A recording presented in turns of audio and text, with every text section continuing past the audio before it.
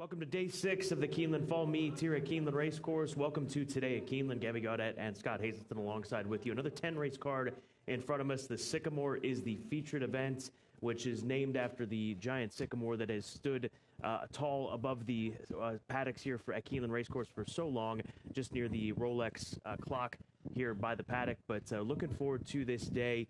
And what a week it's been so far. I mean, these cards tend to build towards the weekend. So if we're playing off of what we saw Wednesday and yesterday, today and Friday, and obviously into Saturday and Sunday, it's going to be a treat to get a chance to watch these races firsthand. Yeah, we saw some amazing performances yesterday. I'm really looking forward to the feature later today, though, and the Grade 3 Sycamore. It's a lot of different horses. There are some up-and-comers, there are some old-timers, and it's an eclectic sort later today. It's also College Scholarship Day. There are 10 $2,000 college scholarships and 2 $10,000 scholarships thanks to our partners at Lanes End Farm. So for those college students out here, best of luck there. Also free admission with a student ID as well into the race course here this afternoon. So if you're at home watching on the various ways in which you can watch Today at Keeneland, we hope that you come out and join us.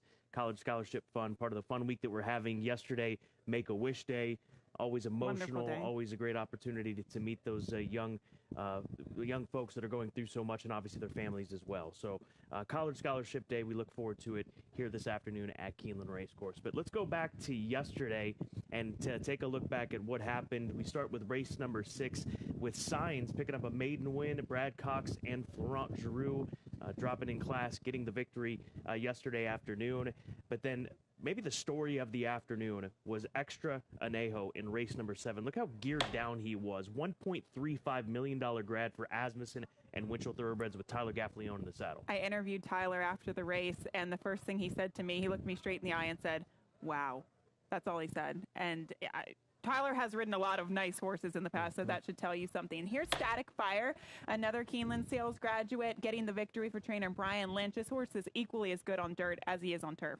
And then Candy Lights, as we'll see Static Fire get her picture taken, and now 2 for 2 on the dirt course. Candy Lights, what about this move down along the rail, getting through and exploding home with Joelle Rosario? This was an impressive stretch run coming off of that third-place finish in the Virginia Oaks. She really put it all together in the featured event, race number 9, as the favorite. I talked to Graham Motion after the race, and he was just so happy by the ride that Joelle Rosario gave that horse, because he said that the horse can be a little bit difficult in the afternoon and in the morning, so got the horse to relax and perform yesterday afternoon. Ira Ortiz Jr. leading the jockey leaderboard with 5, actually tied, 3-way tie, but 4-way tie.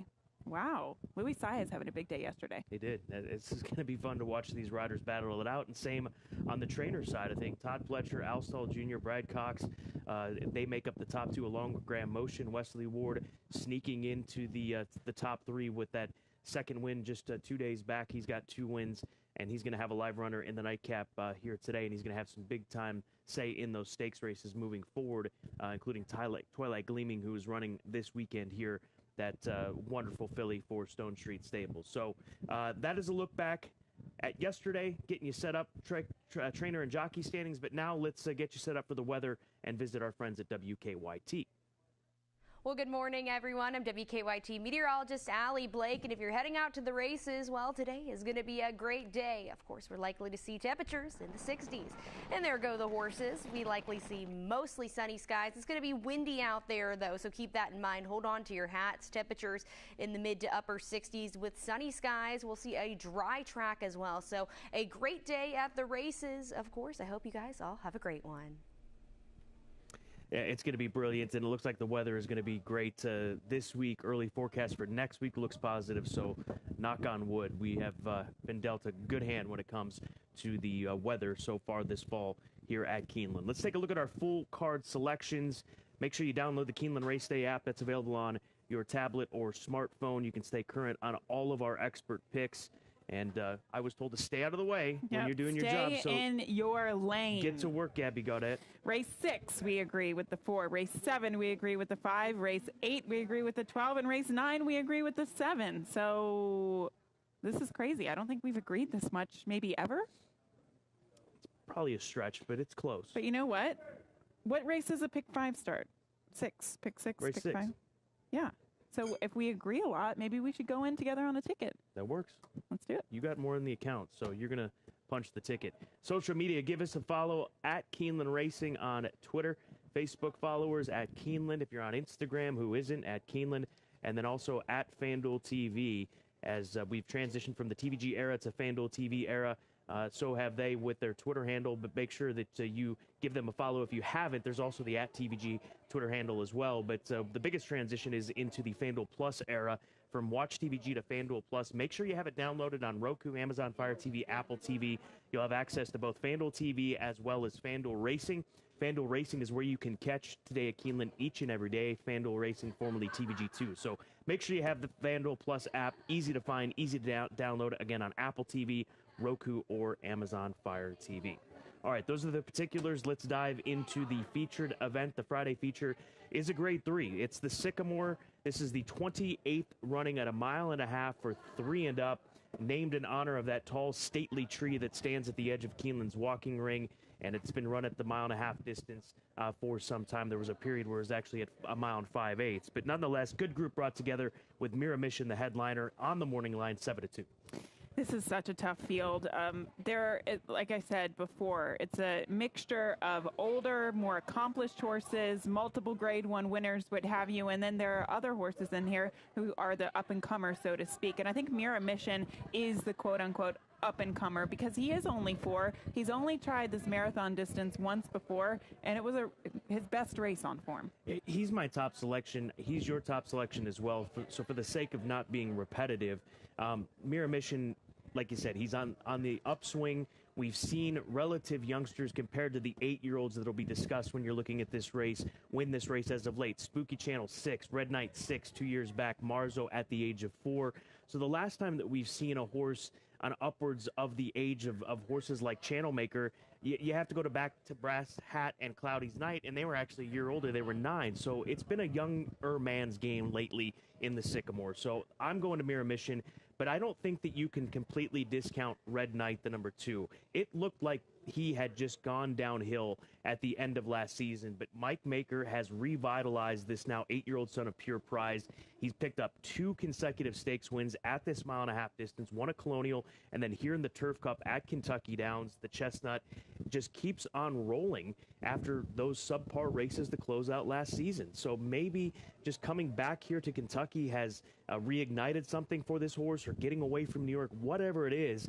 Mike Maker, he has been known for some years to be able to handle these older horses and keep them going. And keep in mind, Red Knight established the stakes record in this race 2 years ago, winner of this race at the age of 6 2 years back. So we'll see if he can add that to his CV here today. I like 7, 6, and 2. I do have Channel Maker second. You got to respect a horse that's made nearly $4 million. He pops up with a good race here and there, but this might be an all type of race. I was speaking to somebody earlier that works here at Keeneland. Said, what about this horse? Yeah. What about this horse? Yeah. What about this horse? Yeah. I mean, there's cases to be made for every one of these horses. Even Channel Maker, I feel like as soon as I lose hope, exactly, he comes back and wins. It's like Manny Wah, right? Yeah. Just exactly. like Manny Wah on the Phoenix Stakes. But I did go to Mira Mission. We'll show you his last race in the Grade 1 Sword Dancer. And Scott, he's been so close to getting that elusive Grade 1 victory. He was, 5th, beaten a length in the Maker's Mark Mile here against Charles Spite in the spring. Then he followed it up with a second-place performance in the Grade 1 Turf Classic on Derby weekend. And then, once again, a very near miss. He finished second in the Grade 1 Sword Dancer over the summer at Saratoga. But that was his first test at 1.5 miles. And I think they've uncovered something new with this horse. He's clearly an accomplished turf horse, multiple Grade 1 placed, but this might take him to the next level, these marathon distances. He could be, potentially a Grade 1 winner at these marathon distances. So I think he has the potential to move forward here. Mira Mission is going to be my top pick. I agree with you on Red Knight. I'm going to be using him second. And then the 6th, the old boy Channel Maker. I have to use him just because just when you think you lose hope, he comes back and he wins. It was the same situation when he won the Elkhorn. Look at his races last year in the Breeders' Cup Turf, in the Turf Classic. He wasn't delivering his A game or B game, and then he comes back and he wins the Elkhorn. So I think this is at least a manageable group for him to run well against. He's done so much for the Connections. He owes them nothing more. So for them to keep on keeping on with Channel Maker, there's got to be something left in the tank, especially at this level. All right, those are our thoughts. Let's check in with Tom Leach for more on the favorite. We're in front of the Sycamore for the Grade 3 Sycamore Stakes with trainer Graham Motion, who saddles Highland Chief, who hasn't been out since July. Anything that happened, or you just want to give him a break? No, not really. We just freshened him up a little bit. I did feel like he struggled over the summer with the heat a little bit, and I think that's really helped him in the last month or two with the cooler weather. Have you had this spot picked out for a while? Actually, he was going to run last weekend in the Joe Hirsch, and he had a little cough last week, and his blood work wasn't quite right. So we decided to pass up on that, but he got over it quickly, had a nice work on Monday at Fair Hill, and shipped out here on Tuesday. No, he's never been a mile and a half here, but has overseas competed at that distance. So I assume you're confident he'll handle that fine. Yeah, I think it's probably what he wants, to be honest. I think he'll go all day. Hopefully we get a bit of rain. Hopefully we got a bit of rain, and the course is good. Has he trained well? He's trained great. I mean, I've been really happy with him. I think this is a very competitive spot, having said that. Good luck. Thank you. Graham Motion saddles Highland Chief in the Grade 3 Sycamore. All right, I think the key nugget there is the fact that they had to skip that race in New York because he came up sick. So for what it's worth, again, these are connections that they wouldn't mess around. I mean, this is a 4-year-old. He's not going to run him. Right. If things aren't 100%, he's not going to show up here. But still, that's good information. Yeah, that was great information. Blood work came back a little off and had a little cough, and you can recover from that relatively quickly. So we see him back in. Have you had your blood work done lately? I have not. Nope. Let's move I'll on. add it to the to-do list, Scott. Yeah, that's a short one.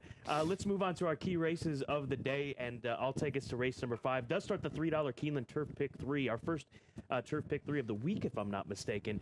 Take out the number 14 in here, as well as the number 11, Lady Poochie, is the 7-2 morning line favorites in this first level allowance condition. Kenny McPeak sends her out, daughter of Into Mischief. That's where I ended up landing in this race with Brian Hernandez Jr. And obviously, her value has increased following what Candy Light was able to do in that featured allowance race yesterday, because Candy Light was third, only a neck in front of this filly Lady Poochie in the Virginia Oaks, and Candy Light was so brilliant with that rail skimming ride that we showed you back when she was, or just yesterday, I should say, with Joelle Rosario. But let's go back to Lady Poochie's fourth place finish at Colonial. She sat close to the pace, so she can sit forward, and she's done so in her most recent races, and she's going to end up finishing fourth, beating 2 3/4 lengths. You can see a bit of a mess there at the top of the stretch that she was having to navigate as well, but in the end, fourth, beating 2 3/4 lengths in a $200,000 stake.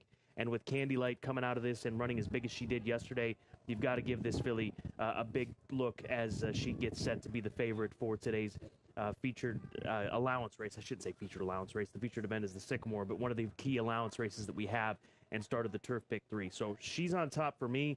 Going to go to the 6 Cursory for Judd Mott and Bill Mott. She's a half-sister to a turf winner. Cantheros is her stallion.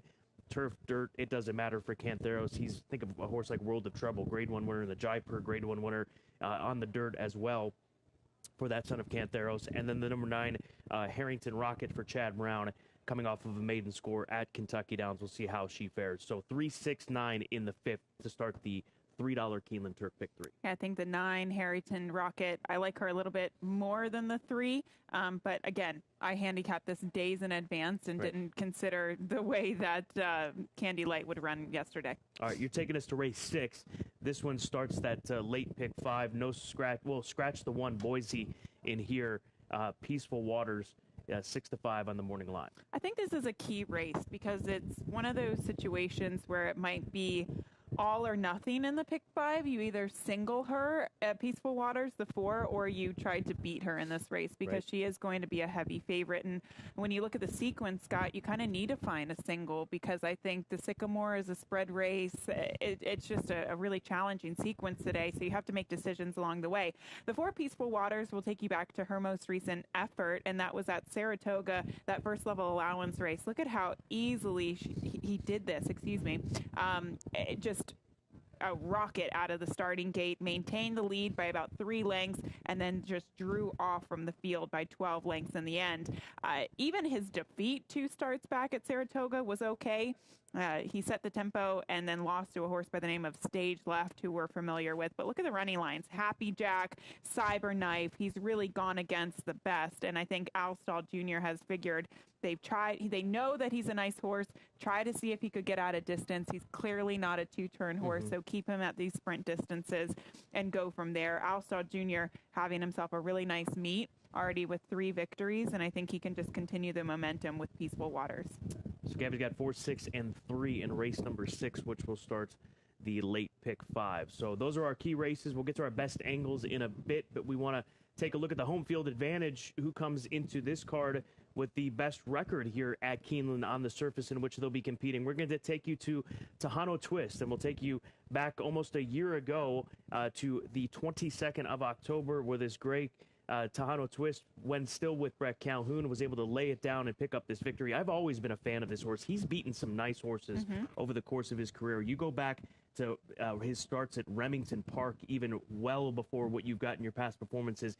He was beating good horses. He ran against Epicenter in the Gun Runner. He was second there, so you've got to respect Tejano Twist today. 1 win, 1 second from 3 starts in race number 6. What's going to help him is if Peaceful Waters gets pace pressure, and I think Coppola, the 6, might be a horse that could run with him, but Peaceful Waters is just so fast, he might get loose on the lead and go gate to wire. Tejano Twist is a closer. He needs a fast pace.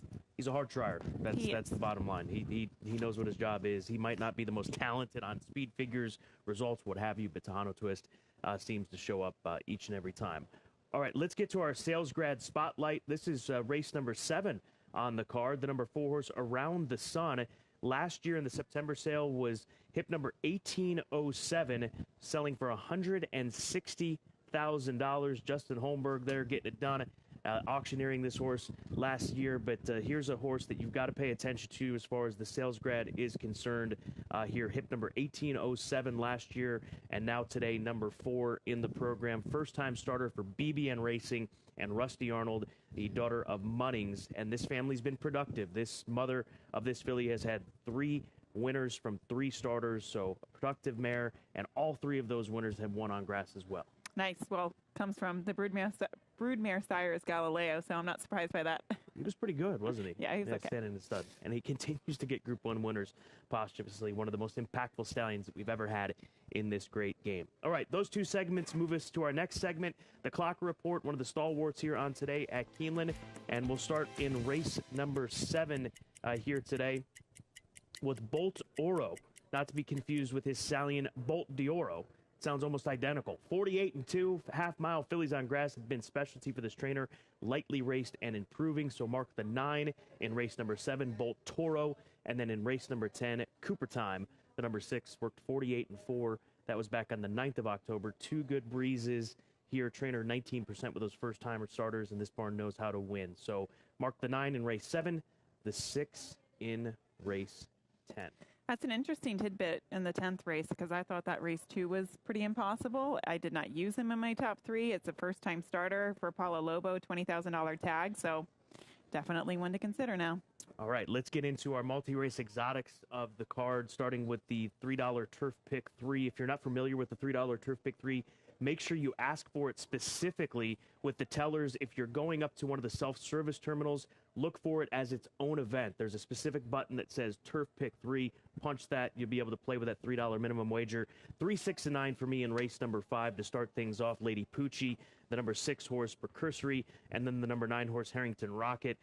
When it comes to race number 7, the second leg of this sequence, 2 Self-Confident for Shug and the Phipps stable, and I like the fact that they're sticking with Vince Chaminade because he's ridden some solid races and big races here in the past on the turf. The number 5 horse Sun B for Graham Motion. That barn looking to continue the roll they're on here. Keeneland and Bolt Toro, the number 9 horse, and then in the Sycamore 6 and 7. Would love to have more coverage, but then we're talking about hundreds of dollars invested in the Turf Pick 3. If you got a strong opinion... And I've seen your account. You don't have it. I bounced back yesterday. I did bounce back yesterday, young lady. I don't know if you saw the stats here from yesterday's No, we'll winners. get to it. We'll okay, get to will it. we? The late pick 4, we will get to it. Late pick 4, race 7, using the 2, 5, and the 9. The 2, self-confident. I did really like Callie's grit, so tough to see her out of this race because I would have even gone lighter. I really did like that filly. But the 2, 5, 9, 5 Sunbee, and the 9 Bolt Toro. The 8th race is where I singled Strobe. Remember this horse? Of course I do. The horse that ran in the last race on Derby Day was the Steam horse, and he delivered. He's going to deliver again today. He's my single.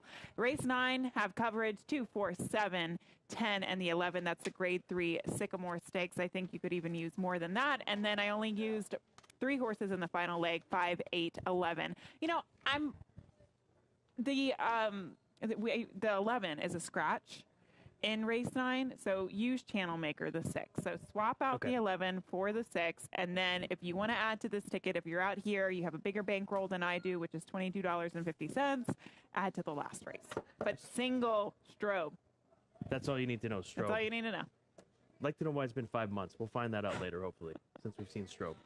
I hope it doesn't matter.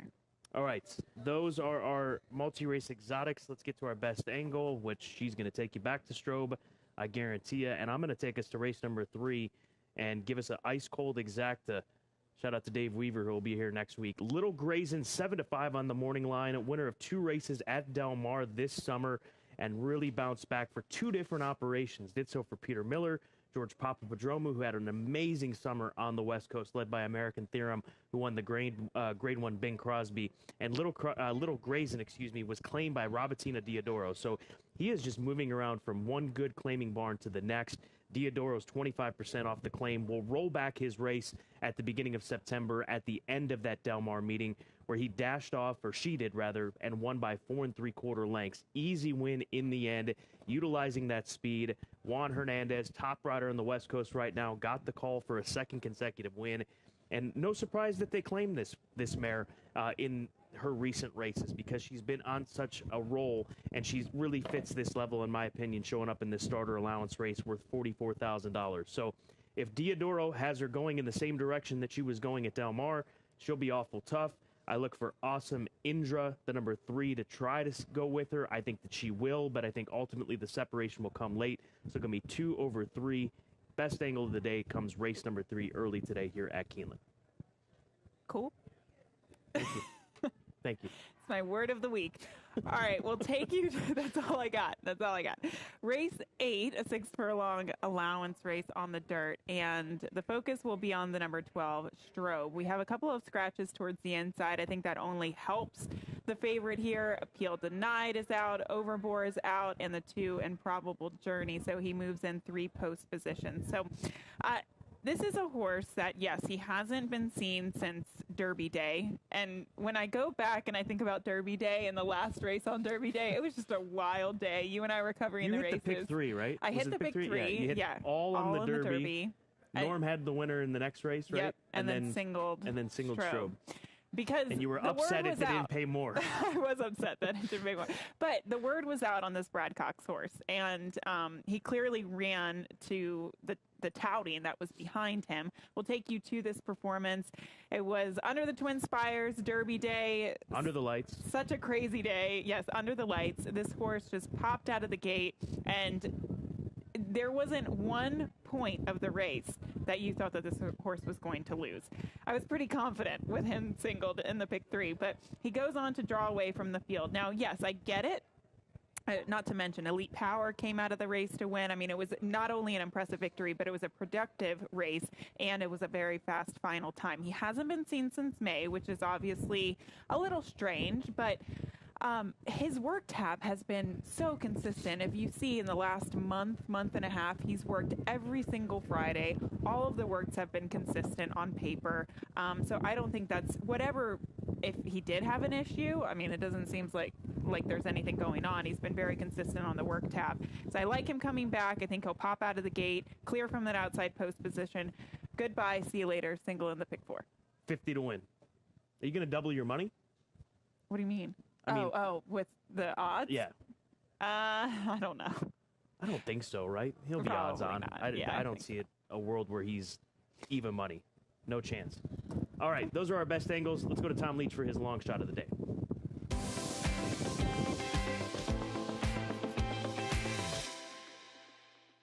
Going to race 2 for a horse named Suitable. Now, Suitable didn't show a lot that first time out, but look at the numbers for trainer Cherie DeVoe with second-time starters, and also horses making the drop from straight maiden company to the maiden claiming ranks, as Suitable does here. On the switch to the dirt, I don't think it's going to be a problem when you look at the pedigree for Suitable. So 6-1, not a big price, but I don't see a whole lot of big prices on this Friday card. So let's try to hope we can get 6-1 on Suitable in race 2. Drawn even, side bet of the day after 2 days of this 5-day race week. I don't think it would have mattered if we went with rolling doubles or the ultimate bet in that sprint race, which my filly that I liked was able to dash away. But you had a good day. I did. 6 top pick winners and 2 second pick winners. The only one I wasn't right in was the allowance race on the turf course. I didn't have the Grand Motion filly, the number 2, whose name I cannot remember, the Candy Ride filly. Candy Light. There you go. That's impressive. 6 top winners out of 10 races. We're going to get rolling. I mean, here if you this were a week. trainer, all the best owners would be sending horses your way. Send them this way. We got a minute. All right, what are we doing? Okay.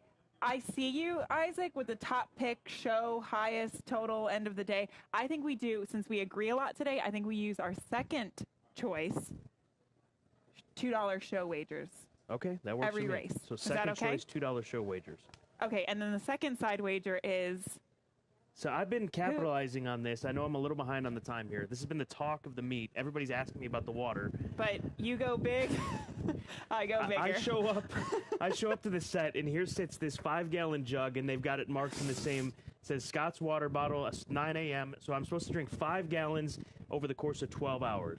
You told me, I think you're trying to kill me now. I mean, honestly, because you told me if I drink too much water too quickly, that it's going to deplete my sodium, so... What are you trying to accomplish with 5 gallons? This is just all you need to know between me and Scott. Good luck. What is that telling you? I think I can do this. We gotta go. For Gabby, I'm Scott. Enjoy today at Keeneland. Stay hydrated. We certainly will.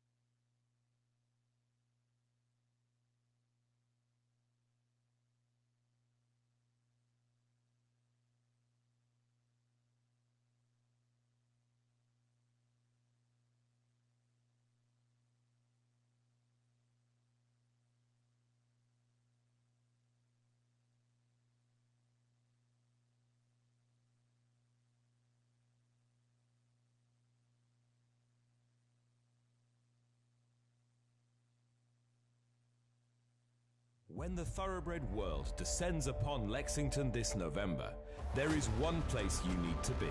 The place where history comes alive with every championship victory. He's authentic indeed! The place where the future is built with the fall of a gavel. The place that exists to be the heart of this industry. The center of it all. Home to the November breeding stock sale and 2022 Breeders' Cup. Keeneland.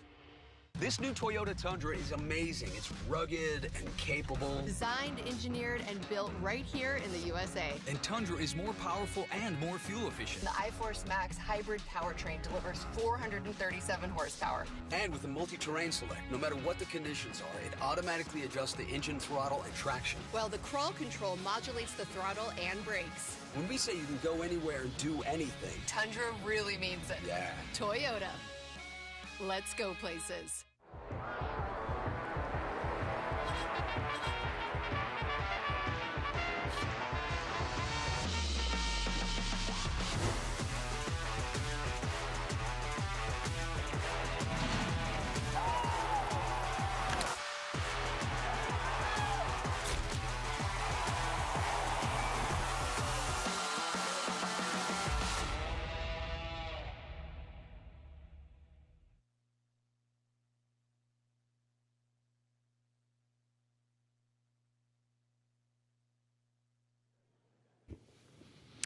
Ladies and gentlemen, Keeneland is delighted to welcome the Acoustic Cats.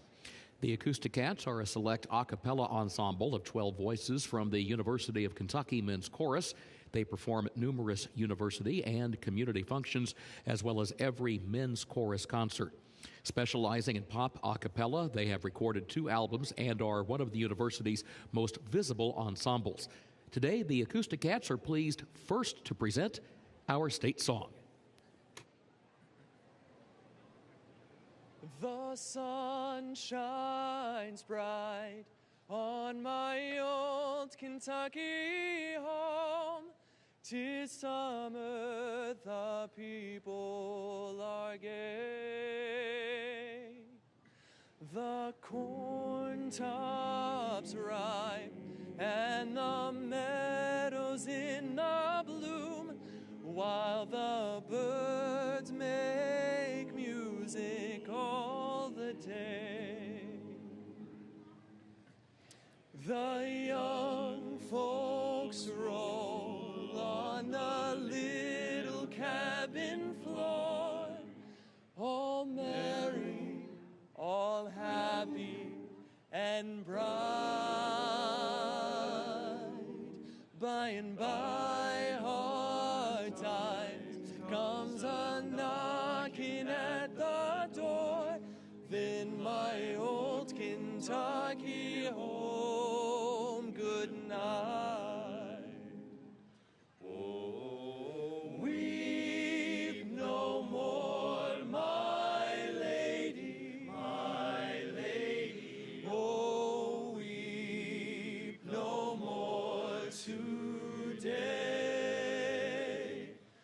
We will sing one song for my old Kentucky home, for my old Kentucky home, for my old Kentucky home, for my old Kentucky home.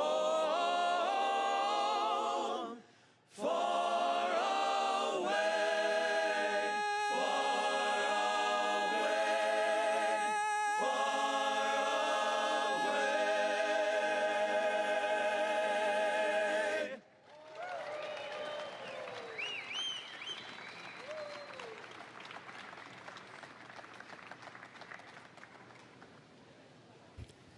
Please rise as you are able for our national anthem.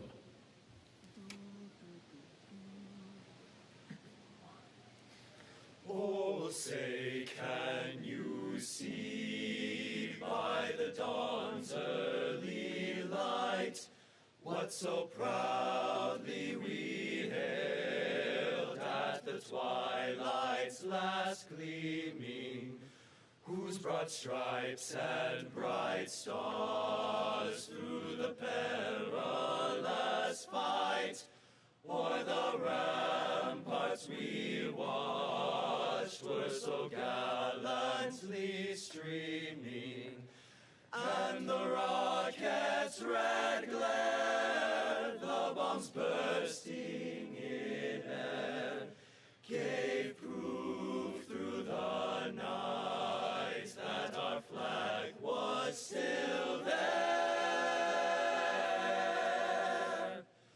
Oh, say, does that star-spangled banner yet wave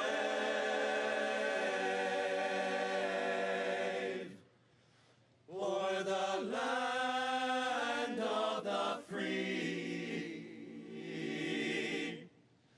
and the home of the brave?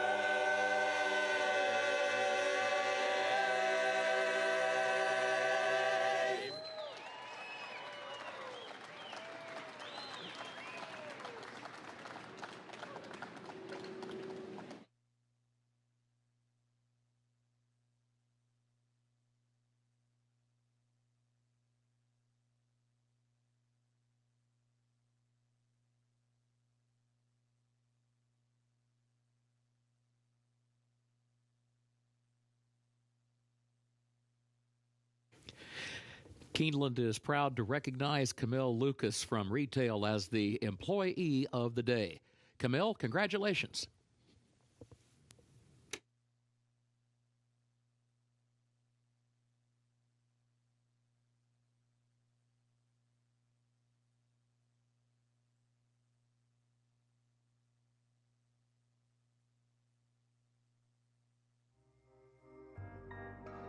In the event of an emergency, Keeneland is dedicated to ensuring the safety of our patrons. This video illustrates the proper evacuation protocol from all locations in the Keeneland Grandstand facility. Depending on the nature of the emergency, directions may be altered. Please remain calm and follow the direction of guest services and security personnel. Patrons should never use elevators during an evacuation. Patrons in the corporate boxes, Eclipse Room, and Phoenix Room should exit using the stairway located near Elevator A. Proceed down the stairs to the ground floor and veer right to exit through the lower club entrance. Patrons in the Lafayette Room, Keeneland Room, Lexington Room, and Kentucky Room should exit using the stairway located near Elevator B. Proceed down the stairs to the ground floor and exit through the paddock area using the East Gate. Patrons in the third floor main clubhouse and clubhouse paddock dining rooms should exit using the stairway located near Elevator A. Proceed down the stairs to the ground floor and veer right to exit through the lower club entrance. Patrons in the Bluegrass Room and third floor ITW area should exit using the stairway located near Elevator B. Proceed down the stairs to the ground floor and exit through the paddock area using the East Gate. Patrons in the Finish Line Room and Green Room should exit using the stairway leading to the North Terrace. Proceed down the stairs to the second level and through the doors outside. Proceed down the stairs to the ground level and exit through the North Gate. Patrons in the outside reserved grandstand seats and boxes should proceed down the nearest stairway to the ground level. Proceed under the grandstand towards the paddock area and exit via the nearest point of exit, the South Gate or the East Gate.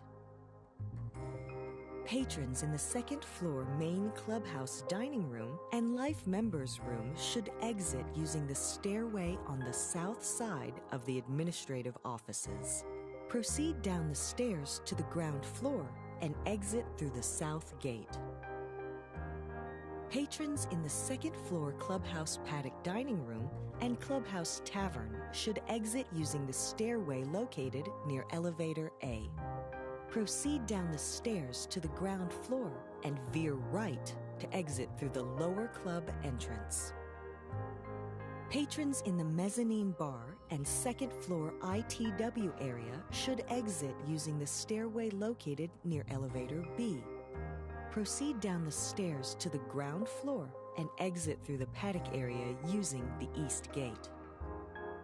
Patrons in the sports bar and cantina should exit through the doors leading to the North Terrace. Proceed down the stairs to the ground level and exit through the North Gate. Patrons in the lower club, clubhouse lawn, club lobby, and director's room should proceed toward the clubhouse parking lot using the nearest point of exit. Patrons in the gift shop should proceed toward the South Gate using the nearest point of exit. Patrons in the apron area should proceed under the grandstand towards the paddock area and exit via the nearest point of exit, the South Gate or the East Gate. Patrons in the equestrian room and first floor Brats and Brew should proceed towards the North Terrace and exit through the North Gate. Patrons in the paddock area and North Terrace should proceed toward the nearest point of exit, the South Gate, East Gate, or North Gate. After evacuating the facility, please remain calm and follow the direction of guest services and security personnel in the safest route to return to your vehicle. Thank you for your attention and cooperation.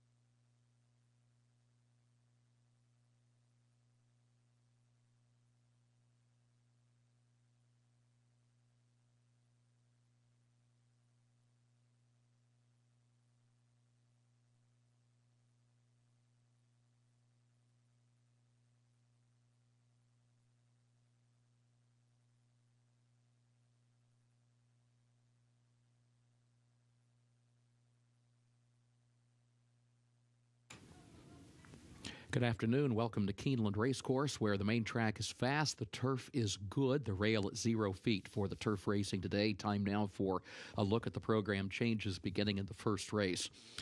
First race is where the first of the day's rolling doubles and pick threes and also the early pick 5 gets underway. There are no changes in that first event.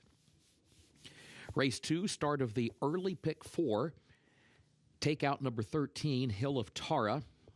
Again, takeout number 13, Hill of Tara, the also eligible, did not draw into the race. Also, contrary to the program, the 11 retained is a Ridgeling. 11 retained a Ridgeling. The third race has no changes. The fourth event, jockey change on the 6th, Chasin' Charlie, jockey Albin Jimenez. That's in race 4, the jockey for the 6th. Chasin' Charlie, Albin Jimenez.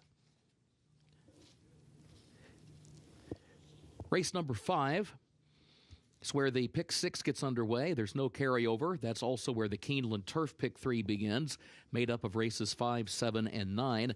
In that fifth race, scratch the 11, Keone, and scratch the 14, Thrombocytopenia. Scratch the 11, Keone, and scratch the 14, Thrombocytopenia. Please note, number 13 draws into the race. 13, Waywardness, draws into the race. Race 6, start of the late pick 5, scratch the 1, Boise. That's the 6th race, scratch the 1, Boise. 7th race, start of the late pick 4, scratch the 1, Callie's Grit. Scratch 13, Song of Storms. Scratch 15, Stay Lost, and 16, Dot Marie.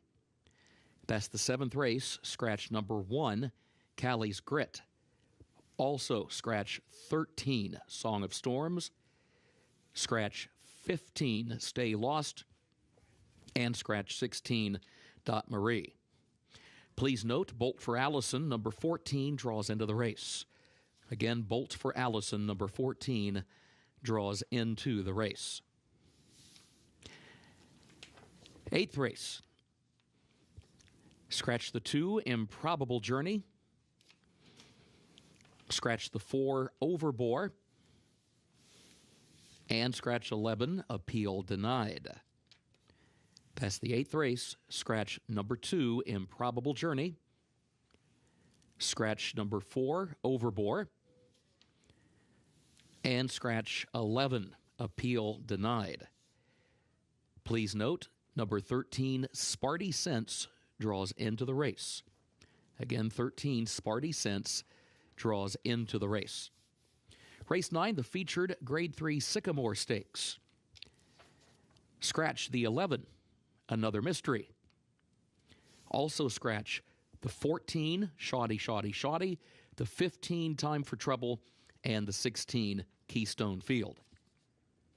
That's the featured 9th. Scratch 11, Another Mystery.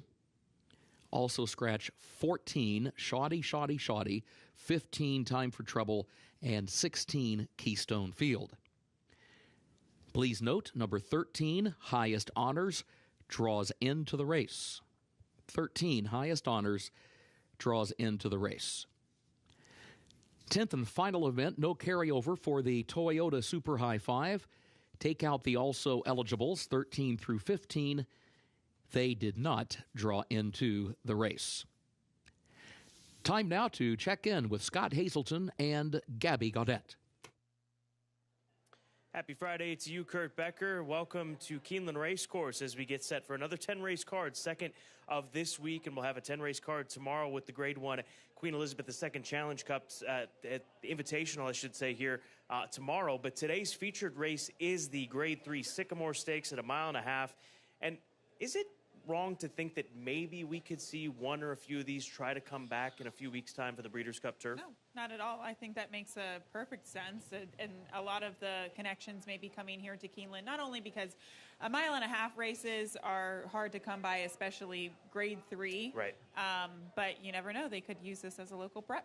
Well, that's the feature. Let's take a look at it. It's race number 9 on today's 10-race card, 1.5 miles the distance. You do have a champion from a few years back of the Sycamore in Red Knight who set a stakes record in doing so back in 2020. So we'll see if he can continue with his good form that he has as of late. But Mira Mission, the number 7 horse, is the morning line favorite at 7-2 and a relative youngster compared to these other veterans. He is. He is the up-and-comer, so to speak. He has only one start going 1.5 miles. That was last time out in the Grade 1 Sword Dancer. It was a brutal defeat. He was second by a half length. I think this is kind of uncharted territory for him, but it could open a new door for this horse at these marathon distances. So that's coming up later on this afternoon. Mira Mission, 7-2. Ian Wilkes, Julian LePeroux, son of Noble Mission. We are 20 minutes away from the opener, race number 1 here at Keeneland.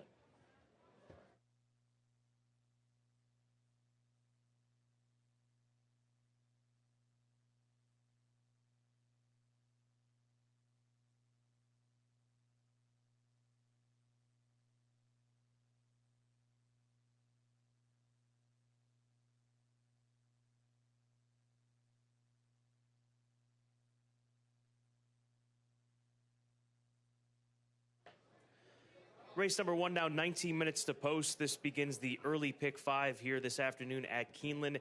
We're looking right now at Tap and Sway. Tap and Sway comes off of consecutive defeats up at Horseshoe, Indianapolis, to a horse by the name of Dulcimer Dame. Doesn't have to worry about that mare here today, so I think gets a significant amount of class relief for this opportunity with Joe Ramos in the saddle. She's 9-2 right now on the board. I've got the 5 on top. Pretty straightforward filly. When things go right for her, she's normally quick away from the starting gate and establishes a good position early on. Yes, she does. Her speed is her best weapon. I do think, though, she might be able to get some early pace pressure. Ooh. She just reared up there in the saddling stall, so that's something that we'll definitely keep an eye on as she's just walked out. They've got her walking away from the all-weather stall, so we'll keep an eye on the 5. There she is back as she's moving. And certainly she'll get examined following that situation down in the all-weather stalls. Let's move over to the number 7 horse, Gabby's top selection. This is an Asmussen-owned and trained runner. Cadeau de Pailly, recently claimed off of Diodoro, has moved around quite a bit as of late, from Pat Reynolds to Jeremiah Englehart to Diodoro, now with Steve Asmussen. You know, Scott, I know a couple of people have said this even recently, that sometimes the Asmussen camp, you know, they point for races at Churchill Downs, they point for races at Saratoga. I get the feeling that they're really coming loaded to this Keeneland fall meet, the Steve Asmussen camp. We saw them with a very impressive winner yesterday, that first-time starter, Extra Anejo, and I think that this is a really nice claim for Steve Asmussen. We've seen him claim horses for himself all throughout the country. He has a lot of success with them because he can place them wherever he may choose to, and this is just an aggressive placement. I think that he can have everything go his way with that outside draw. Go to the inside mare. That's Sister's Ghost for Jesus Esquivel. Recently third on the turf. Prior to that was running well on dirt up at Belterra. She's one that can get forward pretty quickly, as she's going to have Francisco Arrieta in the saddle here today. Hopefully she can utilize that speed from the inside draw. She is fast, and that's what I was trying to mention with regard to the 5. I do think that there are a couple of fillies that like to be forwardly placed, and she is one of them. I think her form is there. She just might be under pressure throughout, and we'll see if she can withstand that pressure. And then the number 2 horse, Diamond Lida Marie, another one for Jesus Esquivel. Redo Corrales will get the call here, 5-1.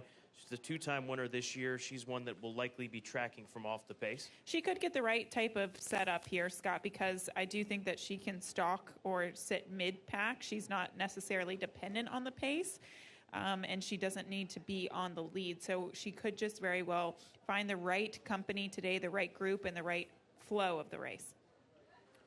Race number 1 coming up in less than 16 minutes here at Keeneland. Good luck.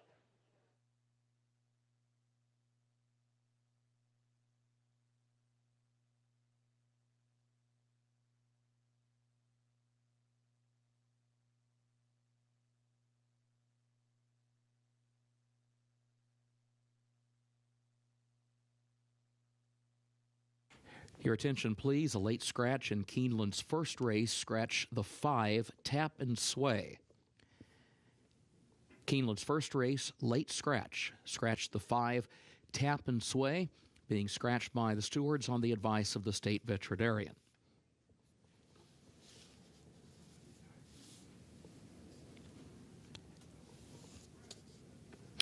Thoroughbred Industry Employee Awards is pleased to sponsor the Best Turned Out Awards today at Keeneland. Representatives from Thoroughbred Industry Employee Awards will judge the horse in the paddock prior to each race and present the group responsible for the Best Turned Out racehorse with a $300 cash award.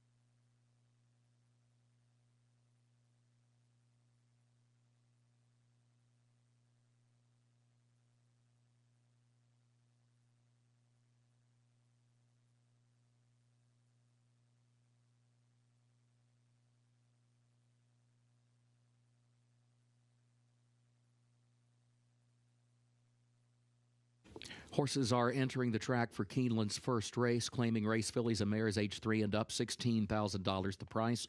6 furlongs over the fast main track. Scratch the 5, tap and sway.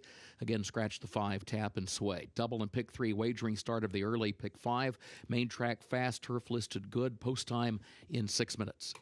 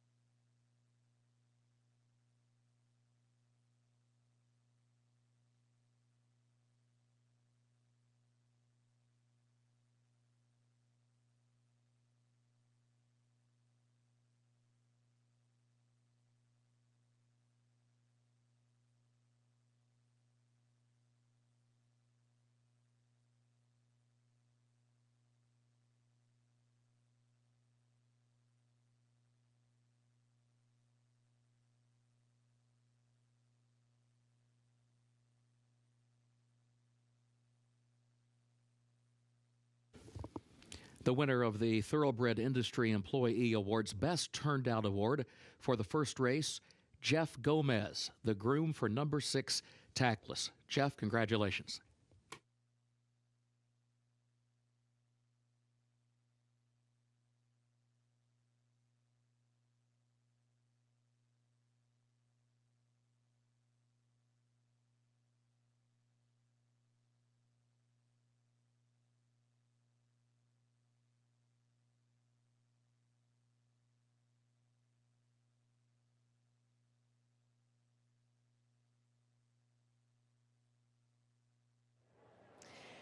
Taking a look at the field here, we are 4 minutes out from today's opener.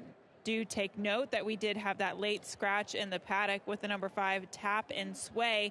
And that mare, she did have a little bit of early speed. So with her out, it might be an advantage to the number 1, Sisters Ghost, but at least on track. I really did like the looks of the number 4, Girls A Bullet. She just looked very fit, very bright, ready to roll today. She's a filly that if you look, or mare, I should say, if you look at her past performances, she does need a fast pace to close into. So that's the only thing. Maybe she might not get things going her way, but all good signs from her, at least physically on the track today. We are 4 minutes out from today's opener, as the 1 is your 8-5 favorite.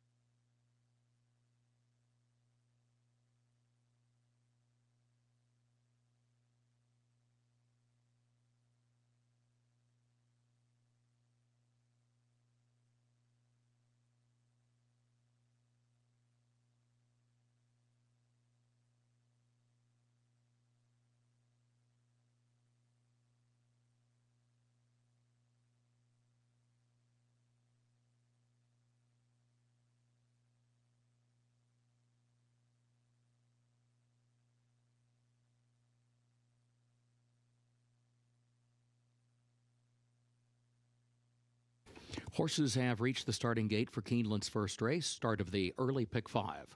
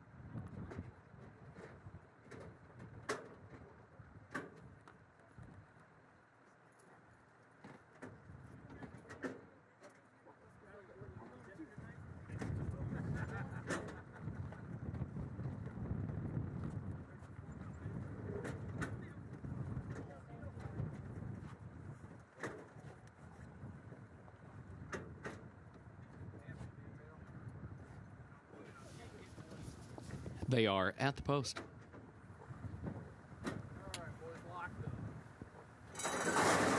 And they're off. Girls of Bullet and Cadeau de Pay have early speed. Cadeau de Pay comes out for the lead. Catechism now moves up and presses the issue. Catechism now to put a neck in front. Girls of Bullet goes second between horses. Cadeau de Pay third up on the far outside, a length off the lead, followed by Sisters Ghost back toward the inside in fourth. Tactless is in fifth. Then a break of nearly 5 more lengths back to Diamond Lydia Marie, who's last of the 6 heading on to the far turn. Catechism, the leader, 22.88 seconds. The time for the opening quarter. Cadeau de Pay just off the leader's flank and second by nearly 3 lengths. Then Sisters Ghost, Tactless up on the outside. And here again, Girls of Bullet down toward the inside, shifting lanes after being toward the outside earlier. Top of the stretch they go, quarter mile remaining. And Cadeau de Pay tries to draw alongside of the leader. Now here comes Girls of Bullet looking for an opening down toward the inside. And then Catechism, who's still there in between horses. Tactless comes from the far outside. Cadeau de Pay, though, has the lead. Girls of Bullet is second against the rail. Cadeau de Pay is the leader. Girls of Bullet, Catechism, and then Tactless on the outside fourth. 16th to go. Cadeau de Pay, Tyler Gaffaleone, they have kicked clear. The battle will be for second. Cadeau de Pay takes the opener. Catechism held for second, going to be close for third. Tactless or Girls of Bullet.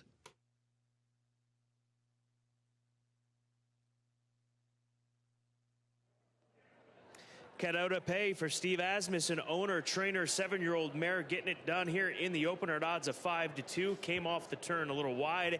Didn't matter. Full of run late to pull off this victory in 112.18. And she was much the best here, Scott, because she did have a little bit of a wider trip. There were 3 horses stacked at the top of the lane. The 4 had the ground-saving trip, but the 7, she just had so much left in the tank, kicking clear in the end under Tyler Gaffaleone. Cadeau de Pay with a win at 5-2 in the opener.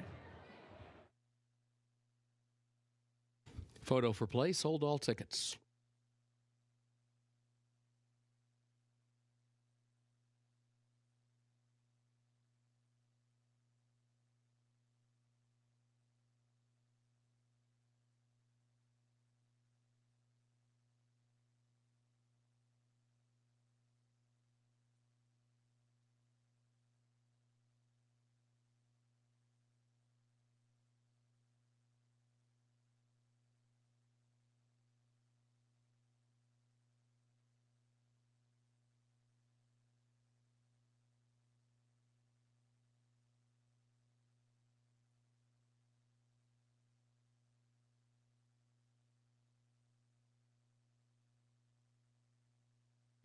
Unofficial results of Keeneland's first race. 7, Cadeau de Pay was first.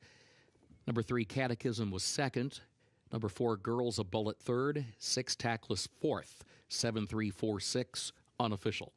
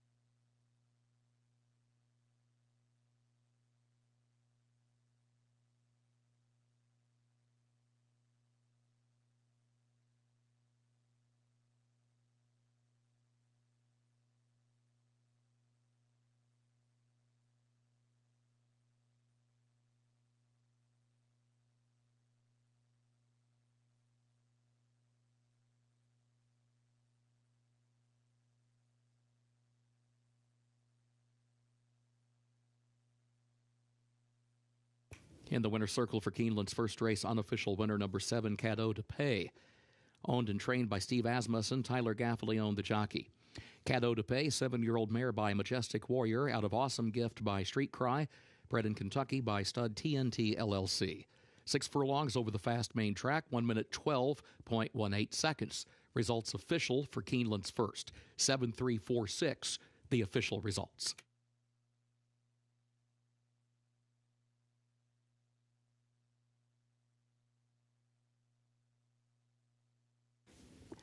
Keeneland's second race upcoming, doubled in pick 3 wagering start of the early pick 4.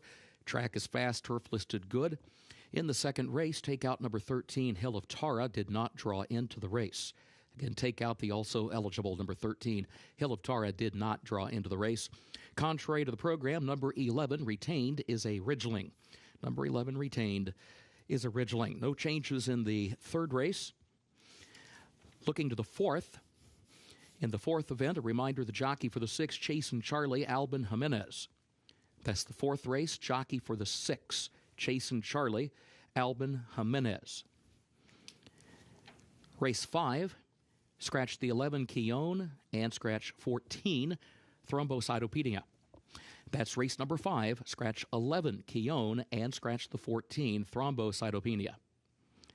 A reminder, number 13, Waywardness, draws into the race. Again, 13, Waywardness, draws into the race.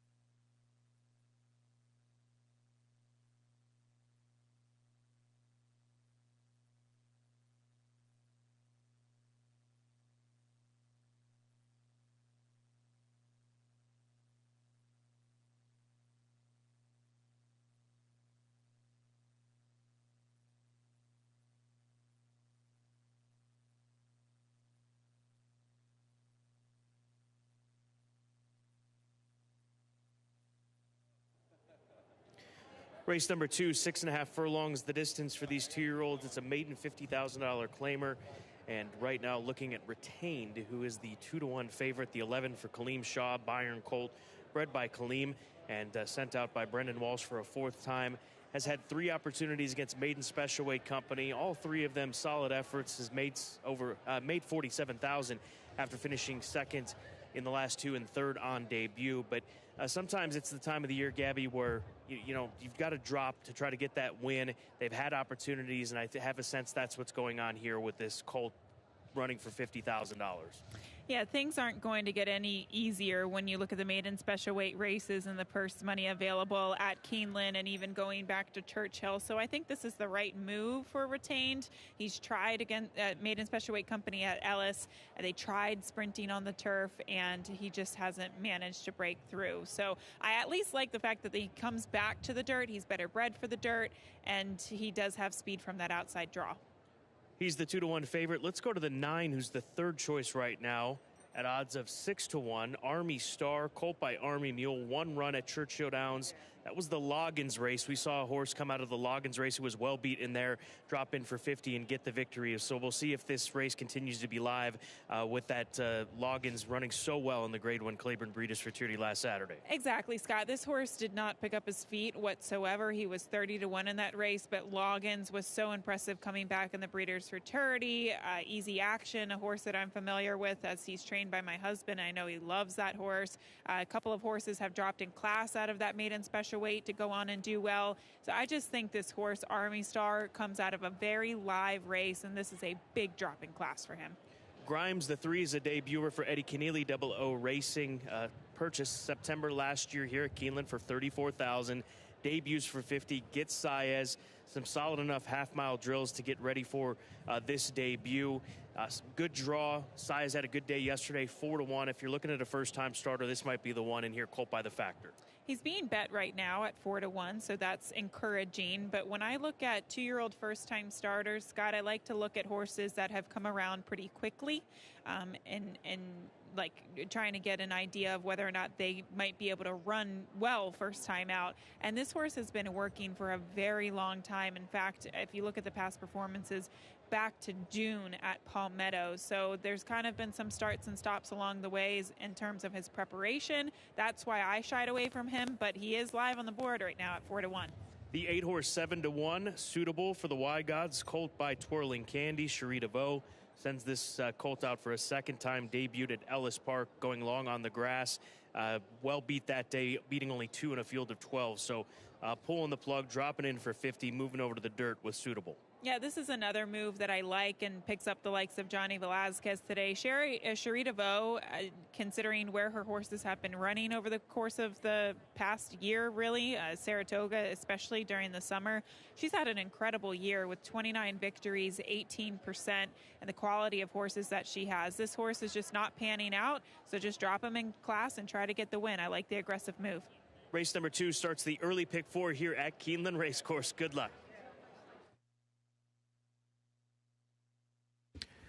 Your attention, please. A late scratch in Keeneland's 2nd race. Scratch the 10, Tis Ride.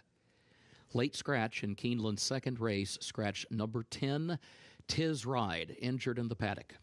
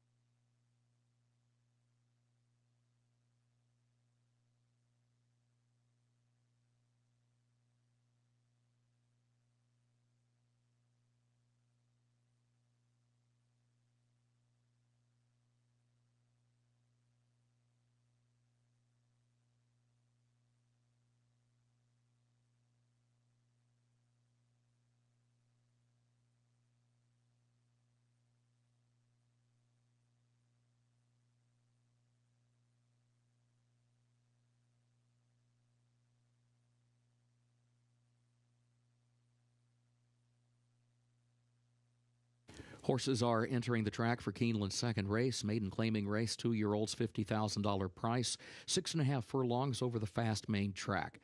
Scratch number 10, Tiz Ride. Also scratch 13, Hill of Tara. Contrary to the program, the 11 retained is a Ridgeling. Double and pick 3 wagering, start of the early pick 4. Fast track, turf listed good today, post time at 8 minutes.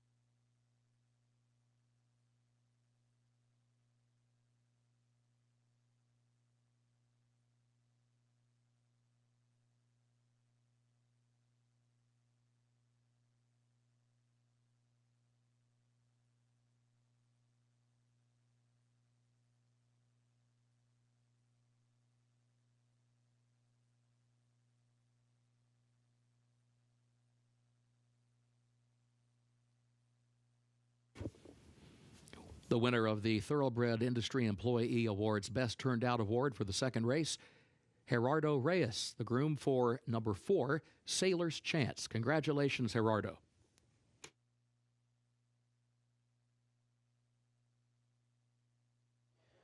Checking in with the warm-up on Grimes, the number 3 horse, 4-1 right now. Eddie Keneally always seems to have good meets here at Keeneland Racecourse, and Luis Saez obviously does as well, and getting a nice warm-up as he gets set for his debut, a Keeneland graduate. Yeah, you kind of get the feeling that when Eddie sends out a live horse, he turns to a jockey like Luis Saez. When the pair teams up, they win at 25% here at Keeneland alone and 26% in general. So I think it's a good sign that Luis Saez finds his way to this mount.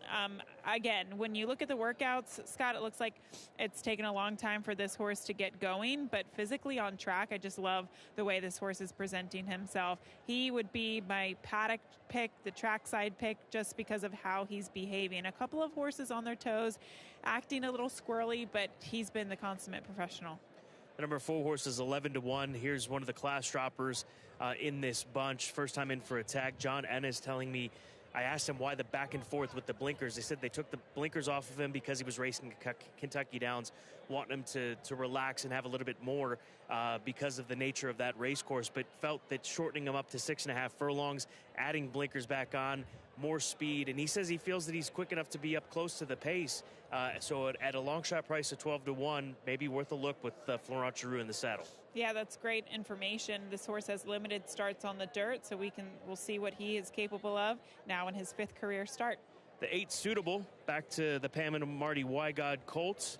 Suitable is Tom Leach's long shot pick, as he's getting a little squirrely here, or what exactly is going on with this young 2-year-old? I think he's relishing the cold, brisk weather, Scott. Some of these 2-year-olds, it seems to be the case. He wasn't doing this a minute ago, so maybe he's just really feeling himself. To me, physically, he looks great, though. He looks very fit. I can see, though, why Cherie decided to start this horse on the turf. He does have a very turf look to him, that proverbial flat turf hoof, slack pasterns, but I think the drop in class will just help this horse maybe get on the board here. Let's go to the 5 Natural Red to wrap up our front side observations. First time starter, colt by Texas Red, a Breeders' Cup juvenile winner. he was walking down the horse path, and James Graham said, "Get out of the way," to all the people that were standing in front of him. So I think this horse might be a little on edge. He's on his toes. You can see he's been really on the muscle since the time he stepped foot on the racetrack. But he does have a good look about him. I keep going back and forth on this horse, Scott, because physically he does look really nice. But I don't know if the light bulb has turned on just yet, but we'll see. We will find out. A lot of questions to be answered with these young horses in less than 4 minutes. That's how many minutes to post for race 2, start of the early pick 4 here at Keeneland.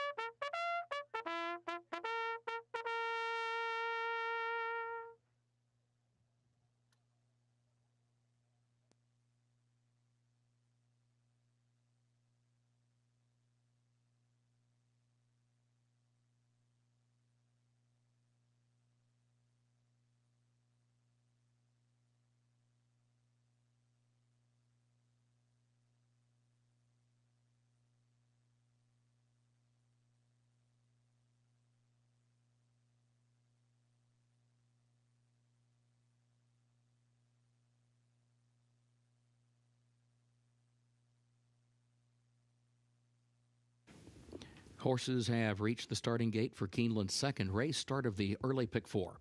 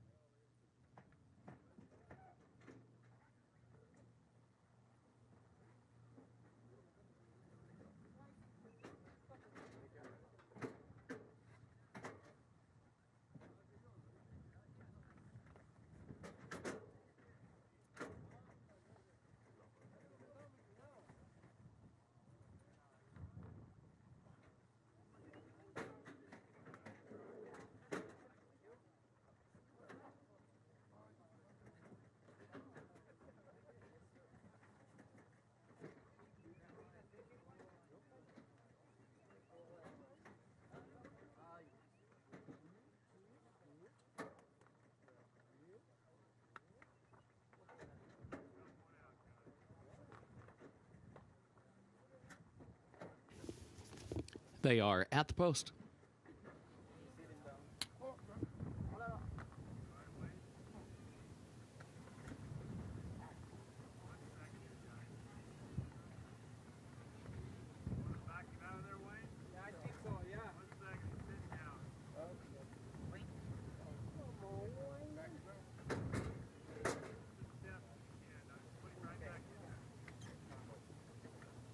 Full mag backs out, now moves into line once again. Ready for a start. They're off. Retained, quick into stride. Retained comes right out for the lead. Army Star gets away second. Suitable comes out third. Grimes is fourth. Hendricks comes away running in fifth up on the outside. Natural Red between horses is sixth. Warhorse West is in seventh. Chili Red is eighth to the inside of Philharmonic in ninth. Break of nearly 5 more lengths back to Sailor's Chance, who is in 10th position, and Full Mag is last of the 11 as they head for the far turn. Retained is the leader, but only by a neck. Army Star second up on the outside.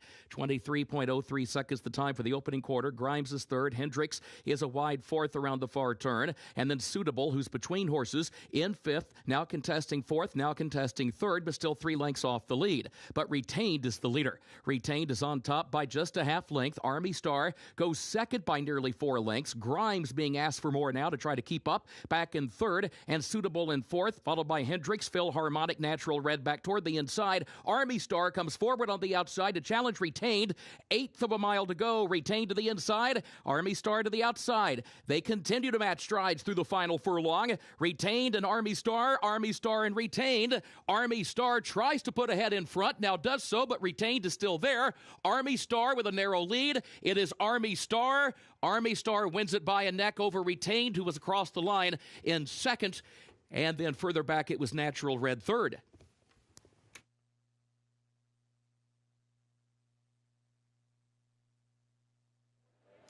(9:11.5), the top 3 for race number 2, and this is the definition of a 2-horse race. Retained and Army Star hooked up early on, and they kept each other busy, and ultimately Army Star was slightly better here today. I'll give you another definition. A key race. This horse comes out of the race that Loggins won. Loggins came back to finish second in the Breeders' Fraternity, and a lot of horses have dropped out of that race to go on and win. You definitely want to pay attention to that one common race the number 9 Army Star comes out of, and he gets the win today at 7-2 over the 11. Farther back to the 5, hits the board at 21-1.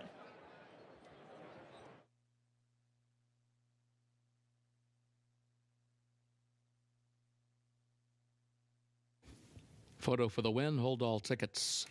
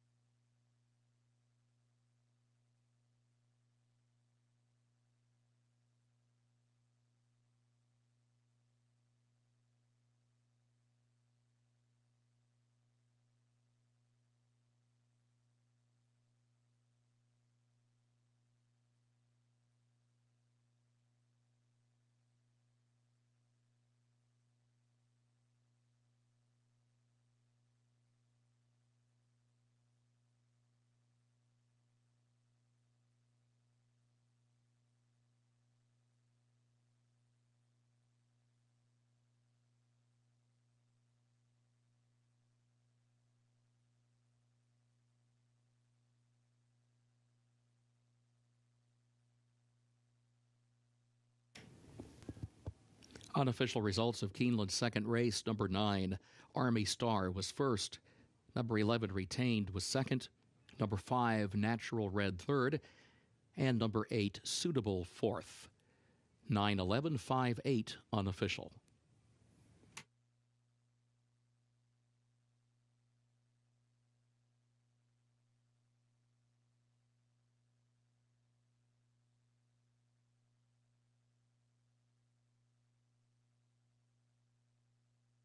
In the winner's circle for Keeneland's second race, unofficial winner number 9, Army Star, owned by Stephen Rocco, Harold Lerner LLC of Harold Lerner, Magdalena Racing of Sherry McPeak and others, trained by Kenny McPeak, the jockey Brian Hernandez Jr.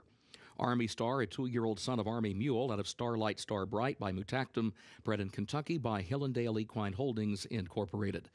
6.5 furlongs over the fast main track, 1 minute 18.69 seconds.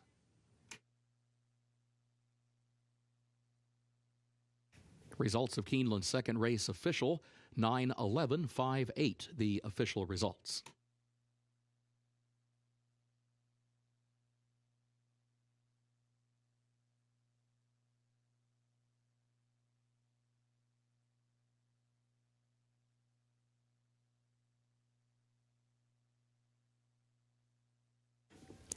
Keeneland's third race upcoming, double and pick 3 wagering featured here.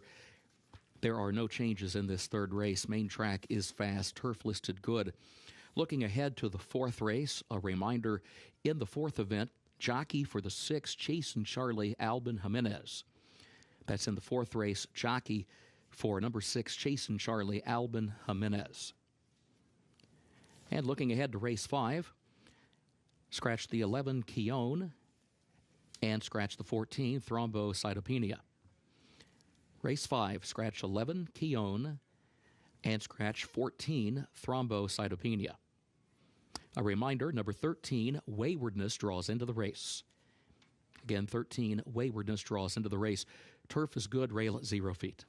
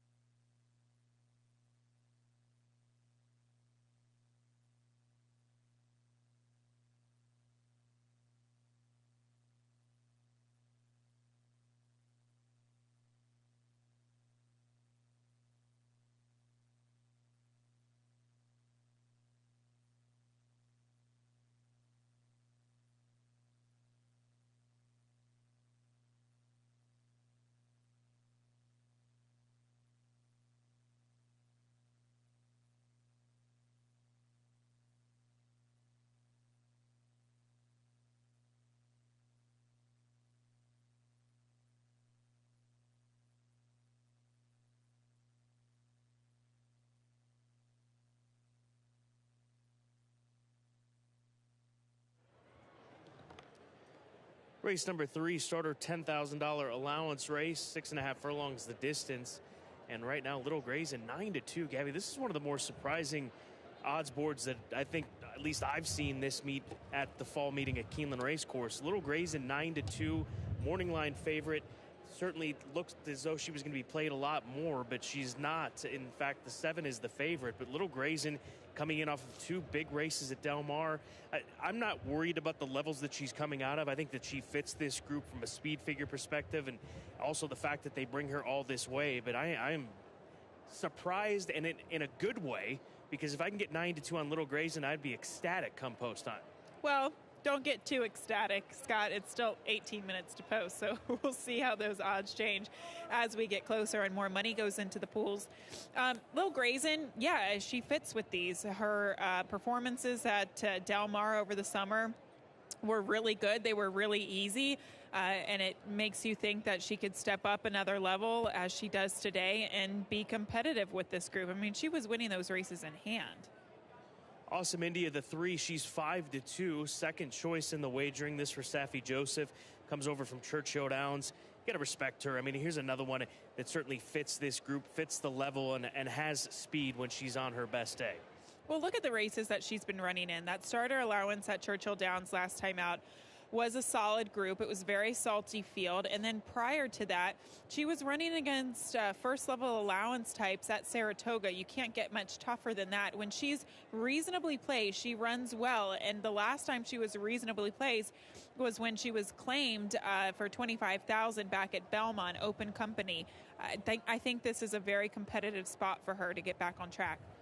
Let's go over to the number 6 horse right now, 9-2 on the board. Frills for Katie Rich Stables. Mare by Candy Ride, 10-time winner from 28 starts. Quite a good win percentage. Would have liked to have seen what Tap and Sway would have done in an opener, but she was that filly that was scratched down in the paddock. And this filly was third behind Tap and Sway at Horseshoe Indianapolis. But she certainly looks as though this is a suitable level, suitable competition for this mare who's won at Keeneland in the past. She has won at Keeneland. She's tried this track 4 times before in the past, and she did win a starter $10,000 race. She's back again at the same level coming out of her most recent events. And, Scott, I did not use her in my top 3, but she is my 4th selection in here. I just had a hard time using her in the top 3, but she does have the numbers to figure in here. Let's go to the 7, Invaluables. She's now 2-1 along with the 3 who's 2-1, but this is the filly that opened up as the favorite for Paradise Farms. Mike Maker claimed last time out for $32,000 off of a nice win at Saratoga. Just another consistent mare in this bunch, and her only other race here at Keeneland was when she was running for 40. She set the pace that day and then was collared midway down the stretch. And she has a very versatile running style, which you like to see. She closed from off of the pace to win last time out. Very, very wide trip, and despite all of that, she still got up for the victory for open $32,000 claimers. But prior to that, her last win was in April, and she went gate to wire. So with this outside post position, I think Luis Saez has options. Race number 3, 6.5 furlongs. The distance, certainly keep an eye on the tote board. As Gabby mentioned, the late money will reveal quite a bit, and we've got plenty of time to lead up before race number 3. Less than 15 minutes to post for the 3rd on this gorgeous Friday afternoon at Keeneland. Good luck.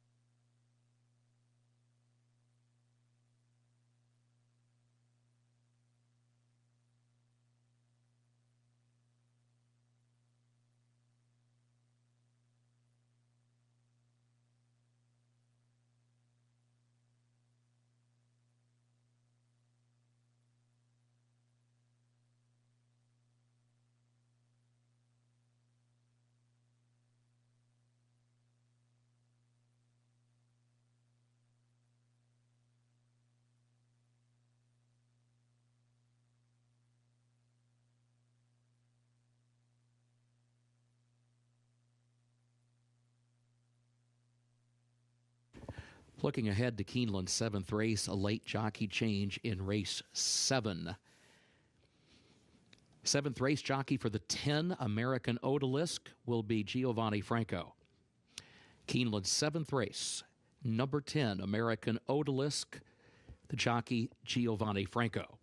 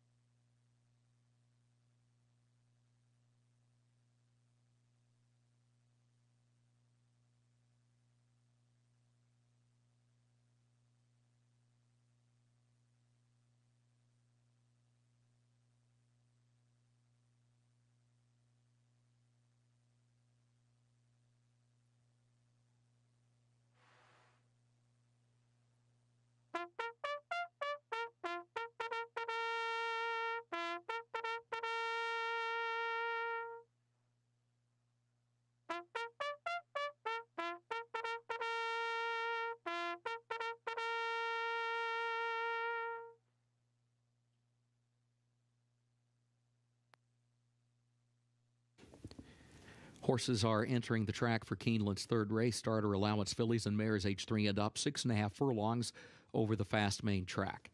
No changes in this 3rd event. Double and pick 3 wagering are featured. Main track is fast, turf listed good, post time in 6 minutes.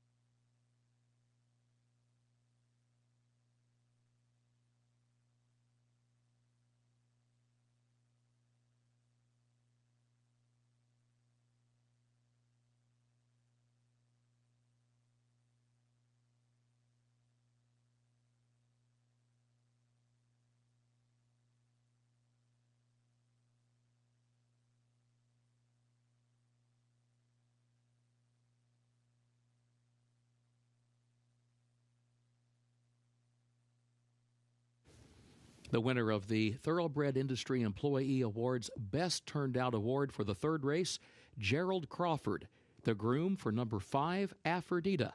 Gerald, congratulations.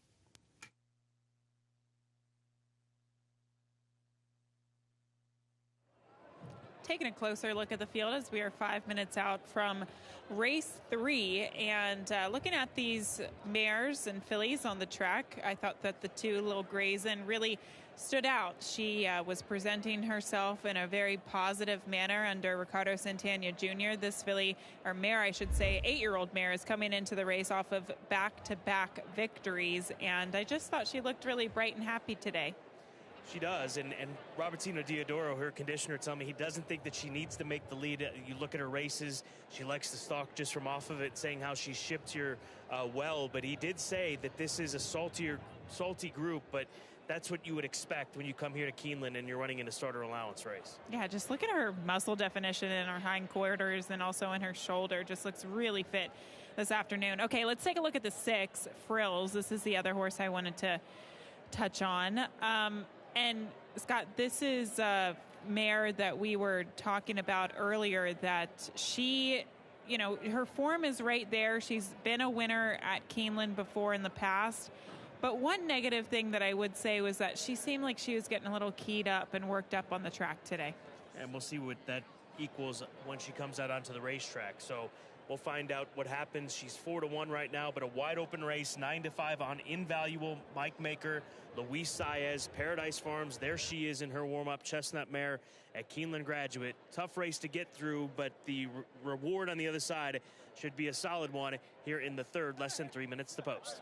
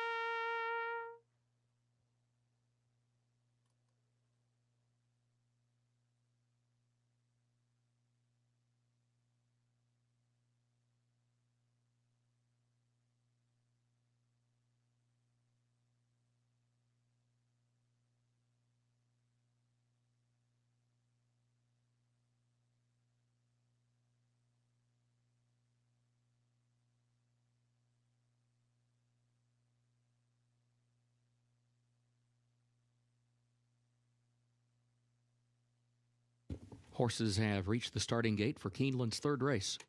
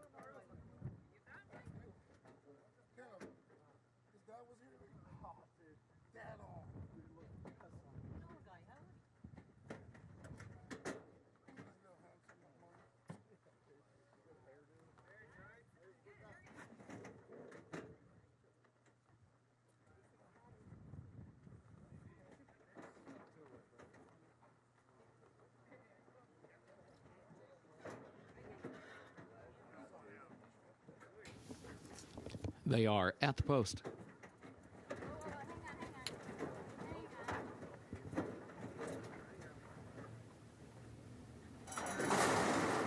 And they're off. Foreign Exchange comes out from between horses for the early lead. Awesome Indra right there to the inside, Invaluable up on the far outside, and Frills up close as well. Awesome Indra, the leader. Awesome Indra to the inside has the lead against the rail by almost a full length now. Foreign Exchange second by just a neck. Frills goes third, a half length. Invaluable fourth up on the outside. Aphrodita close fifth down toward the inside, just over 2 lengths off the lead. Gap of 2 more. Lil Grayson next to last, and 2 more back of that one. LA Star trails. Opening quarter, 22.62 seconds. Awesome Indra, the leader. Awesome Indra leads at a length and a half. Foreign Exchange second a length. Invaluable is third upon the outside. Still just over 2 lengths from the lead, though. Frills has lost some ground to that top 3, drops back into 4th. In fact, Lil Grayson moves by on the outside from 5th. Now taking 4th, still 6 from the front. They turn for home. Awesome Indra has the lead as they straighten away. Foreign Exchange, Invaluable still 3rd. And then comes Lil Grayson on the far outside, still back and forth, moving by the 8th pole. Awesome Indra, the leader. Lil Grayson tries to pick up the chase. A 16th to go. Lil Grayson comes forward to challenge Awesome Indra. Lil Grayson getting the lead in deep stretch. Lil Grayson to the front. Lil Grayson for Ricardo Santana Jr. to win it. Awesome Indra was home second. It'll be close for third, either Invaluable or Foreign Exchange for that third spot.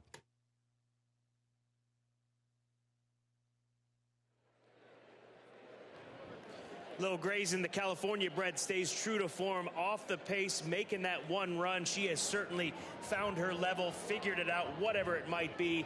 A brilliant performance from this filly, and we got a good price, 7-2 at the end. This was a big performance because it seemed like the pace held together. The number 3, Awesome Indra, set the tempo early. She managed to save ground, whereas the 2, Lil Grayson, she had to circle the field at the top of the stretch and virtually come from last. So that just goes to show you how much the best she was today to get the victory at 7-2.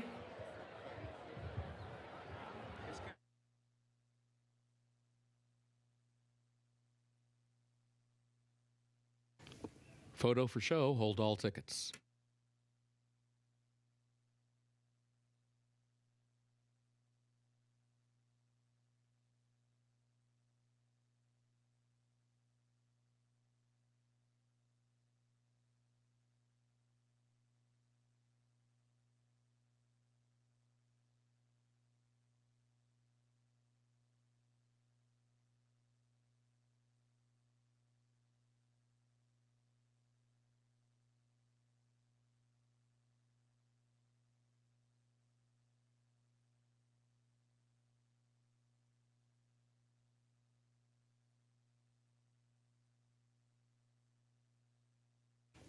Unofficial results of Keeneland's third race.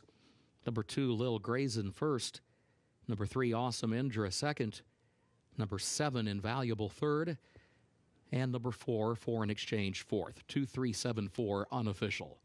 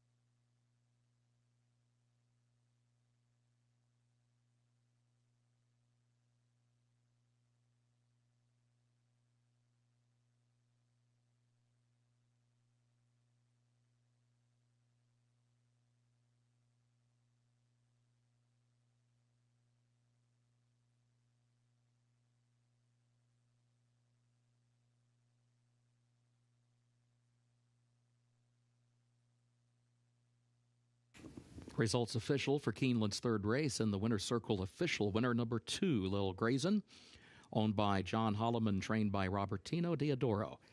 winning jockey Ricardo Santana Jr.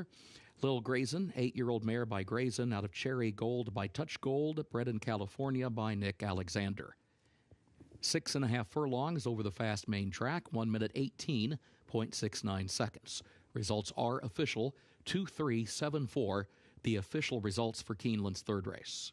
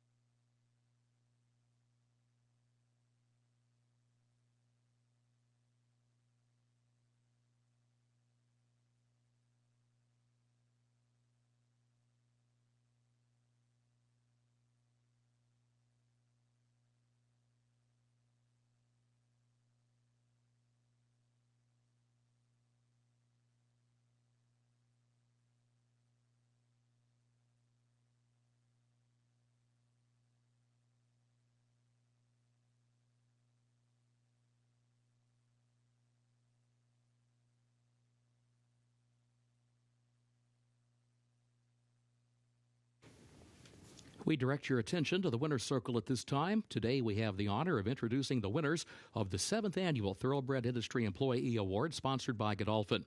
In addition to Godolphin, these awards could not have been possible without the unwavering support of the National HBPA, the Jockey Club, Thoroughbred Owners and Breeders Association, Breeders' Cup, and Keeneland. These awards recognize the hard work and contributions of those individuals who work behind the scenes on the farms and in the stables across America to take care of the nation's thoroughbreds. Without their tireless efforts, we would not have the opportunity to enjoy these magnificent equine athletes that mean so much to so many. This year's winners are as follows. We begin with the Catherine Mckee Administration Award, sponsored by Keeneland. The winner, Darla Gage Shoemaker of Charlestown HBPA. The Dedication to Breeding Award, sponsored by Hallway Feeds, Don Jenkins, Darby Dan Farm. Dedication to Racing Award, sponsored by the NTRA, Felipe Mendoza of Richard Mandela Racing. The Leadership Award, sponsored by Hagyard Equine Institute, Leanna Williford of Belmont Racing. Support Services Award, sponsored by I Am Horse Racing, Laura Shear of the New York Racing Association. The Newcomer Award, sponsored by the New York Racing Association, Jonathan Estrada of David Donk Racing. The Dr. J. David Doc Richardson Community Award, sponsored by Churchill Downs, Jessica Hammond, Maryland Horsemen's Association. Let's give our winners a nice round of applause.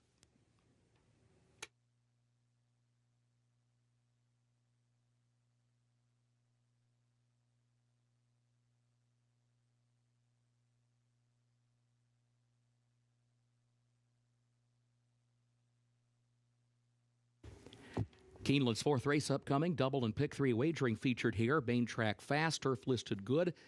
In the fourth race, a reminder, the jockey for the 6, Chase and Charlie, is Albin Jimenez. Number 6, Chase and Charlie, the jockey, Albin Jimenez. Race 5, scratch the 11, Keone. Also scratch the 14, Thrombocytopenia. That is race 5, scratch 11, Keone, and scratch 14, Thrombocytopenia. A reminder, number 13, Waywardness, draws into the race. Again, 13, Waywardness, draws into the race. 6th race, scratch the 1, Boise. 6th race, scratch the 1, Boise.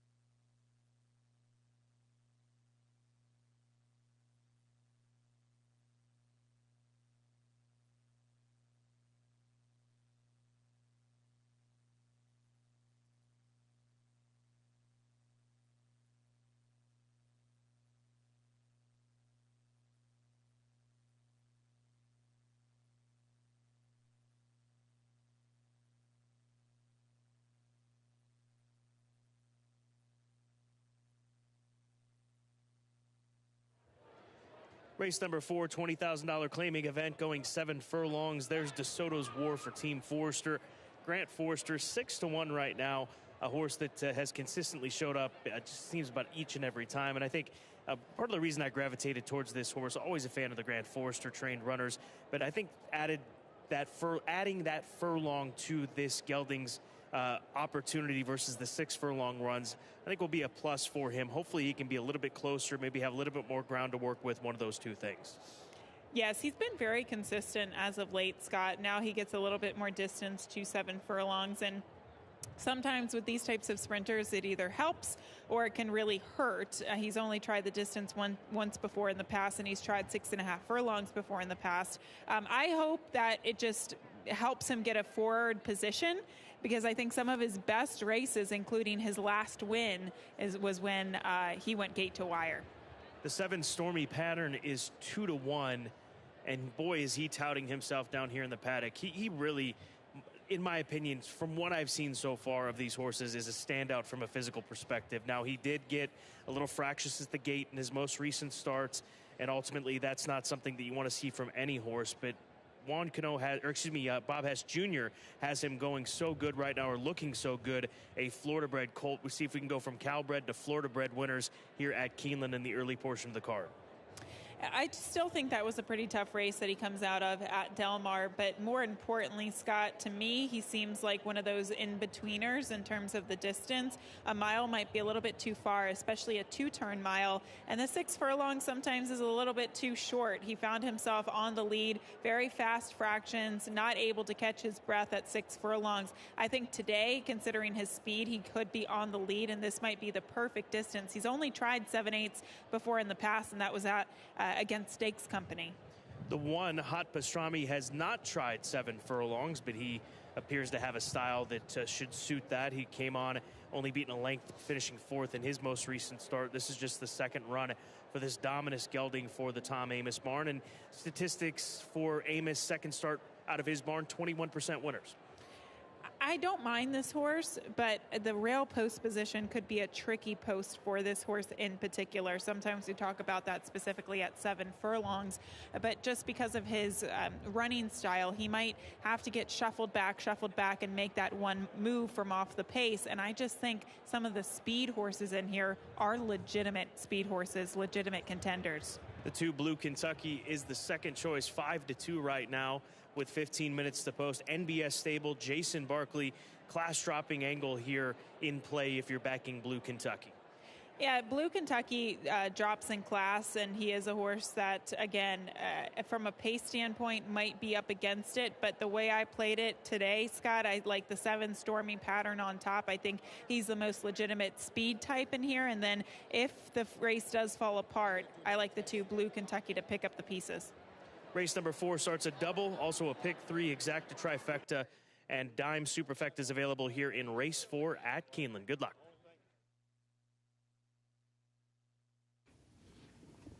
Your attention, please. Looking ahead to Keeneland's 10th race, a late scratch in the 10th race. Scratch number 1, Master Game. Again, that's in Keeneland's 10th race. Scratch number 1, Master Game.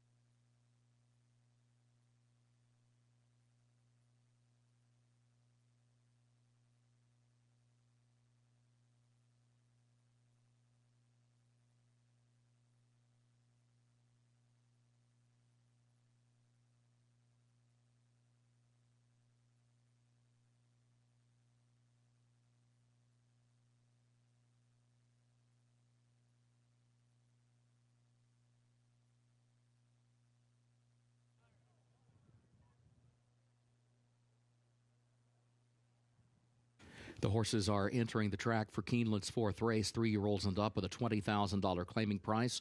7 furlongs over the fast main track. A reminder, the jockey for the 6, Chasin' Charlie, Albin Jimenez. Number 6, Chasin' Charlie, Albin Jimenez, the jockey. Double and pick 3 wagering featured here. Post time in 7 minutes.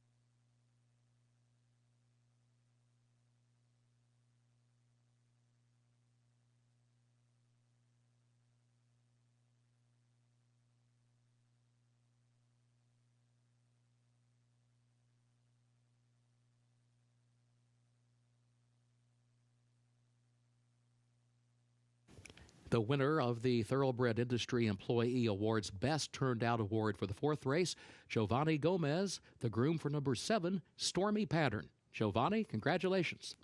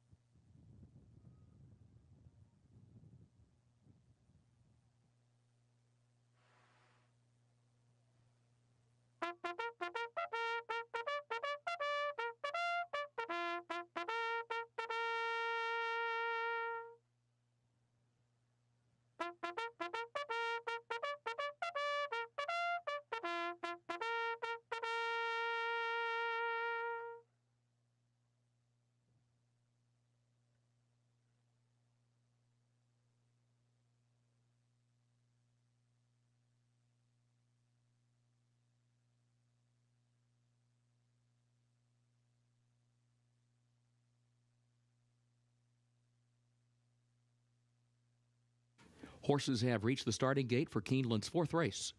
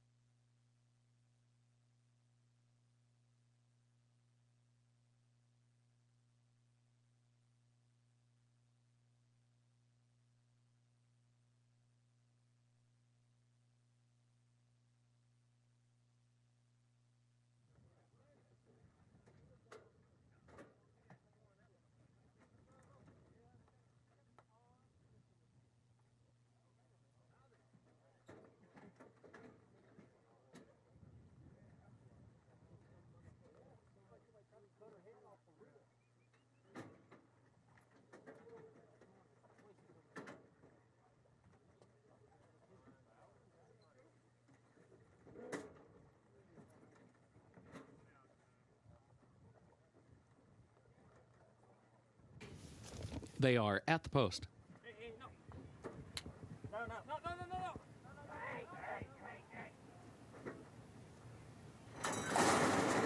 They're off. There goes Blue Kentucky out for the early lead, but has company on the front end. Stormy Pattern and DeSoto's War right there up on the outside as they head up the back stretch. Stormy Pattern between horses ahead in front. Blue Kentucky now responds down to the inside, takes the lead by just ahead. They go at it with DeSoto's War. In third up on the outside, Sag Harbor is a lane off the rail in the fourth position. And then West Warpath, who's fifth up on the outside, heading into the far turn. Hot Pastrami comes next, followed by Not Yet Charlie. Then a gap of 8 more lengths. Back to Lucky Promise. Chasin' Charlie is last. It was 22.94 seconds, the time for the opening quarter. Blue Kentucky leads at 3/4 of a length. Stormy Pattern between horses second, 3/4 of a length.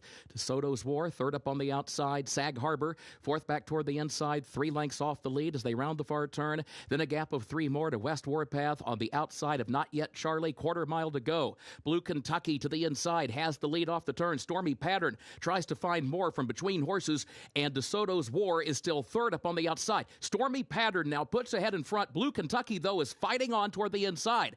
Blue Kentucky against the rail. Stormy Pattern on the outside. Blue Kentucky ahead in front. A 16th to go. Blue Kentucky leads it by a head. Stormy Pattern right there alongside. Stormy Pattern, Blue Kentucky with heads bobbing down to the line. That's close. That's a photo for the win. That could go either way, either Stormy Pattern or Blue Kentucky.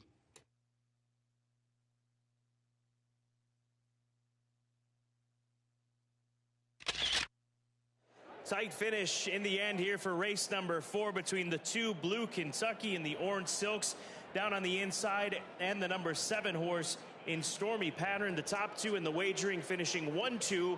But who's 1 and who's 2 in the end, Gabby? I don't know. We're going to take another look coming down deep stretch. Right now, the 2 still has the advantage. The 7 never got past him, but it's going to be very, very close. I personally will let the photo decide the winner of this race as we take another closer look. I will say, though, what a hard fight, I should say, by the 2. Blue Kentucky down on the inside doing all the dirty work in the end.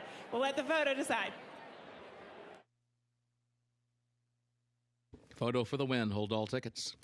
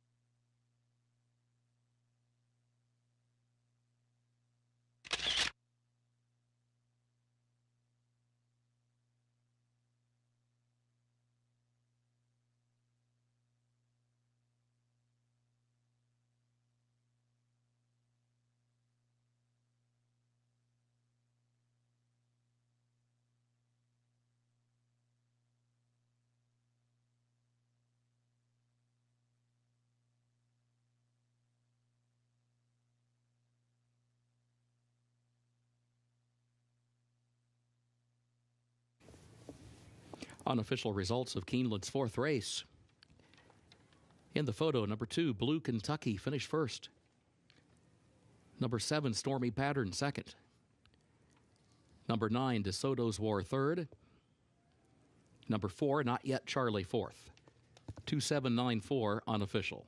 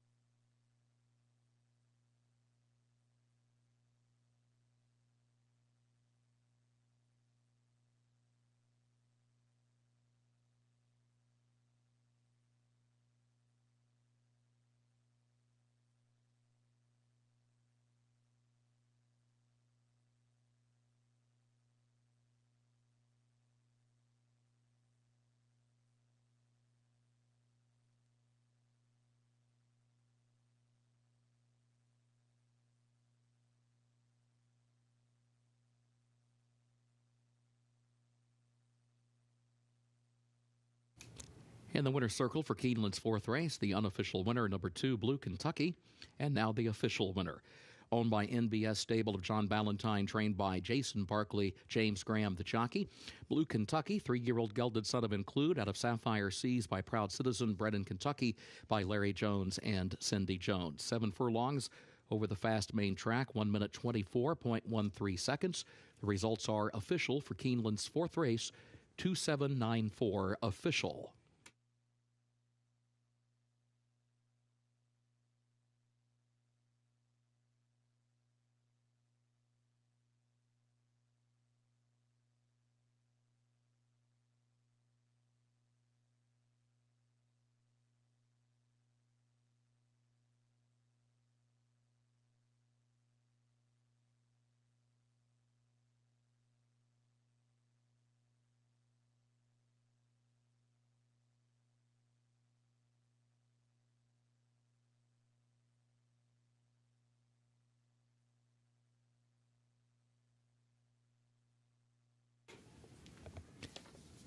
This weekend, the University of Kentucky celebrates homecoming. We welcome members of the Golden Wildcats who are celebrating their 50th class reunion. Today, we have the members of the Golden Wildcat Committee represented by Kathy Hager, Dan Key, Marion Moore Sims, Fritz Skeen, and Jane Smith. Thank you for your contributions to homecoming. Keeneland is glad to welcome each Wildcat back home.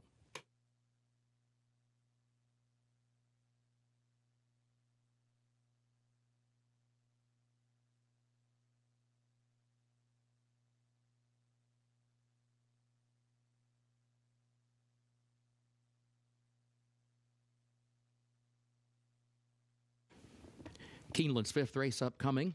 Double and pick 3 wagering, start of the pick 6, no carryover. Start of the Keeneland Turf pick 3, made up of races 5, 7, and 9. Turf is listed good, rail at 0 feet today. In this fifth race, a reminder, scratch the 11 Keone, also scratch the 14 Thrombocytopenia. Again, scratch the 11 Keone and scratch 14 Thrombocytopenia. A reminder, number 13, Waywardness draws into the race. Again, 13, Waywardness draws into the race. Sixth event, scratch the 1 Boise. That's in the sixth race, scratch the 1 Boise. Seventh race, scratch number 1, Callie's Grit. Also scratch 13, Song of Storms. Scratch 15, Stay Lost, and scratch 16, Dot Marie. That's in race 7. Scratch number 1, Callie's Grit. Also scratch 13, Song of Storms, scratch 15, Stay Lost, and scratch 16, Dot Marie. A reminder, number 14 draws into the race. Number 14, Bolt for Allison, draws into the race. There's a jockey change on the 10, American Odalisque, Giovanni Franco, the jockey. That's the 7th race, number 10, American Odalisque, Giovanni Franco, the jockey. 8th race, scratch the 2, Improbable Journey, scratch the 4, Overbore, and scratch the 11, Appeal Denied. That's the 8th race. Scratch 2, Improbable Journey, scratch the 4, Overbore, scratch 11, Appeal Denied. A reminder, number 13, Sparty Sense, draws into the race. 13, Sparty Sense, draws into the race. Featured 9th, the Sycamore. Scratch the 11, Another Mystery. Also scratch the 14, Shoddy, Shoddy, Shoddy. 15, Time for Trouble. And 16, Keystone Field. That's the featured 9th race. Scratch 11, Another Mystery. Also scratch 14, Shoddy, Shoddy, Shoddy. Scratch 15, Time for Trouble. And 16, Keystone Field. A reminder, number 13, Highest Honors, draws into the race. 13, Highest Honors, draws into the race. 10th and final event, scratch the 1, Master Game, and also take out the also eligibles 13 through 15. That's the 10th race. Scratch 1, Master Game. Also take out the also eligibles 13 through 15. Main track is fast. Turf is good.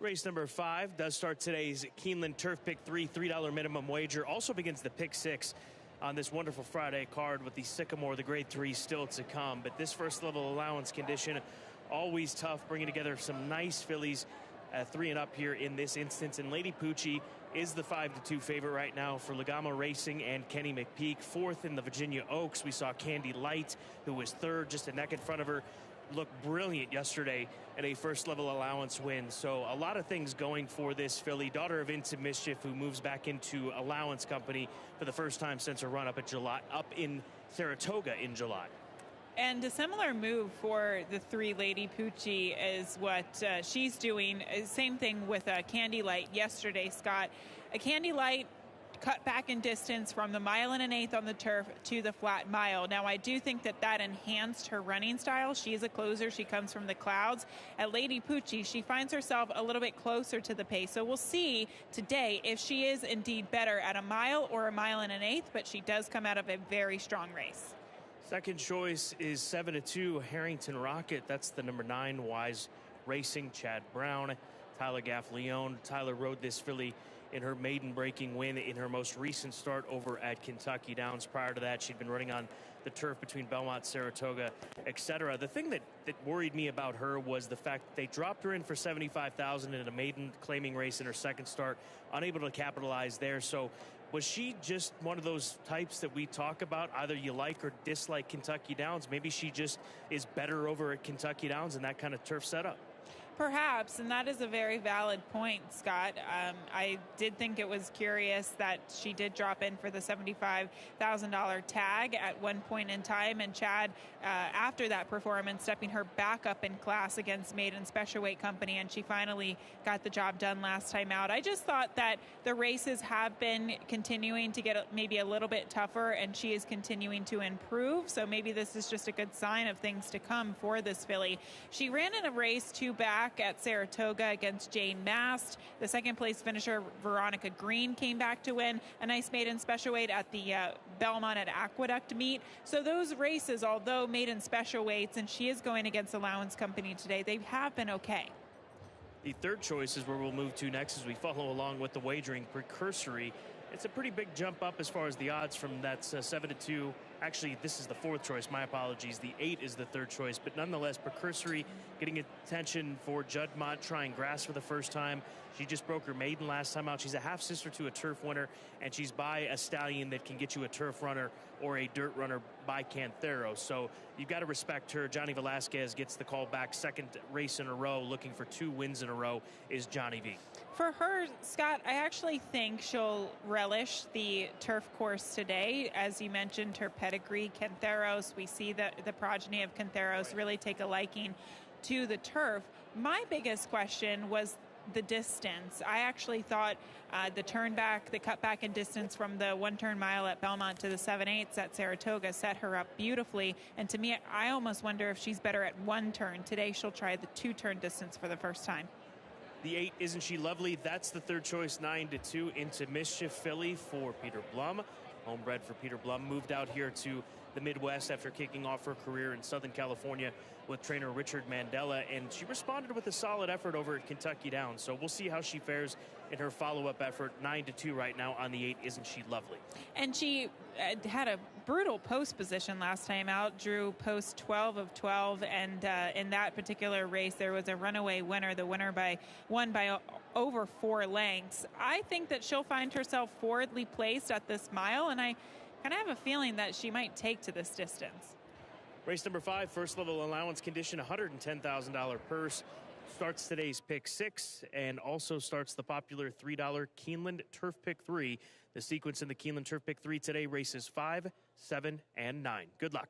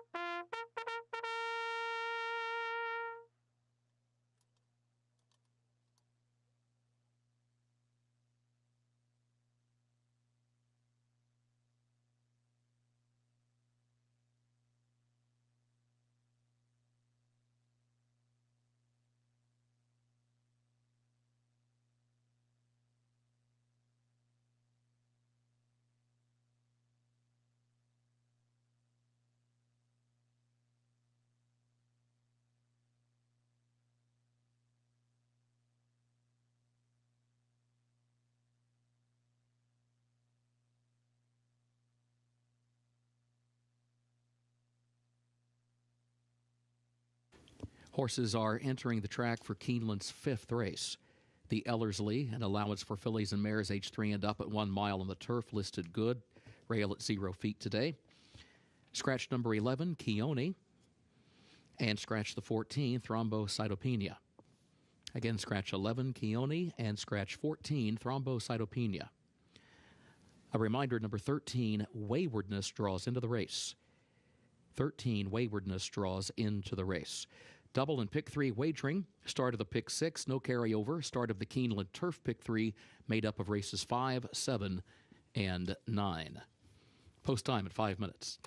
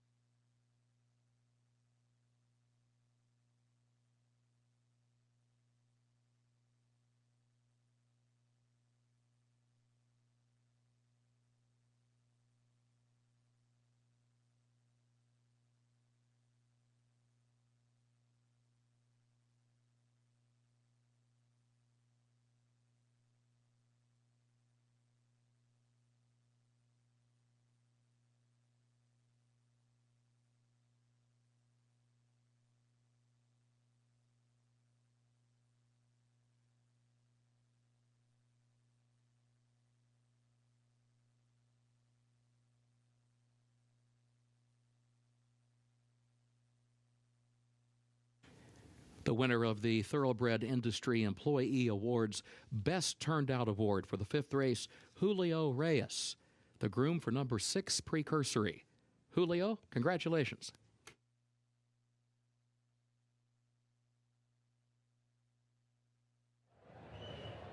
We come front side to start with the 8-horse. Start a look at the 8-horse. Isn't she lovely? Isn't she lovely? 5-1 right now.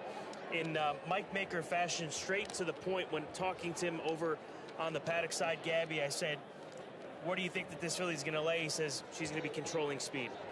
So I think that that's good information. We'll see if it pans out for Isn't She Lovely here today.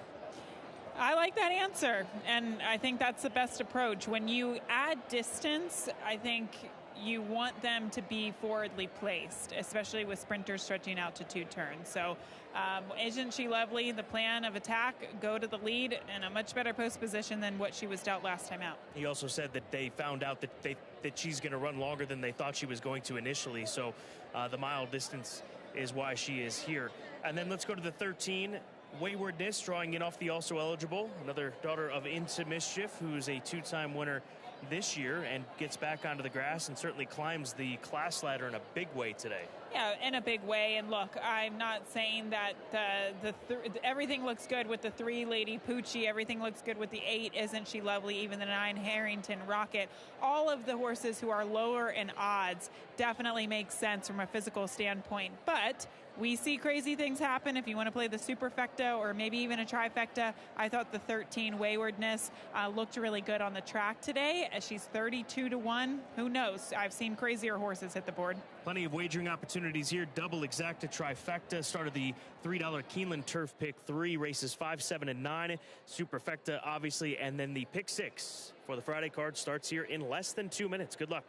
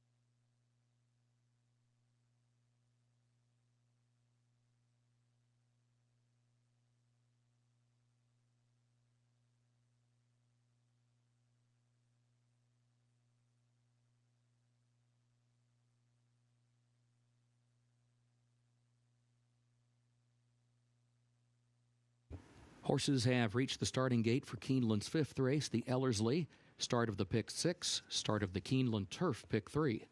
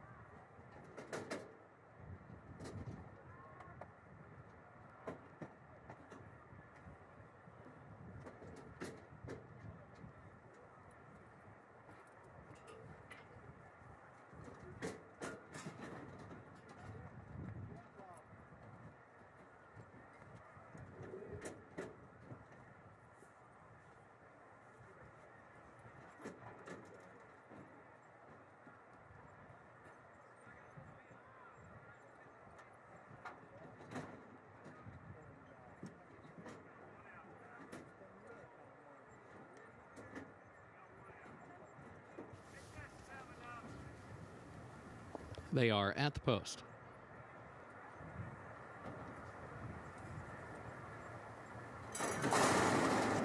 And they're off. There goes Lady Poochie out for the early lead. Lady Poochie to the front, isn't she lovely? And Sensitivity in between that pair. These three now come forward, heading into the first turn. And then Waywardness on the far outside is in 4th. Precursory comes away in 5th. Harrington Rocket 6th. Duplicitous moves up 4 wide from 7th position around the first turn. Quarria Brava is 8th back toward the inside. Izu 3 wide off the first turn. Moving up into 9th. 3 Tipsy Chicks is in 10th. Libby B is 11th. Queen Judith is last of the 12. And on to the backstretch they go with Isn't She Lovely opening up here. 22.95 seconds the time for the opening quarter.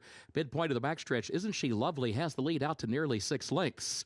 And then Sensitivity second by a neck. Waywardness is third. A break of 5 more. Precursory is moving up into 4th in between horses. Duplicitous 5th toward the inside. Then Harrington Rocket. Lady Poochie finds herself in some traffic down toward the inside against the rail, running nearly 8 lengths off the lead as they head onto the far turn. 46.24 seconds for that opening quarter. And that big lead is now gone for Isn't She Lovely. Sensitivity right behind her in the second position to the top of the stretch as they turn for home. And Waywardness tries to move up from 3rd. Precursory swings to the center of the course in the 4th position. Isn't She Lovely at the 8th pole, though, opens back up by 2.5. Sensitivity. Now Lady Poochie is coming late. Can she get there? The wire is coming. Isn't She Lovely leads. Lady Poochie is coming on from the outside. Isn't She Lovely? Lady Poochie. Queen Judith the 3rd. Lady Poochie wins it. Isn't She Lovely second. And then Queen Judith rallied late for 3rd.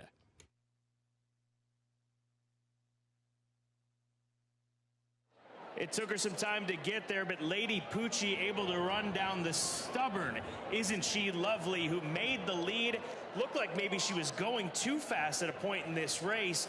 but she was able to find something late. Impressive runner-up finish from the 8-horse Isn't She Lovely, but the favorite gets it done at 8-5. And she was really the only legitimate closer in this race. Lady Poochie just showing all of her class, coming down the lane and catching the likes of the 8 Isn't She Lovely. I think this is a classic case where when the sprinter stretches out to 2 turns for the first time, they can be a little too keen early, but look for Isn't She Lovely in her second time going long, and maybe she'll find the winner's circle. But today she has to suffer for second.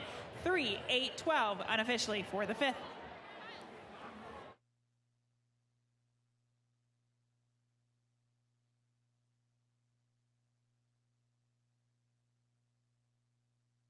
Photo for 4th, hold all tickets.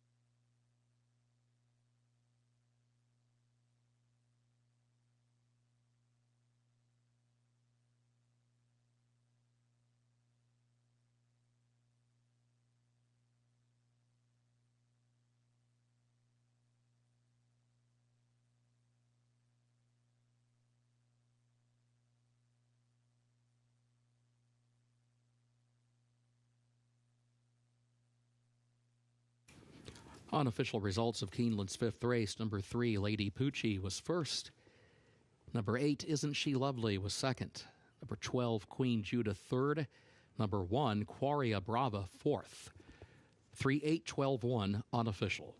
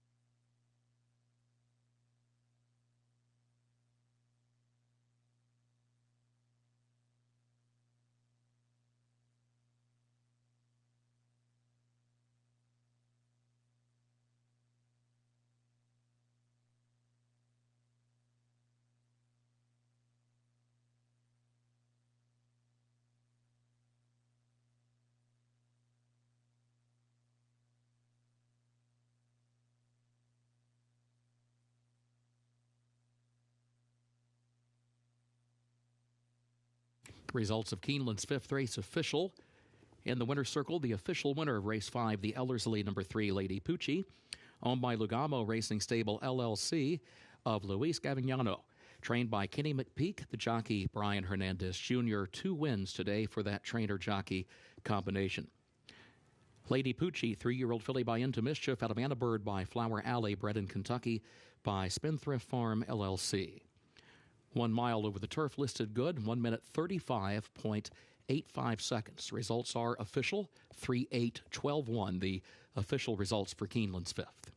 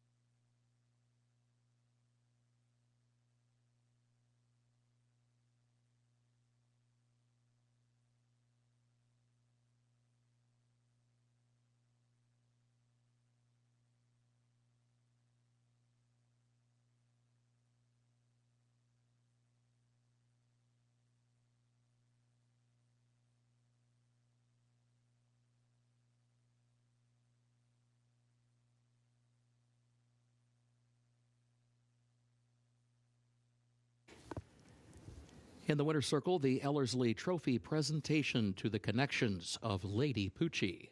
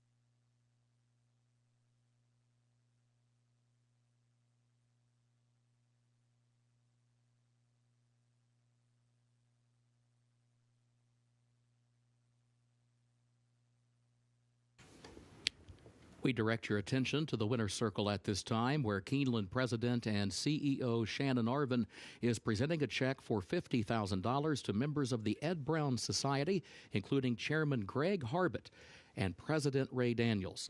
With this contribution, Keeneland becomes an official Ed Brown partner. This multifaceted partnership will further opportunities for young people of color to gain exposure, experience, and professional job placements in the thoroughbred industry.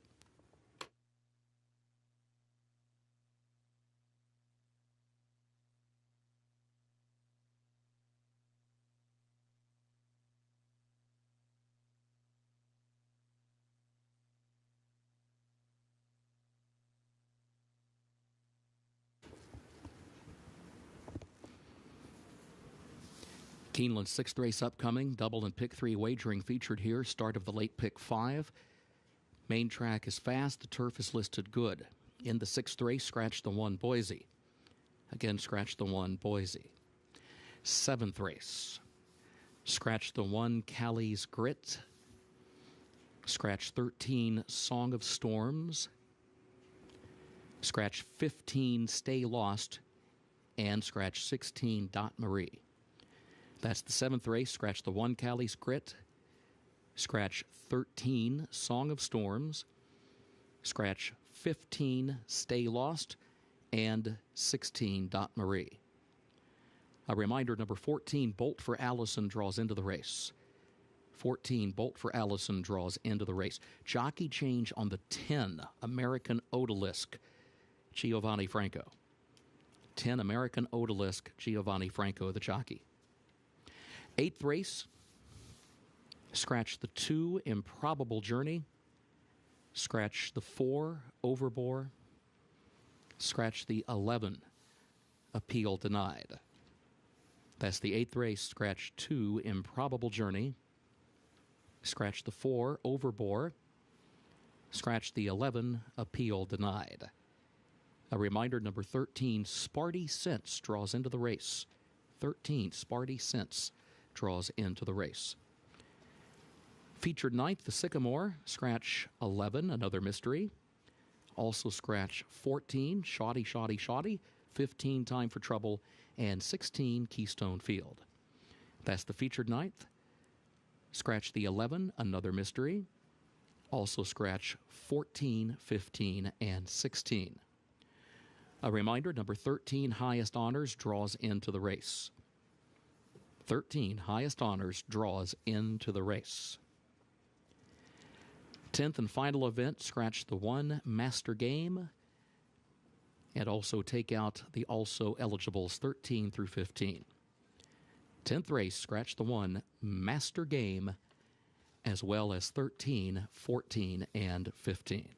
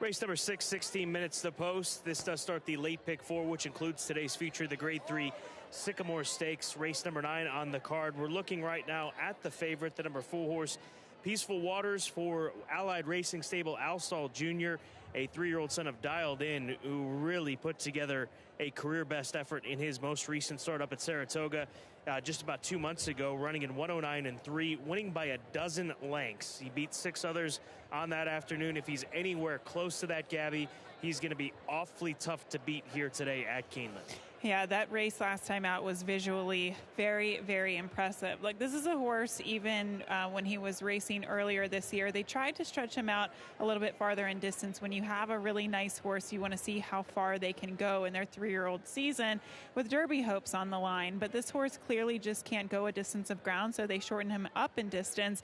And last time out was by far his most impressive victory. 2 starts back, though, he lost to a nice horse by the name of Stage Left. So I really do think onwards and upwards for this horse. I think he's going to continue to get better and develop as time goes on. And he does also look like the controlling speed. Perhaps the only horse in here that could pressure him early would be the 6, Coppola. The number 5, Strava, is 3-1. He was a graduate of the Horses of Racing age portion of the Keeneland November sale last season. $825,000 is where the hammer dropped. Windstar Farm letting Sienna Farm and former U of L coach Denny Crum in. Denny Crum, a U of L legend, 2-time NCAA champion back in the 80s. And this is a colt by Into Mischief, who's faced off against some tough customers, including Cyberknife. Ran him in the Stone Street Lexington. He was 3rd behind Gnight most recently at Churchill Downs, who's a nice colt for Steve Asmussen. So you've got to respect him, and you've got to respect his course form. He won on debut and then was sold at that Keeneland November sale, so we'll see how he fares on the return to Keeneland. Yeah, this is an interesting approach in cutting him back to the 3/4. He started off his career at this distance. He debuted at 6 furlongs. He won right here at Keeneland, and then the distances got longer. Last time out, they did shorten him up a little bit to 7 furlongs, but I think that race and the group that he faced compared to today might be a little bit lighter. So obviously getting a bit of a class relief today and shortening up in distance. He looks to close from off the pace today. The 6, Coppola, 4-1. He's unbeaten in 2 starts. Winner at Delaware, winner at Monmouth Park. And these are connections, SF Racing, Starlight Racing, Matacat Stables. We see them buy high-price yearlings year in and year out.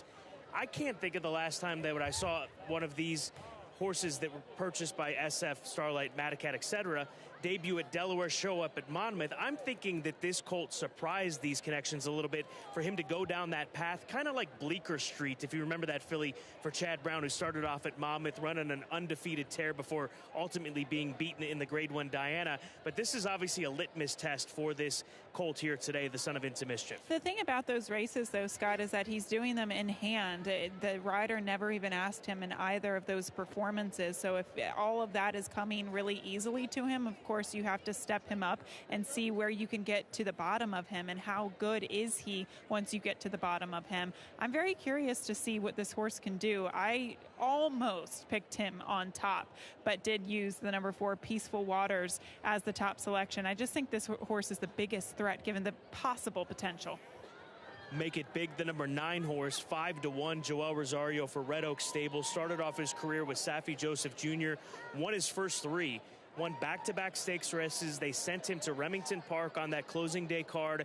He picked up some points that day in the Springboard Mile, but since then, 2 really bad defeats in the Grade 3 Sam F. Davis and the Restricted Curlin Stakes at Saratoga. They hit the regroup button, it seems, getting him back to a sprint distance. This colt has some talent. It's just a matter of where he's at in his training and obviously from a form perspective. Very disappointing last time out, but look at the company that he has kept in the last 2 races, his 2 defeats. And plus, that has also been because of the distances that he went. 1 1/16 and 1 1/8. This horse clearly does not want to go a route of ground. Going back to the drawing board, I think he is live turning back to the 6 furlong distance. Tejano Twist is the number 3 horse. He's won here in the past. He's in fact finished in the money in 2 of 3 starts at Keeneland Racecourse. The number 3 is 9-1 Tejano Twist. He's with Chris Hartman. He was claimed off of Brett Calhoun, and since he's moved over to the Chris Hartman barn, he's run against some deep fields. He was actually in against Cavad, who's a stakes winner from last year as well, or earlier this year, I do believe. But Tejano Twist, you got to respect him. He's a gutty now gelding that has the course form here at Keeneland. He will hope for a fast pace. I think one of two scenarios could play out. The 4 goes gate to wire. If he gets pace pressure and doesn't deliver his A game today, Tejano Twist will be taking advantage of that. It's a wonderful late pick 5 sequence ahead of us. Race number 6, 2-1 on the number 4 horse, Peaceful Waters, as we've got the riders up. Call for the 6th here at Keeneland.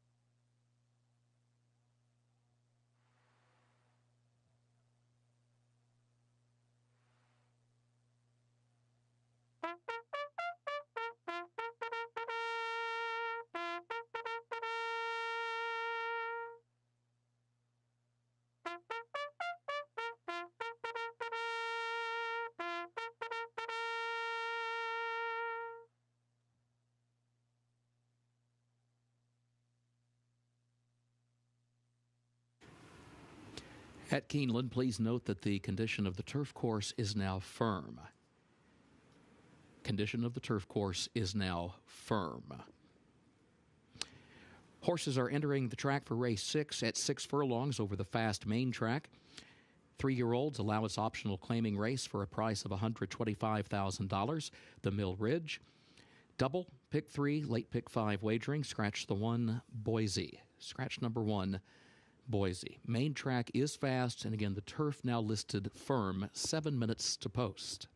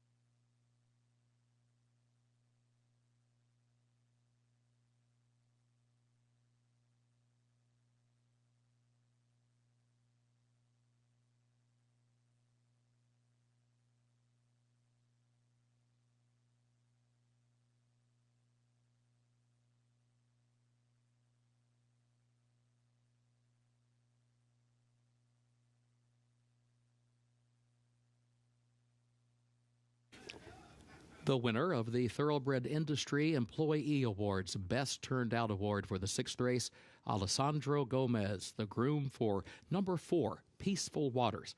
Alessandro, congratulations.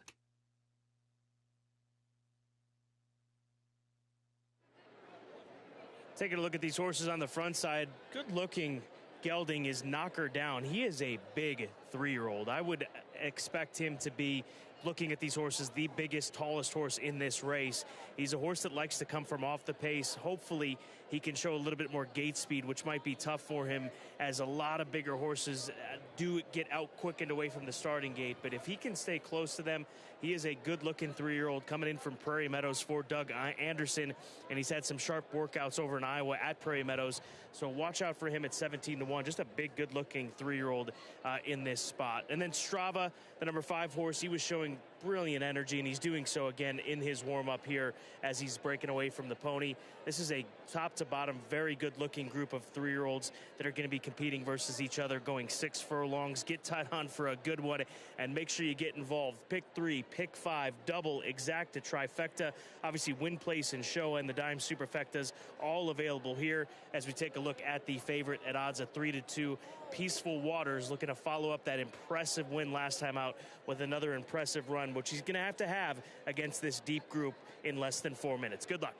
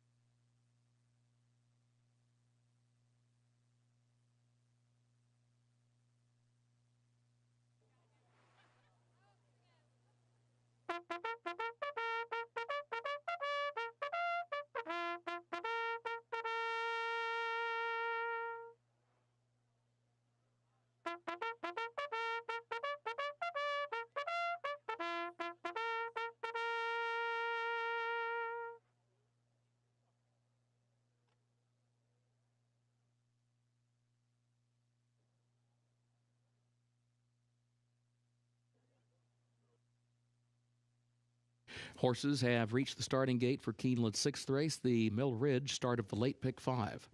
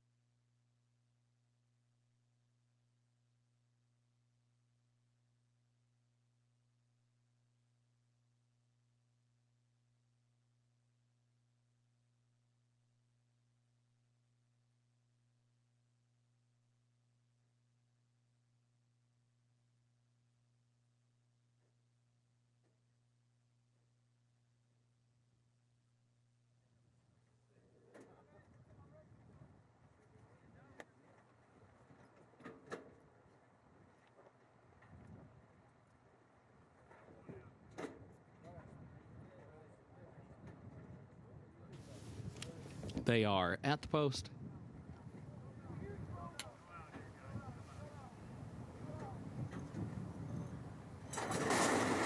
And they're off.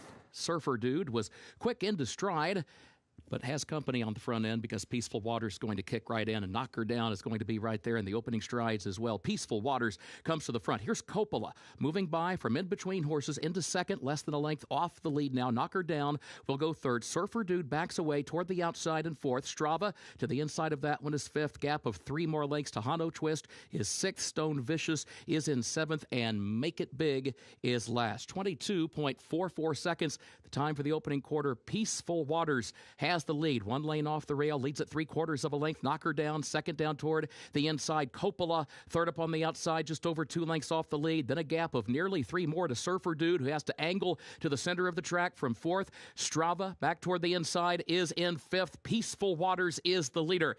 Knock Her Down has room to run at the rail, but is still second. Now here's Knock Her Down, picking it up and running on to take the lead. And here comes Tejano Twist. Tejano Twist rolls on from the outside, chasing after Knock Her Down.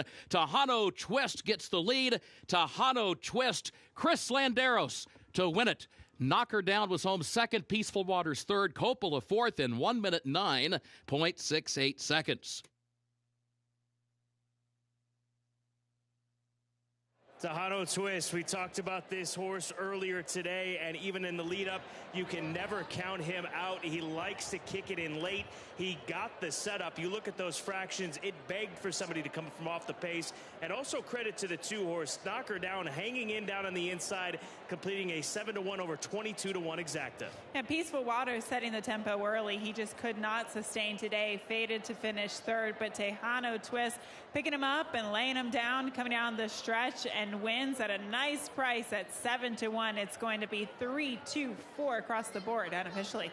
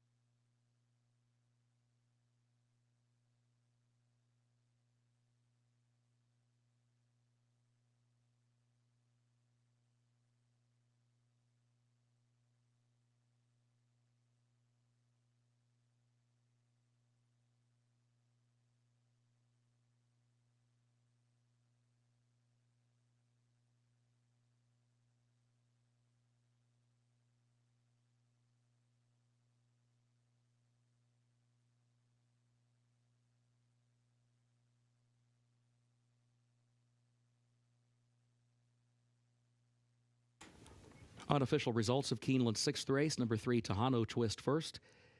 Number 2, Knock Her Down second. 4, Peaceful Waters third.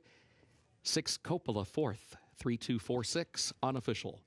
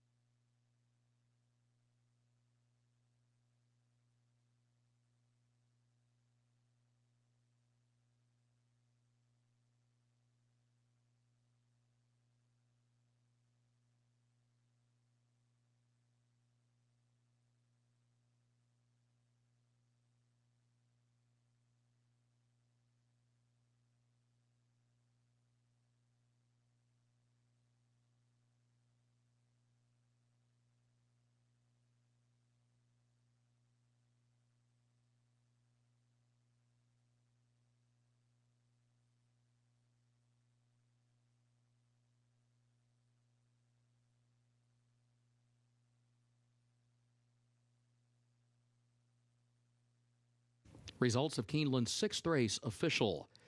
In the winner's circle for race 6, the Mill Ridge, number 3, Tejano Twist, owned by J.D. Thoroughbreds LLC of Jackie Rojas, owned also by Joey Keith Davis. Chris Hartman trains. Chris Landeros rides the winner.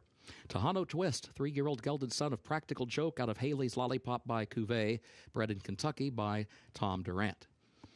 6 furlongs over the fast main track, 1 minute 9.68 seconds. Results are official for Keeneland's 6th race, 3246 official.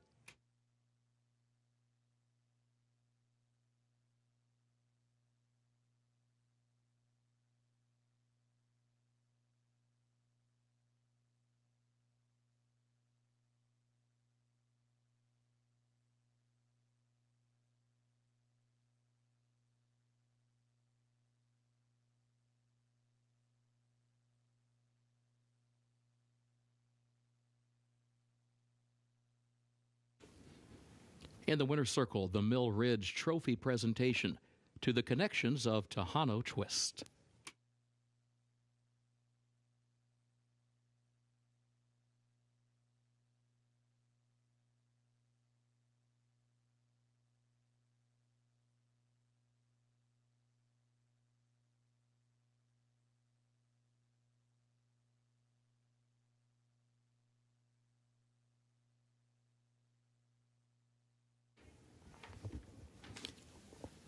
Keeneland's 7th race upcoming.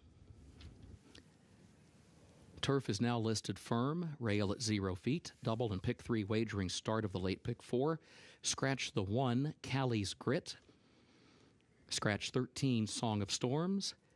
Also scratch 15, Stay Lost, and 16, Dot Marie. Again, scratch number 1, Callie's Grit.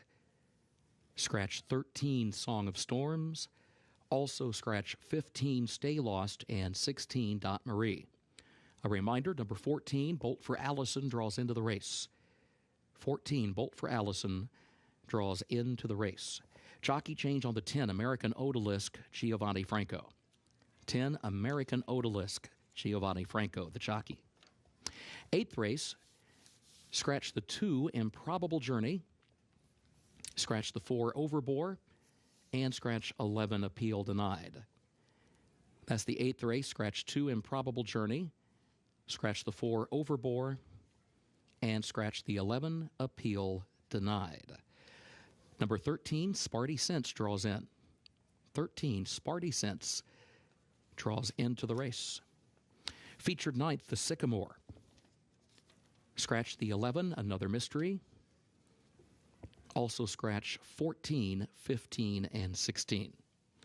Again, scratch the 11, Another Mystery, and also scratch 14, 15, and 16.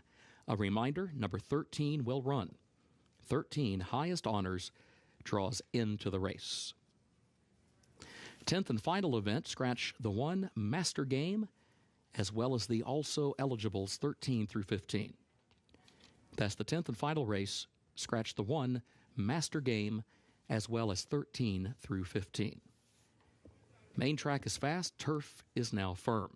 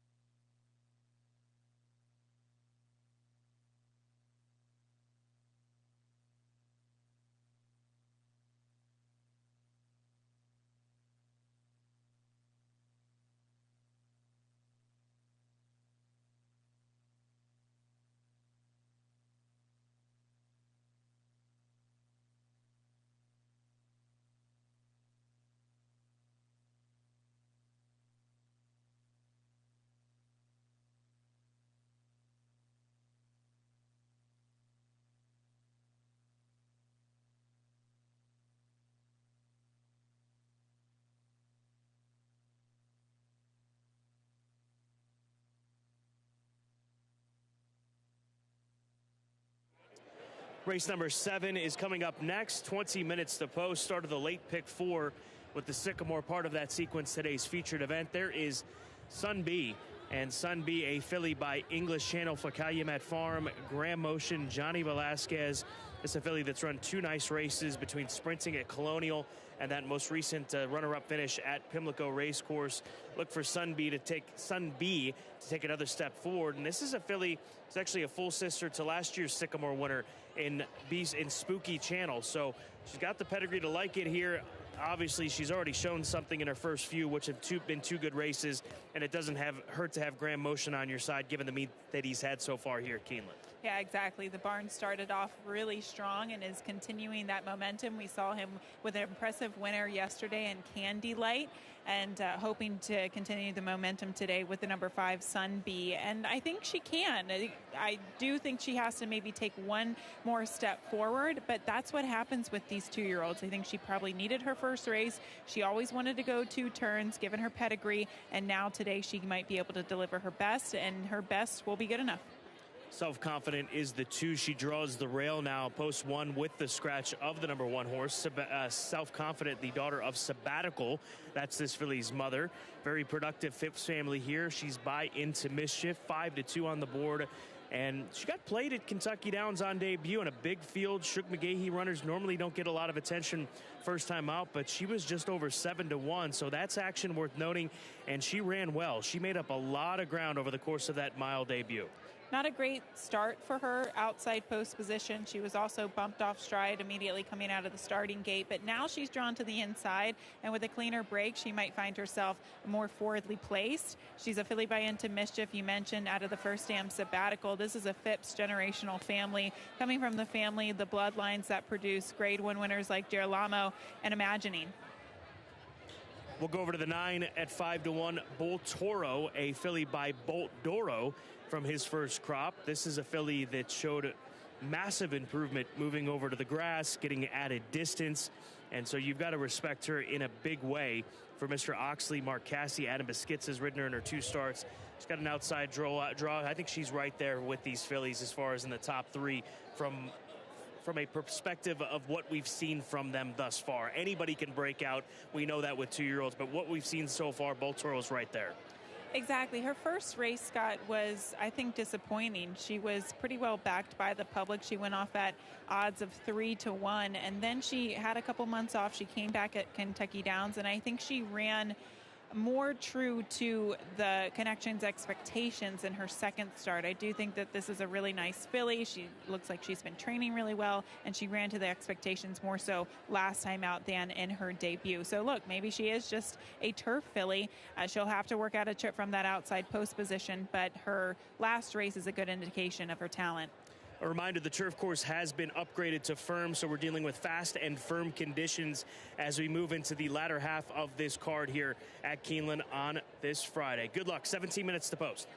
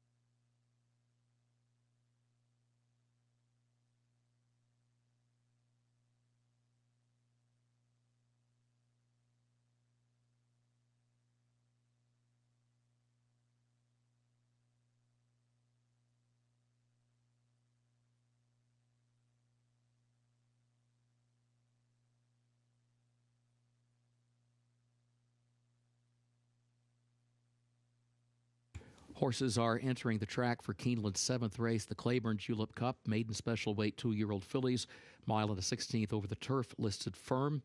Rail at 0 feet today. Double pick 3 and start of the late 4. Scratch the 1, Callie's Grit. Also scratch 13, Song of Storms. Scratch 15, Stay Lost, and 16, Dot Marie. A reminder, number 14, Bolt for Allison, draws into the race. 14, Bolt for Allison, draws into the race. Jockey for the 10, American Odalisque, Giovanni Franco. Giovanni Franco rides the 10, American Odalisque. Post time, 7 minutes.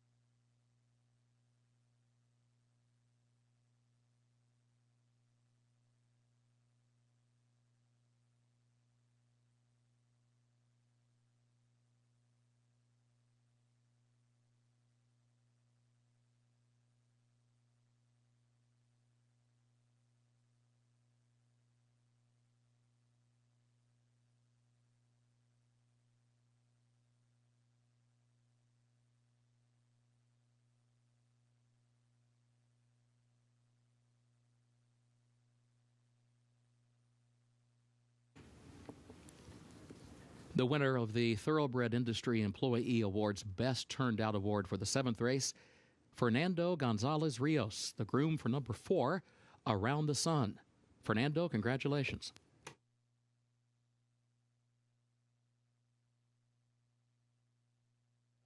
Let's take a look at the 3-horse warming up out there. Noble Bernadette for Ian Wilkes. Like the way that she looked, pushing the past performances aside.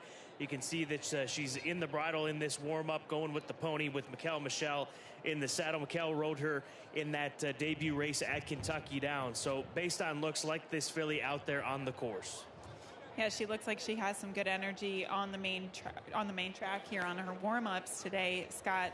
Her debut, you know, she was 54-1 in there, so I don't know in terms of the expectations what they were expecting, but hopefully she can take another step forward, a big step forward today, and hit the board at a big price. Around the Sun, the number 4 horse, she is a Keeneland graduate from the sale last year, comes from a good family. That first dam by Galileo Kavanaugh Park has done nothing but produced winners, and all of them have turned out to be turf winners. This is a good-looking filly as well, with Martine Garcia in the saddle for BBN Racing. Yeah, the one thing that I noticed from her is that she seems like a very fit, early-looking filly. She just looks like she's got a lot of natural muscle to her body, and a lot of the time we see that from the progeny of Munnings. They can just run pretty early. So Around the Sun, first-time starter, definitely one to consider. Fan of the way that the 12 Dream Roll looks as well. She's a daughter of Oscar Performance, bred by the Ammerman Racing Stable. They, of course, campaigned Oscar Performance, so supporting him with his first crop, and they have been rolling on this turf course here at Keeneland. We saw a 1-2 finish for Sons of Oscar Performance, led by And the Winner Is, in the Castle and Key Bourbon Stakes last weekend. So I think added distance might be a big plus for this good-looking filly. I thought this filly was very, very sneaky looking, Scott. I wanted to use her in the top 3 just because of her pedigree and Paul Mckee, kind of the connections behind her. I think she could take a big step forward. If you're looking at the board and you look at the odds, I would definitely consider using her in some of those exotics. And then finally, Bolt Toro, the number 9 horse. She's getting plenty of support, 4-1 right now. This is part of the Clocker report this morning on Today at Keeneland, coming in with a workout in 48-2 just 7 days ago. So a week removed from that strong workout. We'll see how she fares here today for Mr. Oxley, Cassie, and Adam Beschizza. Late pick 4 pool is growing, approaching $300,000, less than 4 minutes to get those plays in here at Keeneland.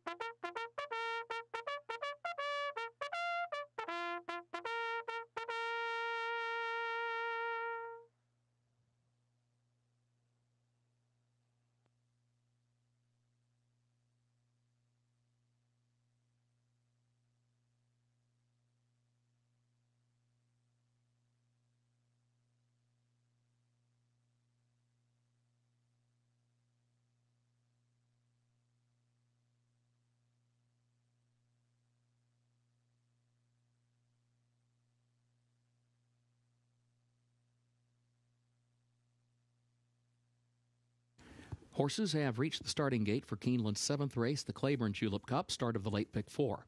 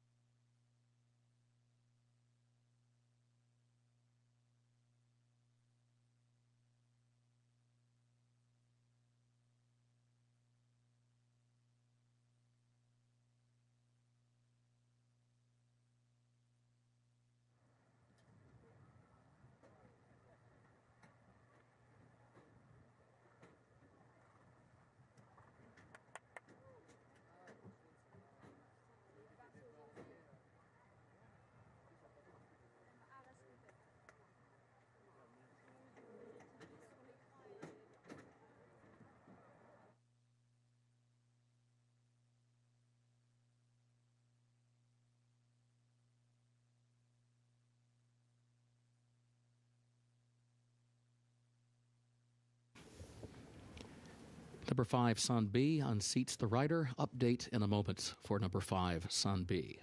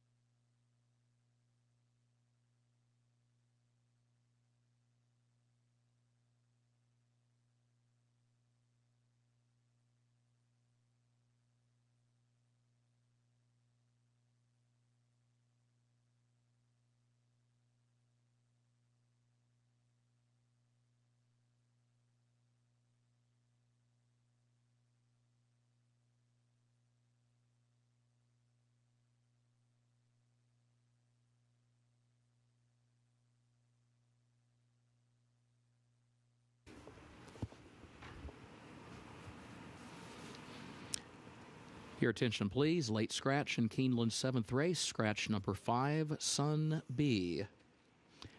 Late scratch, Keeneland's 7th race. Scratch number 5, Sun B.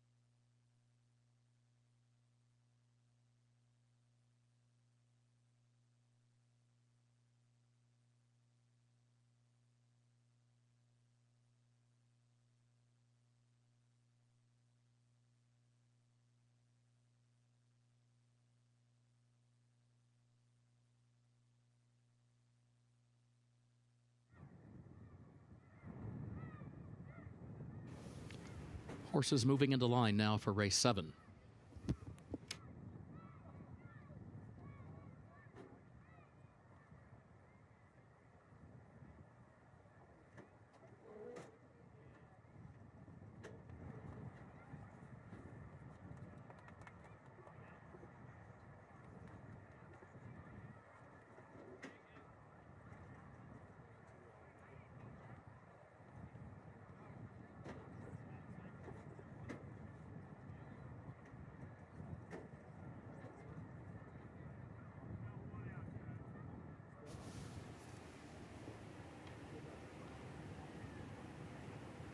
They are at the post,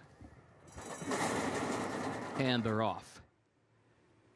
goes Bolt for Allison from the outside. Here's Around the Sun down toward the inside. Watch This Money moves up. Watch This Money now puts ahead in front. Around the Sun will go second. Mystify moves up into the third position. Self-Confident goes fourth, back toward the inside. Paint Me Perfect is in between horses in fifth. Bolt for Allison is 3 wide, settles back into the sixth position around the first turn towards center pack. Noble Bernadette down toward the inside is seventh. American Odalisque is in eighth. Poltoro is in ninth. Then a gap of 3.5 bar lengths. Dream Roll is 10th, and Freeform last of the 11th. 23.44 seconds, the time for the opening quarter. Watch This Money, the leader.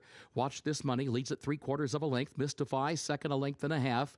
And then Around the Sun is in third, 3/4 of a length. Bolt for Allison is in fourth on the outside. Self-Confident, fifth against the rail, 5 lengths off the lead. Paint Me Perfect, sixth up on the outside. American Odalisque, Poltoro far outside. Noble Bernadette, Freeform as they head to the far turn. And then Dream Roll, who is last onto the turn. 49.37 seconds was the time for the first half mile. Mystify starts to draw alongside of Watch This Money. Watch This Money still has a head in front. Mystify second by a length and a half. Around the Sun looks for running room third. Bolt for Allison is fourth on the outside. Paint Me Perfect goes wide in fifth. Self-Confident hugs the rail in sixth. Looks for some running room still 6 lengths from the front. They turn for home. Watch This Money and Mystify. Bolt for Allison is third. Around the Sun tries to squeeze down toward the inside from the fourth position. Boltoro is fifth out in the center of the course. Around the Sun now switching lanes between horses and coming after Watch This Money. Self-Confident runs late toward the rail. Around the Sun puts a head in front. Boltoro runs late. Around the Sun wins it.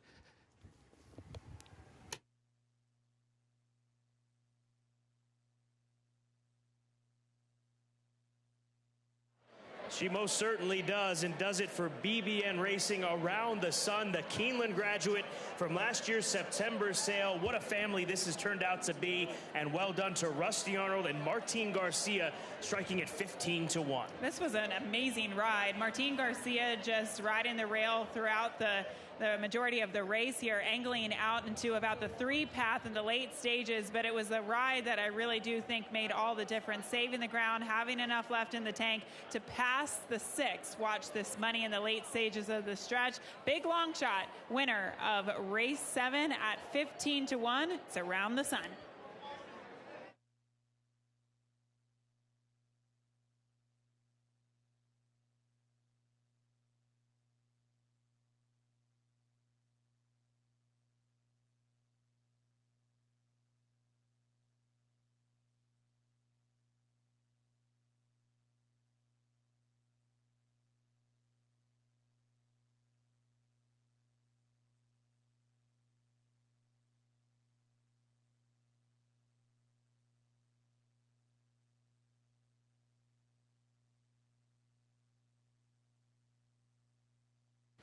Unofficial results of Keeneland's 7th race. Number 4, Around the Sun, finished first.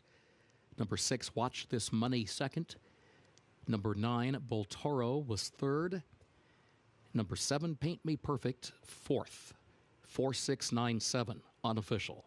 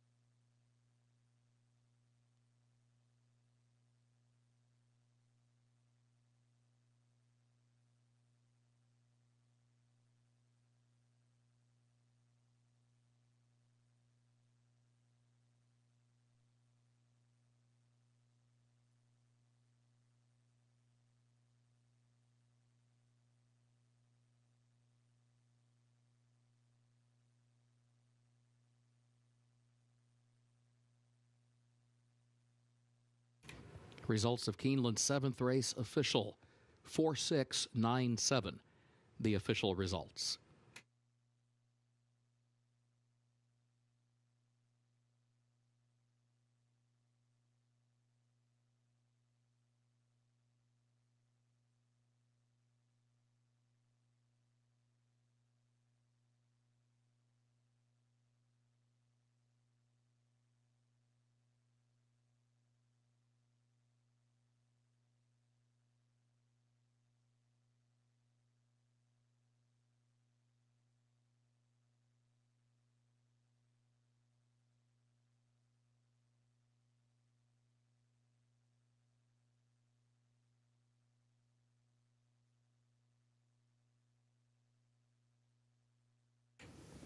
In the winner's circle, official winner of Keeneland's 7th race, the Claiborne Julep Cup, to number 4, Around the Sun.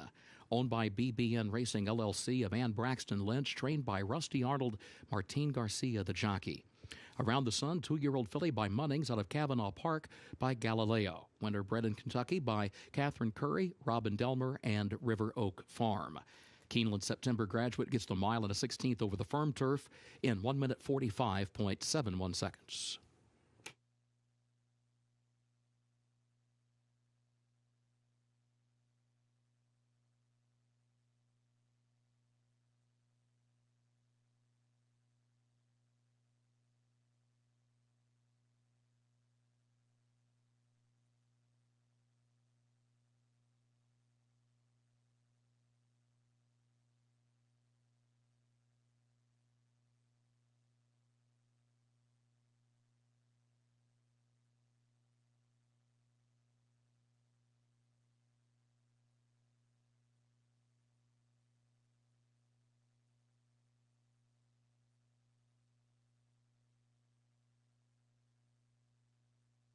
In the winner's circle, the Claiborne Trophy presentation to the connections of number 4, Around the Sun.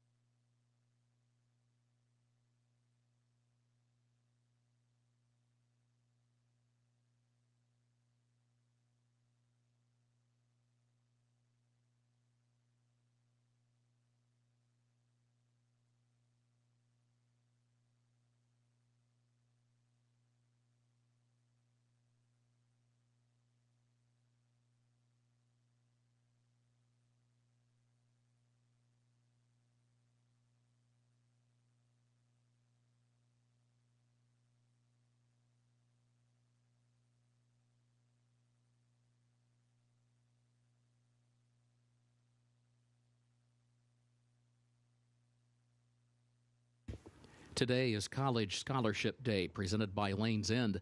In partnership with Lane's End, 2 lucky students are taking home $10,000 in scholarship money. Congratulations to our winners, Marisol Morales and Kaylee Snow. They are accompanied by Lane's End representative Andy Farage Day, farm tour and hospitality manager, Keeneland's president and CEO Shannon Arvin, chief of staff Kerry West, and senior director of operations and community relations Kara Heisen-Buttle.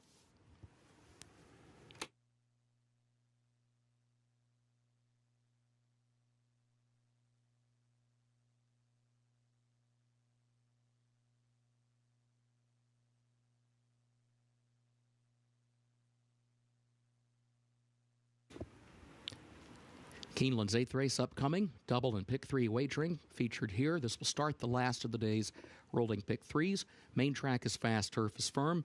In the 8th race, scratch the 2 Improbable Journey, scratch number 4 Overbore, and scratch the 11 Appeal Denied. Again, scratch the 2 Improbable Journey, scratch the 4 Overbore, and scratch 11 Appeal Denied. A reminder, number 13 Sparty Sense draws into the race. 13 Sparty Sense will run. Featured 9th race, the Sycamore. Scratch the 11, Another Mystery. Also scratch 14, 15, and 16. That's the featured 9th race. Scratch the 11, Another Mystery. Also scratch 14, 15, and 16. A reminder, number 13 Highest Honors draws into the race. number 13, Highest Honors, draws into the race. 10th and final event, scratch the 1 Master Game. Also scratch the also eligibles 13 through 15. 10th and final race, scratch the 1 Master Game, as well as 13, 14, and 15.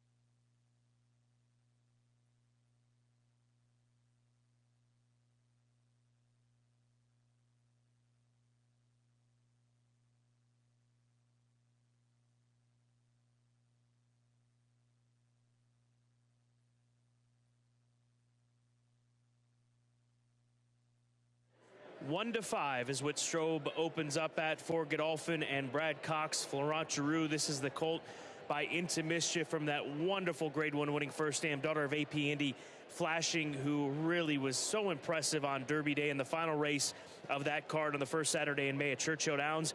But we haven't seen him in 5 months, so we'll see how he fares in that follow-up. But if he runs true to that debut effort, it's going to be a tough race for any of these horses to keep up with him.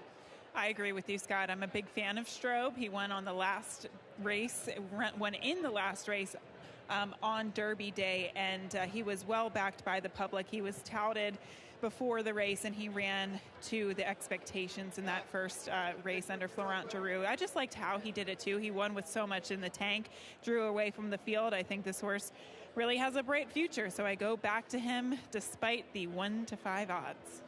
Not much value here, but when you've got horses that are as hyped as he has been, that's what you have to accept in these situations. Classic Moment, the number 5 horse, he's 24-1. Asmussen Barnes got some momentum this week, and this is a colt by Classic Empire, Winchell Thoroughbreds, owns in part with L&N Racing, a Keeneland graduate. Blinkers come off here today. Getting back to sprinting is the hope that I have for him, hoping that it will reverse course on those recent route races that we saw from him earlier in the springtime. Yeah, they gave him some time after the hiccup last time out in that Grade 3 event. But if you look at his early races, he looked like he was on track to be a pretty decent horse, Scott. I think even with the blinkers off, though, he should be able to show a little speed and get himself into the race from the get-go.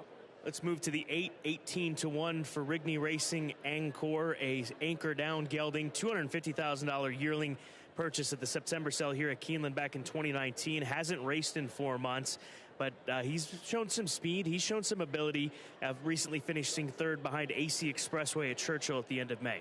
Yeah, we'll see AC Expressway come back, I believe, on Sunday in a 2 other than allowance race. So there is some class there. Angkor, I think he might want a little bit longer. Maybe 7 furlongs is kind of a better distance for him. And the question is whether or not the pace will come back to him. But Scott, outside of the favorite, I really did think that he was second in terms of the class.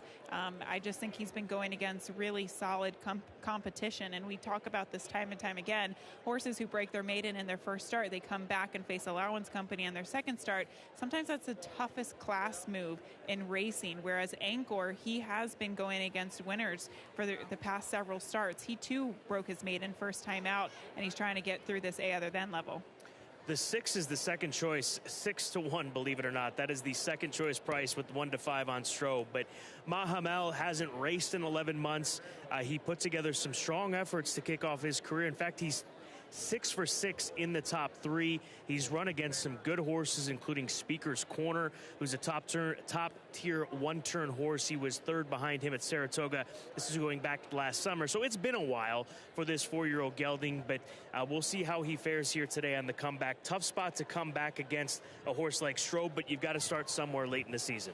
You have to, but I do think it's encouraging that he ran really well first time out. He came back and won in just his second start. Very fast figure. We're talking about a horse that has posted a 99 buyer speed figure before in the past. So he's clearly fast enough and capable, and we'll see what he can do off the layoff, but he's been incredibly consistent in his 6-race career thus far.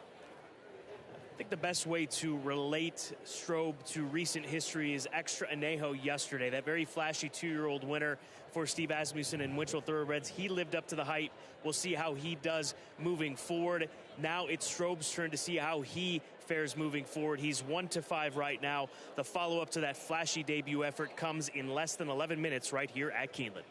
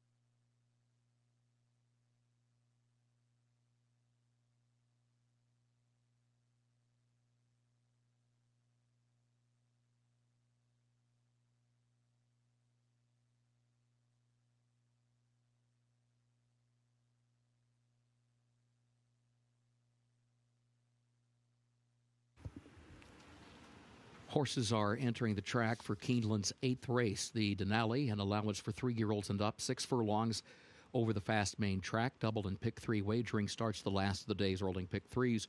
Scratch the 2, Improbable Journey. Scratch the 4, Overbore.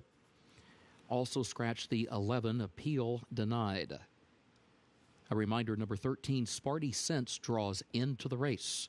Post time in less than 5 minutes.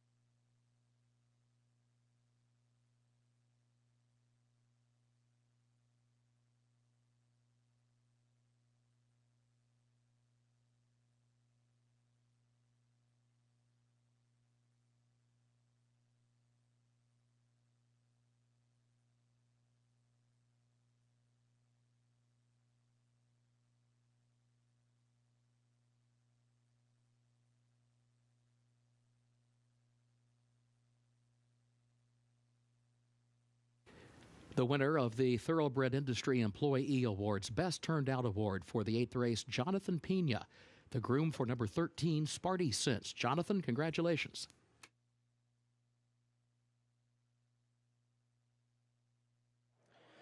I am just convinced that this 5 is going to run a big race. He's showing such good energy out here. 18-1, classic moment right now for L&N Racing. Winchell Thoroughbreds, blinkers come off. He's back to sprinting. I think there's a lot of positives. He worked well over at Ellis Park back at the end of September out of the gate.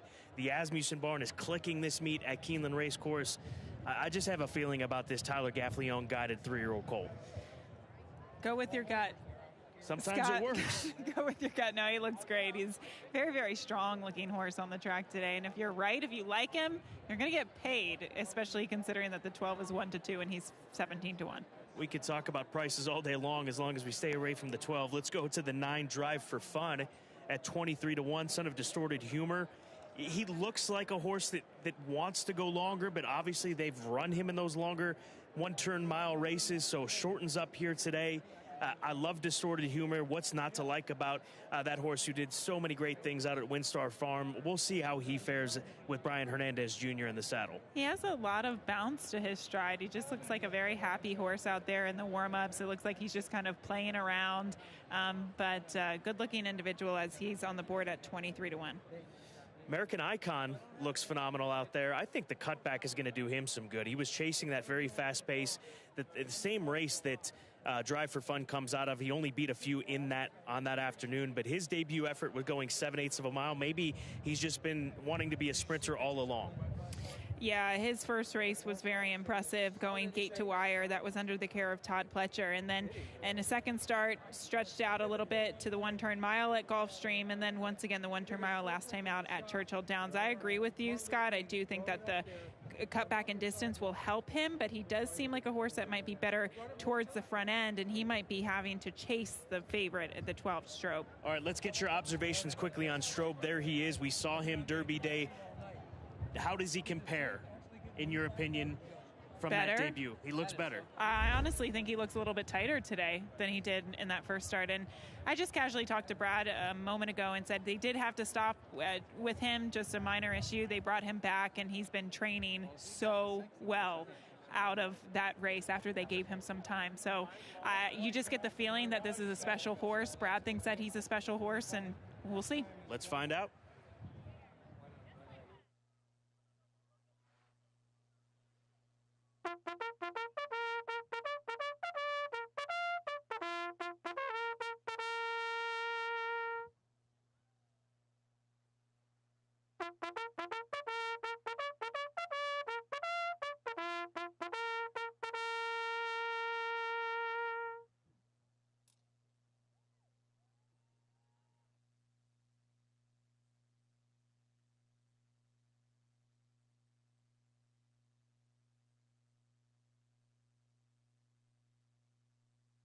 Horses have reached the starting gate for Keeneland's 8th race, the Denali.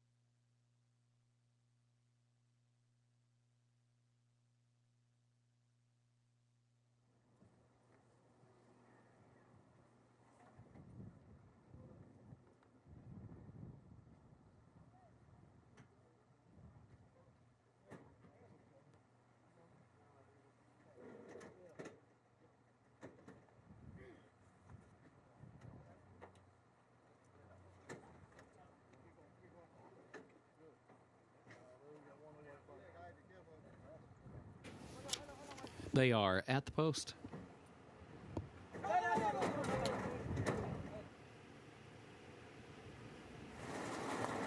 And they're off. Classic Moment right out for the early lead. Strobe comes away running in the second position up on the outside, but Classic Moment the leader. Classic Moment slides down toward the inside, leads at 3/4 of a length. Strobe will go second. Sparty Sense is third. Encore is fourth. Mahamal fifth down toward the inside. Drive for Fun, center of the track, is sixth. Let My People Go is in seventh. Imperador eighth. Ignitus between horses at the back in ninth. American Icon wide at the back in the 10th position. 22.92 seconds the time for the opening quarter. Strobe has taken over, leads at 3/4 of a length. Sparty Sense is second on the outside, 3/4 of a length. Classic Moment is third, 3/4 of a length. Encore fourth on the outside. Drive for Fun is in fifth. Mahamal is sixth. Let My People Go seventh between horses, 7 lengths off the lead. Quarter mile to go. Strobe leads at Classic Moment, swings back to the outside. Strobe has the lead. Classic Moment is in second. Sparty Sense is third. Mahamal fourth back toward the rail. Final furlong. Strobe has a 3-length lead. Classic Moment is second by 2.5. And then Encore and Let My People Go. Strobe, 16th to go. 5 lengths to the good now, and Strobe is back. Strobe wins it. No problem. Florent Giroux aboard. Then it was Classic Moment second, Encore in third, and Let My People Go fourth.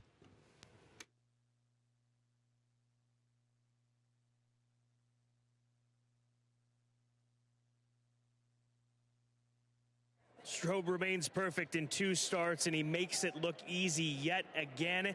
The 5 outbroke him. Flo never worried with Strobe to his outside, got up even with him, and once he laid him down, it was game over. Final time for the 3/4 of a mile, 1:10.2. You just have to love the confidence that Florent had on the back of this horse. He never worried for a second. The horse broke second, but still managed to get him to the front end there relatively quickly, and he barely moved a muscle coming down the stretch. Brad Cox saying that this is a special horse, and he delivered to those expectations at odds of 1 to 4.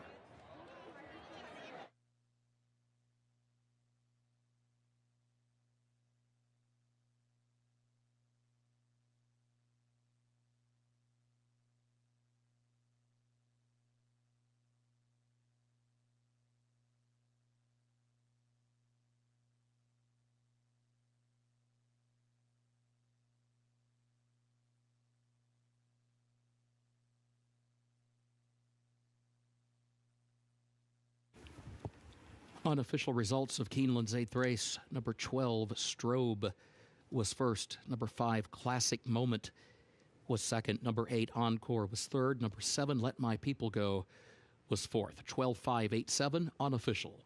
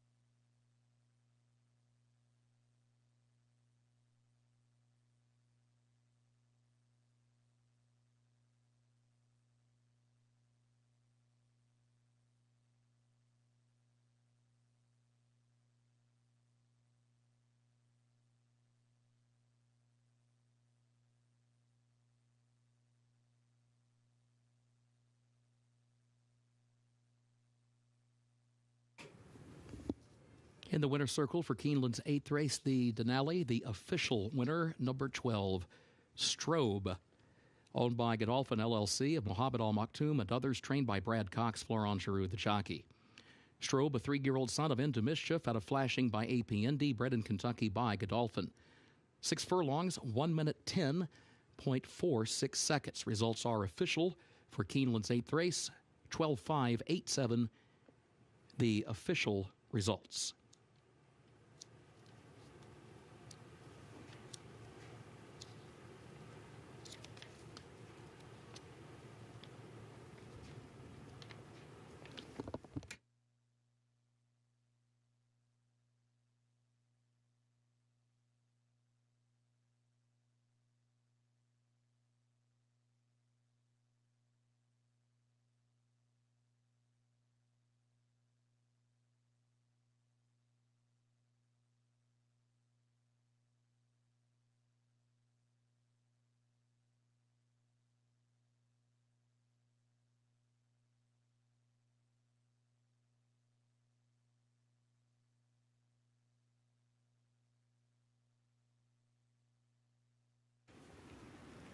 In the winner's circle, the Denali Trophy presentation to the connections of number 12, Strobe.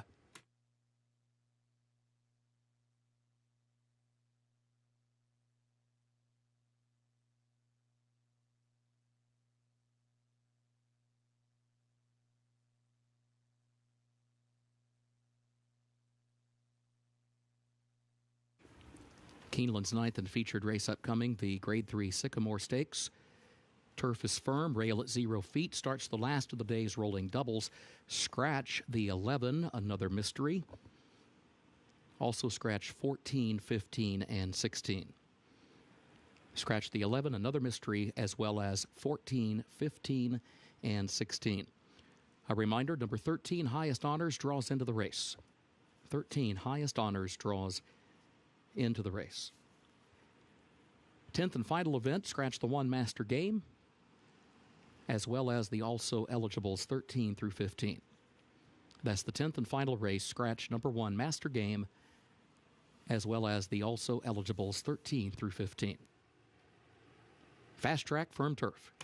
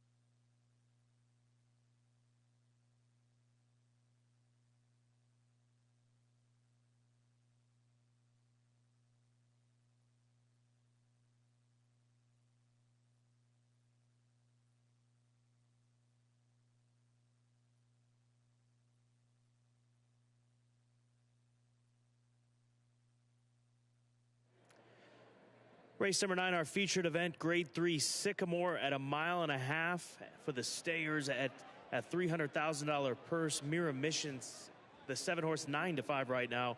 Not surprised that this son of Noble Mission is taking the play that he is. He was recently runner-up in the Grade 1 Sword Dancer behind Gaffoe. He was runner-up behind Santine at Churchill Downs back on Derby Day in that Turf Classic. So he appears to be the now horse, especially when you're dealing with Grade 3 company. But, Gabby, there are multiple Grade 1 winners in here, especially with Channel Maker. When you recognize that, at least he's the Grade 1 winner. So this is no walkover by any means, but he is in the best form right now currently, and thus that's why he reflects that at 9-5. Well, this horse has always been good, even when you look at his back form when he was going against Allowance Company. But he has never gone these marathon distances, or he hadn't gone these marathon distances until the Grade 1 Sword Dancer. But he's had some brutal near misses in Grade 1 wins. In the Maker's Mark Mile, he was a length behind the winner in that race, and he came back to lose by a neck in the Grade 1 Turf Classic, and of course last time out second by a half length in the Grade 1 Sword Dancer. So he definitely is due for a Grade 1 victory. Obviously, he's not going to get it today because this isn't a Grade 1, but he is Grade 1 caliber, and I think maybe they've opened a new door with this horse at these distances. Channel Maker has nothing left to prove if he never wins another race again, but here he is. Channel Maker's made over $3.6 million in his career, the 8-year-old son of English Channel. Last year, he went winless in 6 tries, but he has won a couple of races this season. He won the Elkhorn, if you go back to the spring meet here at Keeneland. That's why you've got to respect this old boy. He shows up time and time again, and sometimes he doesn't bring his A game, and sometimes he does. But you've got to respect the class of this 8-year-old gelding out of the Bill Mott barn.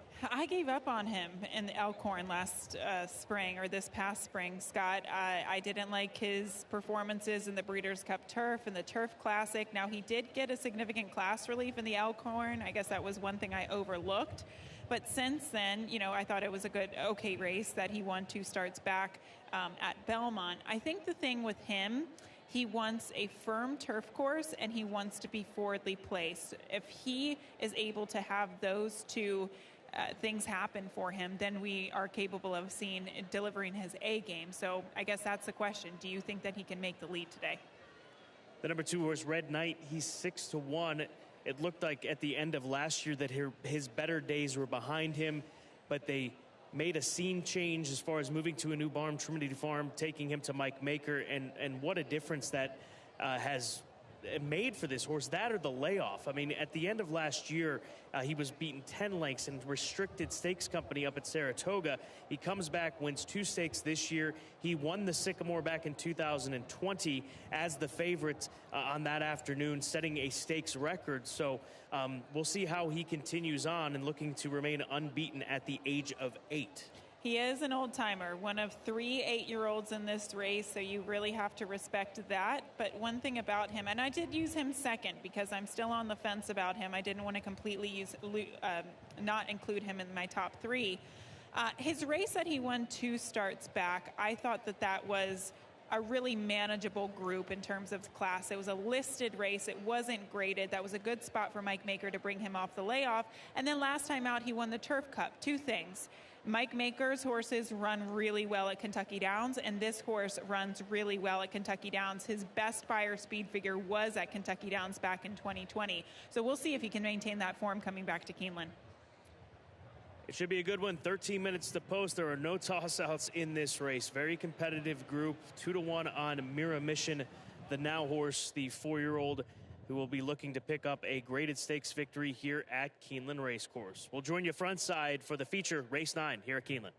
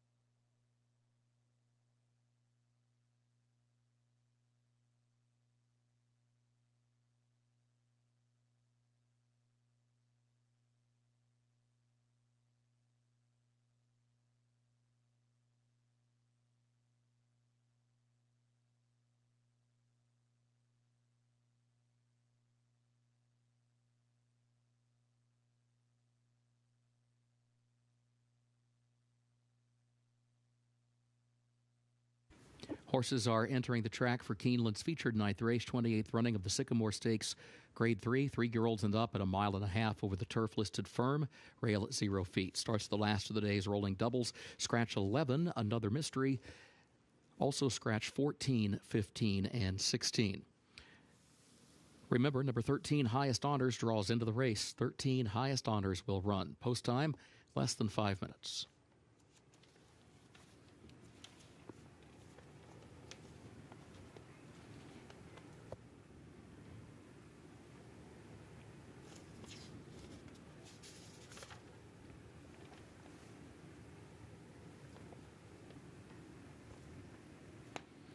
Now the post parade for the Sycamore, number 1 Arklow, owned by Donegal Racing of Jerry Crawford, owned also by Joseph Bolger, trained by Brad Cox, Joelle Rosario, the jockey.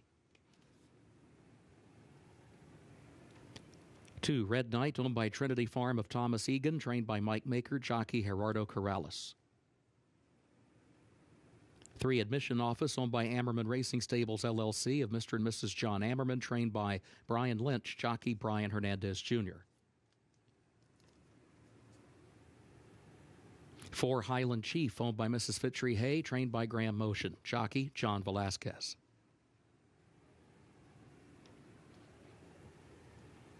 5 Accredit, owned by Bob Grayson Jr., owned also by trainer Pavel Mateshka. Rafael Bejarano is up. 6 Channel Maker, owned by the Watchtel stable of Adam Watchtel, Gary Barber, R.A. Hill stable of Raymond A. Hill III, Reeves Thoroughbred Racing of Dean Reeves, trained by Bill Mott, jockey Luis Saez. 7 Mira Mission, owned by the Mary Abiel Sullivan Revocable Trust of Mary Sullivan, trained by Ian Wilkes, jockey Julian Leperoux.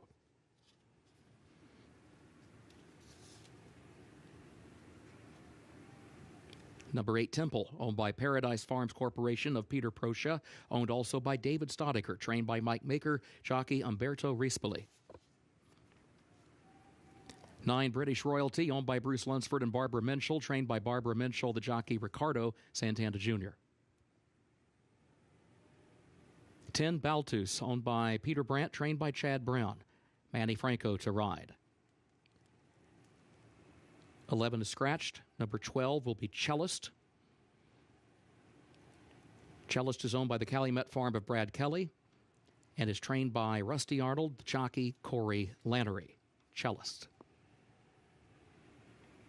13 Highest Honors, draws into the race, owned by W.S. Farish, trained by Chad Brown, jockey Tyler Gaffalione. Post time in about 2 minutes.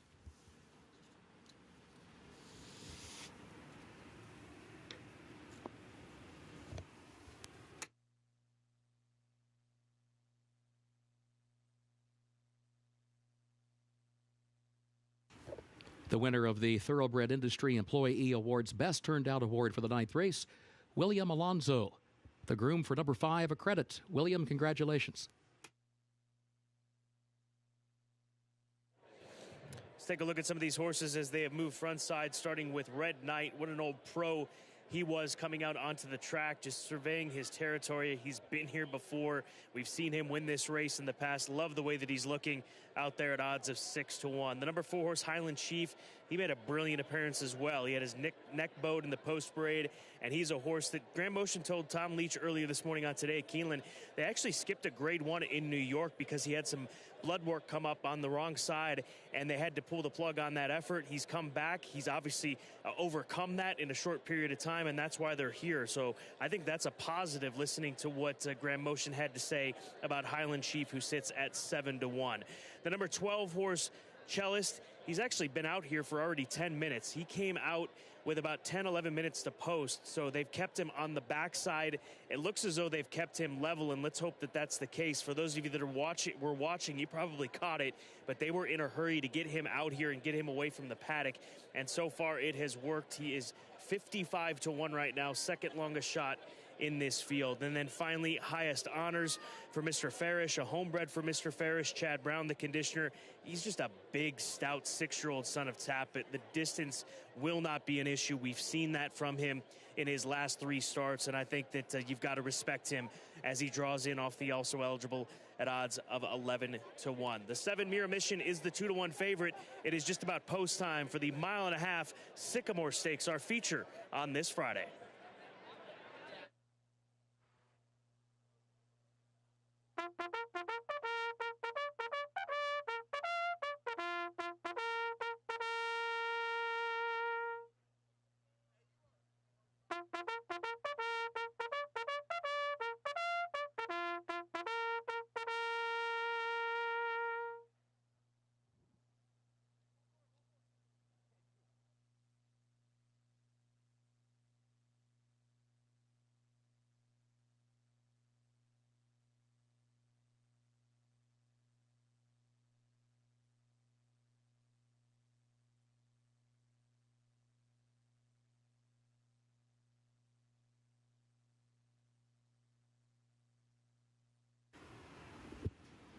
Horses have reached the starting gate for Keeneland's 9th and featured race, 28th running of the Sycamore Stakes, Grade 3.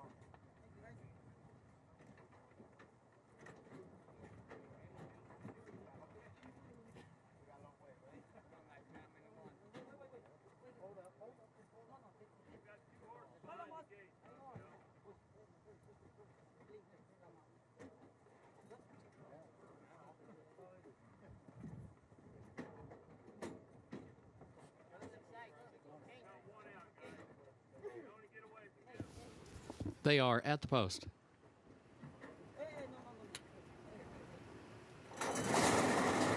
They're off in the Sycamore Stakes. They're There goes Channel Maker from between horses. A Credit to his inside. A Credit gets down next to the rail, has the early lead. Channel Maker goes in second. Mirror Mission third in the opening strides. Highland Chief against the rail is in the fourth position. British Royalty fifth. Cellist is a wide sixth, moving up a couple of positions out in the center of the course. Temple, one lane off the rail, in seventh. Arklow hugs the rail in eighth position. Baltus is in ninth. Highest Honors 10th. Admission Office is 11th. And Red Knight is last of the 12, moving to the top of the stretch for the first time. A Credit is the leader, 25.31 seconds. The time for the opening quarter. A Credit leads it by a length. Channel Maker second a length. Highland Chief is third to the inside. Mirror Mission is fourth up on the outside. Then Temple between horses. Arklow back toward the rail. And then Cellist up on the outside with one circuit to go. And then further back comes Baltus, who is a lane off the rail, running 7 lengths off the lead. It was 50.2 seconds for that first half mile. British Royalty, Highest Honors, Admission Office, Red Knight at the back as they move into the second of 3 turns. A Credit continues to lead. A Credit is the leader by a length. Channel Maker is second, outward from the rail. Highland Chief is third, down toward the inside by 3/4 of a length. Mirror Mission is in fourth. Arklow still hugs the inside, in fifth onto the backstretch once again. And then Temple between horses is in sixth spot. Cellist seventh out in the center of the course. Baltus eighth toward the inside, still 7 from the lead. Now here's Channel Maker moving forward to apply some mild pressure midpoint of the backstretch to A Credit, who still leads it. A Credit leads it 3/4 of a length. Channel Maker still there, still second upon the outside. Highland Chief is third back toward the inside. Mirror Mission along the outside is in fourth position, 3 lengths from the front. Temple is fifth to his inside. Arklow, Cellist on the outside of that one. Baltus, Highest Honors, British Royalty, Red Knight, Admission Office at the back. Midway on the final turn, A Credit still the leader. Highland Chief is moving up to the inside of Channel Maker, and Mirror Mission has to go to the outside further still from that fourth spot. 3 from the front, 1/4 mile to go. A Credit with Highland Chief coming up the inside. Channel Maker there, Mirror Mission there on the outside as well, followed by Temple. Arklow is in behind horses. Red Knight's going to run late down the far outside, and Channel Maker is still trying to challenge Highland Chief for the top spot. Highland Chief has the lead, though. Temple runs late. Red Knight runs late. Highland Chief, though, turns back every single challenge. Highland Chief, John Velasquez to take the Sycamore. 2 minutes, 28.87 seconds. Highland Chief down on the inside, saving some ground, and that may have paid off for him here in the Grade 3 Sycamore. His connections had to be patient with him, wait a week, and it pays off here at Keeneland. Exactly. Graham Motion saying that they wanted to run him in the Joe Hirsch. They couldn't. He came up with a little bit of a cough. They waited an additional week, and this horse just thrives in the colder weather, in the fall weather, and we see that once again. What a nice horse, getting the victory for Graham Motion, who is having himself quite a Keeneland fall meet.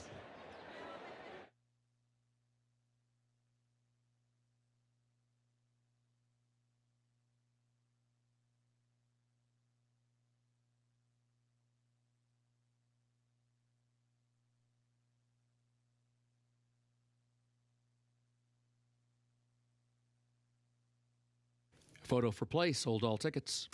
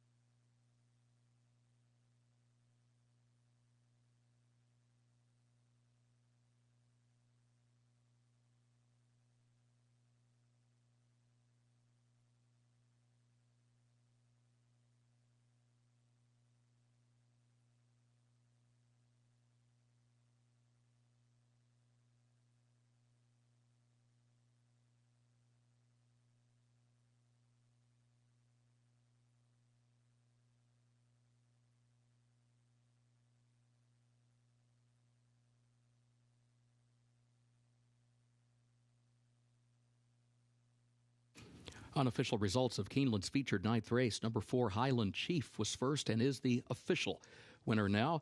Number 8, Temple, was second. Number 13, Highest Honors, third. The 6, Channel Maker, fourth. 4, 8, 13, 6, official for Keeneland's featured ninth race.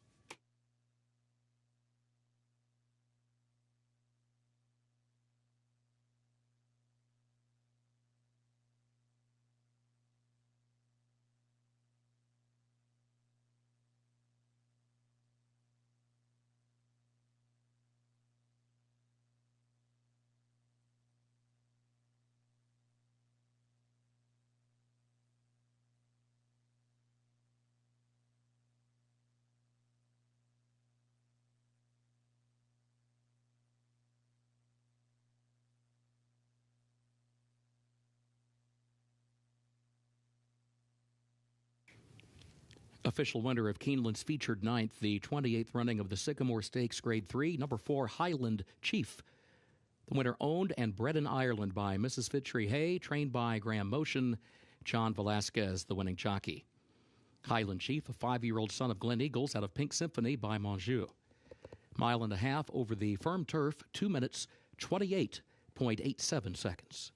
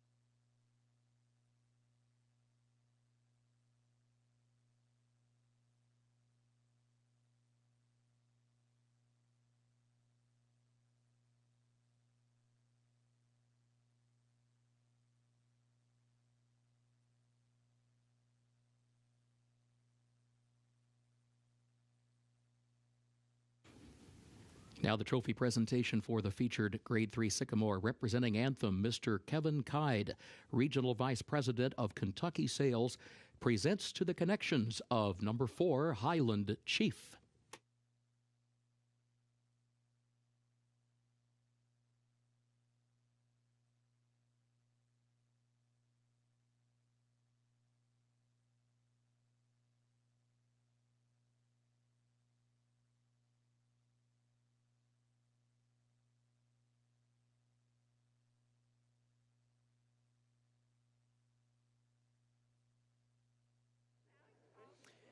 Highland Chief takes the Grade 3 Sycamore here at Keeneland. Alice Clapham, assistant trainer to Graham Motion, and Johnny Velasquez joined me here on the turf course at Keeneland. You'd never ridden him before. What instructions were you given to ride this this youngster? It was very simple. He says, we talked about it this morning, Graham and I, and we looked at the races. So only one rule of speed, and then obviously the horse that Louis rides, they'll always be in close there. Just try to save him, put him behind those two horses and save some ground, and hopefully we'll come up running. And I was just looking for some sort of space down the quarter point, and once I got it, he was there for me. When they were stacked up 5, 6 across down the center of the track, what were you thinking trying to get to that hole? Well, I was thinking to a little before the quarter point. I was trying to split between the horse on the lead and Louis, and all of a sudden Louis started running a little more, and then the horse on the lead started drifting a little bit. And I said, well, be patient now. When he lets him go, he's going to get out. And sure enough, when he let him go, he went out, went to the inside, and he responded. He was quickly to get to the hole and makes it easy and makes it look good. Well done. Thank you, guys. Alice, Graham was very frank. This wasn't the first option. He was meant to run in a Grade 1. He came up sick, had to be patient with him. What's it like to have to readjust with horses like this in such a quick amount of time? You just take it day by day, and hopefully he got over the little bit of a virus he had very quickly, and he had a really nice breeze on Monday before they shipped him down, so it all worked out really well. Well, job well done. Thank you very much. Team Graham Motion, Johnny Velasquez, Highland Chief, looking good today in a very tough group in the Grade 3 Sycamore Stakes.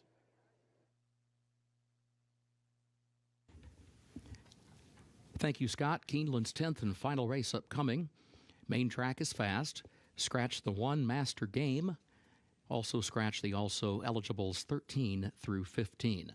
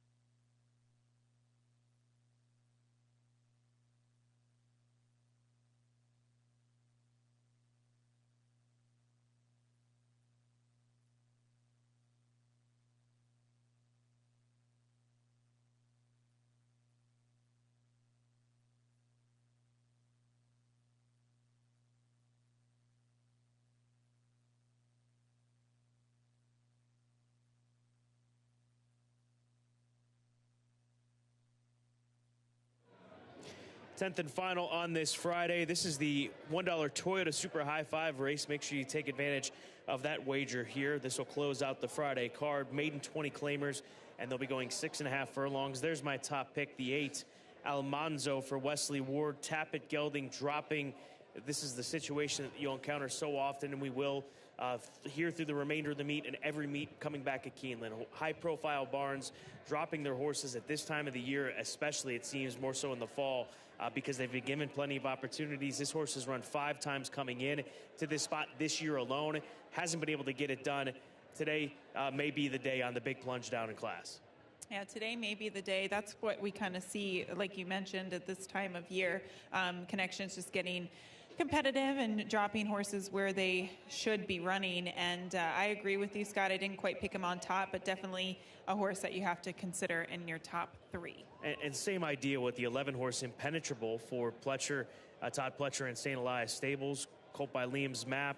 He's shown some speed. He tires late. He gets past late. But here today, it's a much different scenario than what he'll be facing, or what he has been facing, rather, in those races at Gulfstream and Monmouth. Exactly, and in his races so far this year, I mean, you look at him as a 3-year-old, he had only 2 starts as a 2-year-old. He came back and only 2 starts as a 3-year-old this season. So I think this is just what they want to do. They just want to drop this horse in class, get a victory, and move on. But I do like the fact that he has that natural early speed. He does possess a lot of speed to hopefully clear from that outside. What led you to Robust, the 5, your second choice, who's 20-1? I actually thought his race 2 starts back was sneaky good, and that was against Maiden $50,000 Company. His race last time out, it was a 6-horse field. He was beaten by almost 10 lengths, so obviously that's not ideal, but that was on a sloppy sealed track. But that one race here at Keeneland 2 back was sneaky good, and look, he's probably not going to win this race, but I think he could hit the board at a big price. That's how I feel about the 12, and he's actually not a big price. He's 9-2, getting support Pudge Boy Palace for Bentley Combs. This is a gelding that recently was second for 20 in a maiden 20 over at Churchill Downs, going 7/8 of a mile. He was coming on late, sat forward in that spot. So Pudge Boy Palace with Joelle Rosario now in the saddle, as they've called for riders up, I think obviously is live, and the tote board reflects it. Yeah, his form definitely fits. I think if he can build upon his last race any bit, he will be live here. It's just he doesn't have any speed from that outside post position, Scott, so he could get hung pretty wide. 10th and final wagering opportunity of this Friday is coming up next. They're coming our way to the front side, and we are less than 8 minutes to post.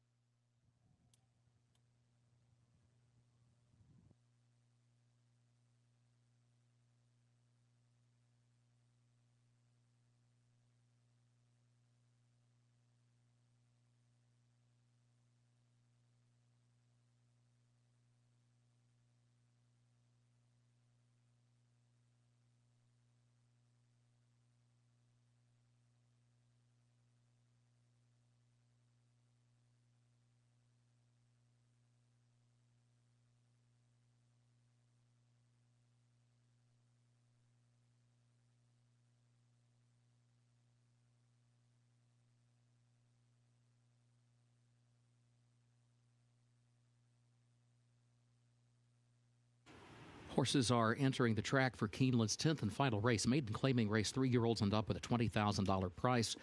6.5 furlongs over the fast main track. Scratch the 1 Master Game. Also scratch 13, 14, and 15.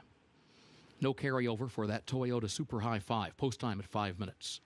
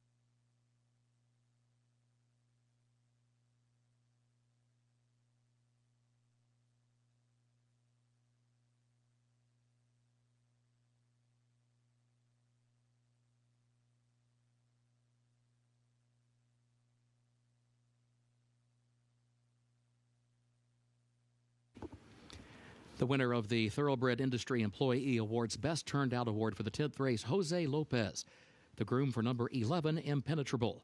Jose, congratulations.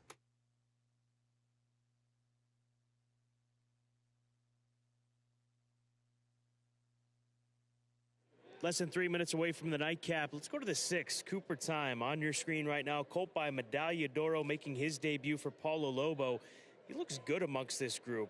In fact, I think he might be a bit of a physical standout. He's part of the Today at Keeneland Clocker report this morning, like in the way that he's been going in his workouts here as of late. So he's live on the tote board. He's 5-1 right now. Watch out for the 6, based on the play, based on the looks, and based on the Clocker report. And then we'll go over to the 10-horse Awesome Charge.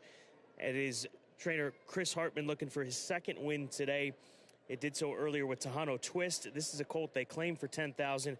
Wheel back for 20, step up and trip just slightly, but we say it all the time. Chris Hartman is so good at spotting his horses, putting them in the right position, and that's so much of what a trainer's responsibility is. The 10 horses at 30-1. We'll see if he can outrun those odds here today. The nightcap's coming up. The $1 Toyota Super High 5 wager available in the 10th and final here at Keeneland.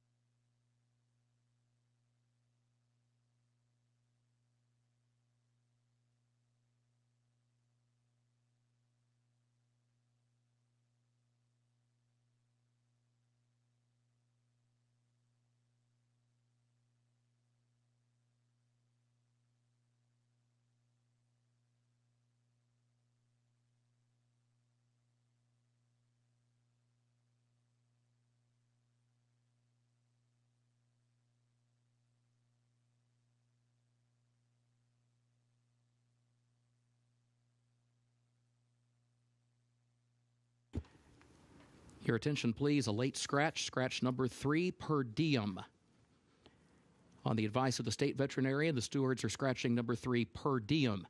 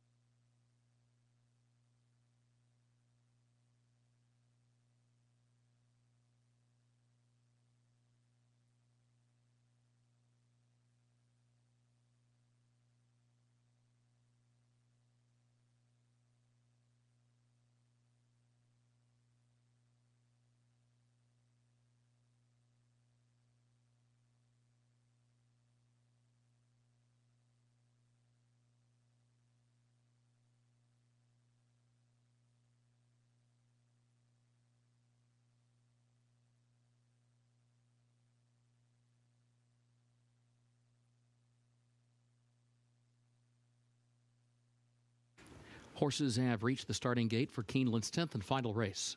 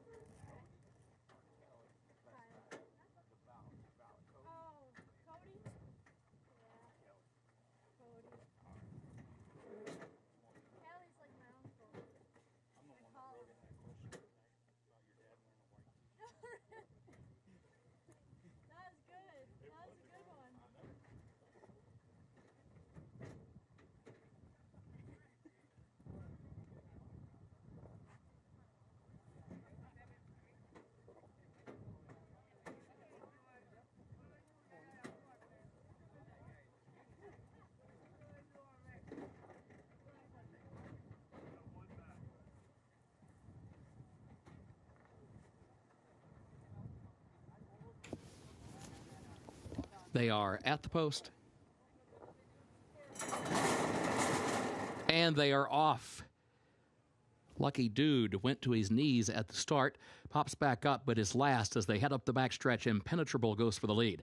Impenetrable goes to the front, has the lead by just 1 length. Here's Riccio moving up the inside second. Awesome Charge is forwardly placed in third, now challenging for second, just a length off the lead. Then a gap of 3 more lengths as they head for the far turn to Robust, who's fourth, Bodiful fifth up on the outside. Southern Sense drops back from between that pair into sixth. Almanzo is caught toward the outside in the 7th position and is joined by Pudge Boy Palace. They move as a team together midway on the far turn, each with 7 lengths to make up, though. Lucky Dude is next, and Cooper Time is the distant trailer. Opening quarter went in 22.89 seconds. Impenetrable leading Awesome Charge by a length. Gap of 3.5 more. Back to Almanzo in third. Pudge Boy Palace is fourth up on the outside. Riccio is fifth back toward the rail, but Impenetrable is the leader. Almanzo going to try to do his running down the center of the track. Goes to second, 3 lengths from the lead. Awesome Charge is between horses. Impenetrable the leader. Here's Almanzo coming forward. Awesome Charge between that pair.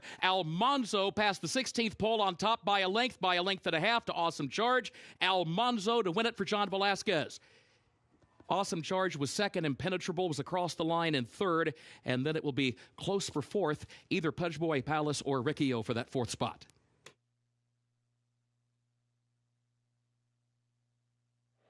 3-2, the favorite gets it done. Wesley Ward striking with the class dropper. These are the types of races and wins that get you training titles here at Keeneland. You're right, because these are the races that in some ways are very, very important. You have to win these races to get those training titles. And this was, Johnny Velasquez had to take this horse a little bit wide at the top of the stretch, but that didn't seem to matter. He had all the momentum late, closing down the stretch to get the win, and goes off at odds of 3-2, late money for the winner in the finale.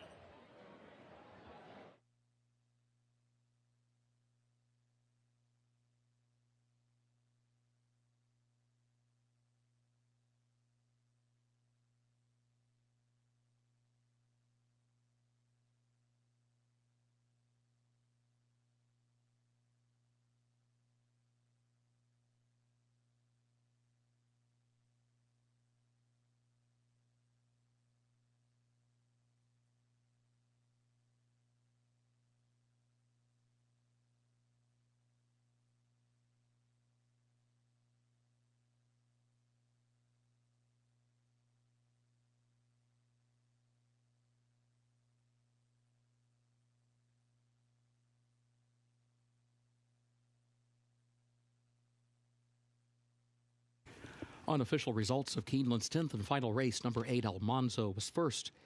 Number 10, Awesome Charge, second. Number 11, Impenetrable, third. Number 12, Pudge Boy Palace, was fourth. Number 4, Riccio, was fifth. 8, 10, 11, 12, 4, Unofficial.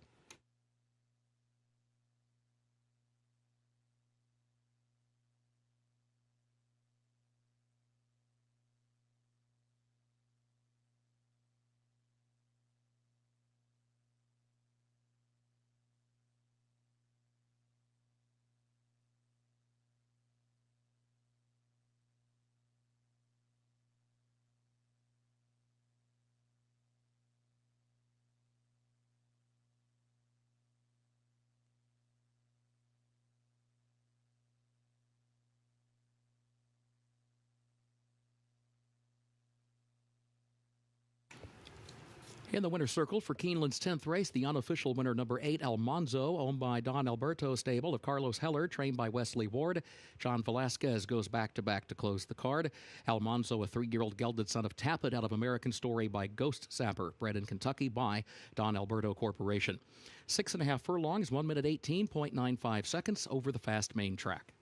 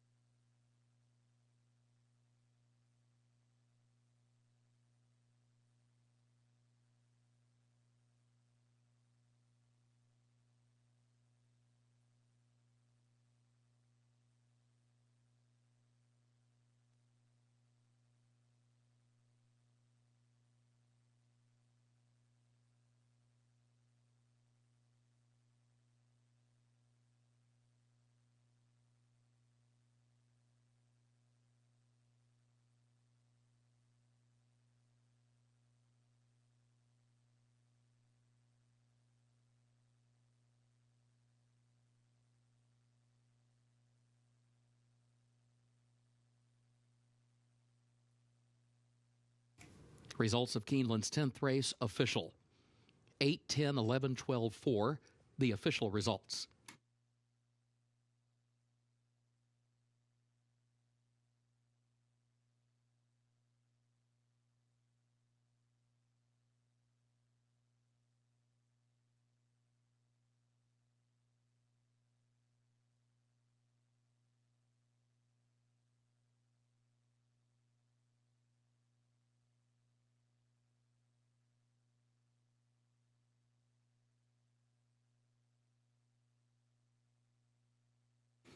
At Keeneland, the pick 6 pays on 6 of 6 with a consolation 5 of 6.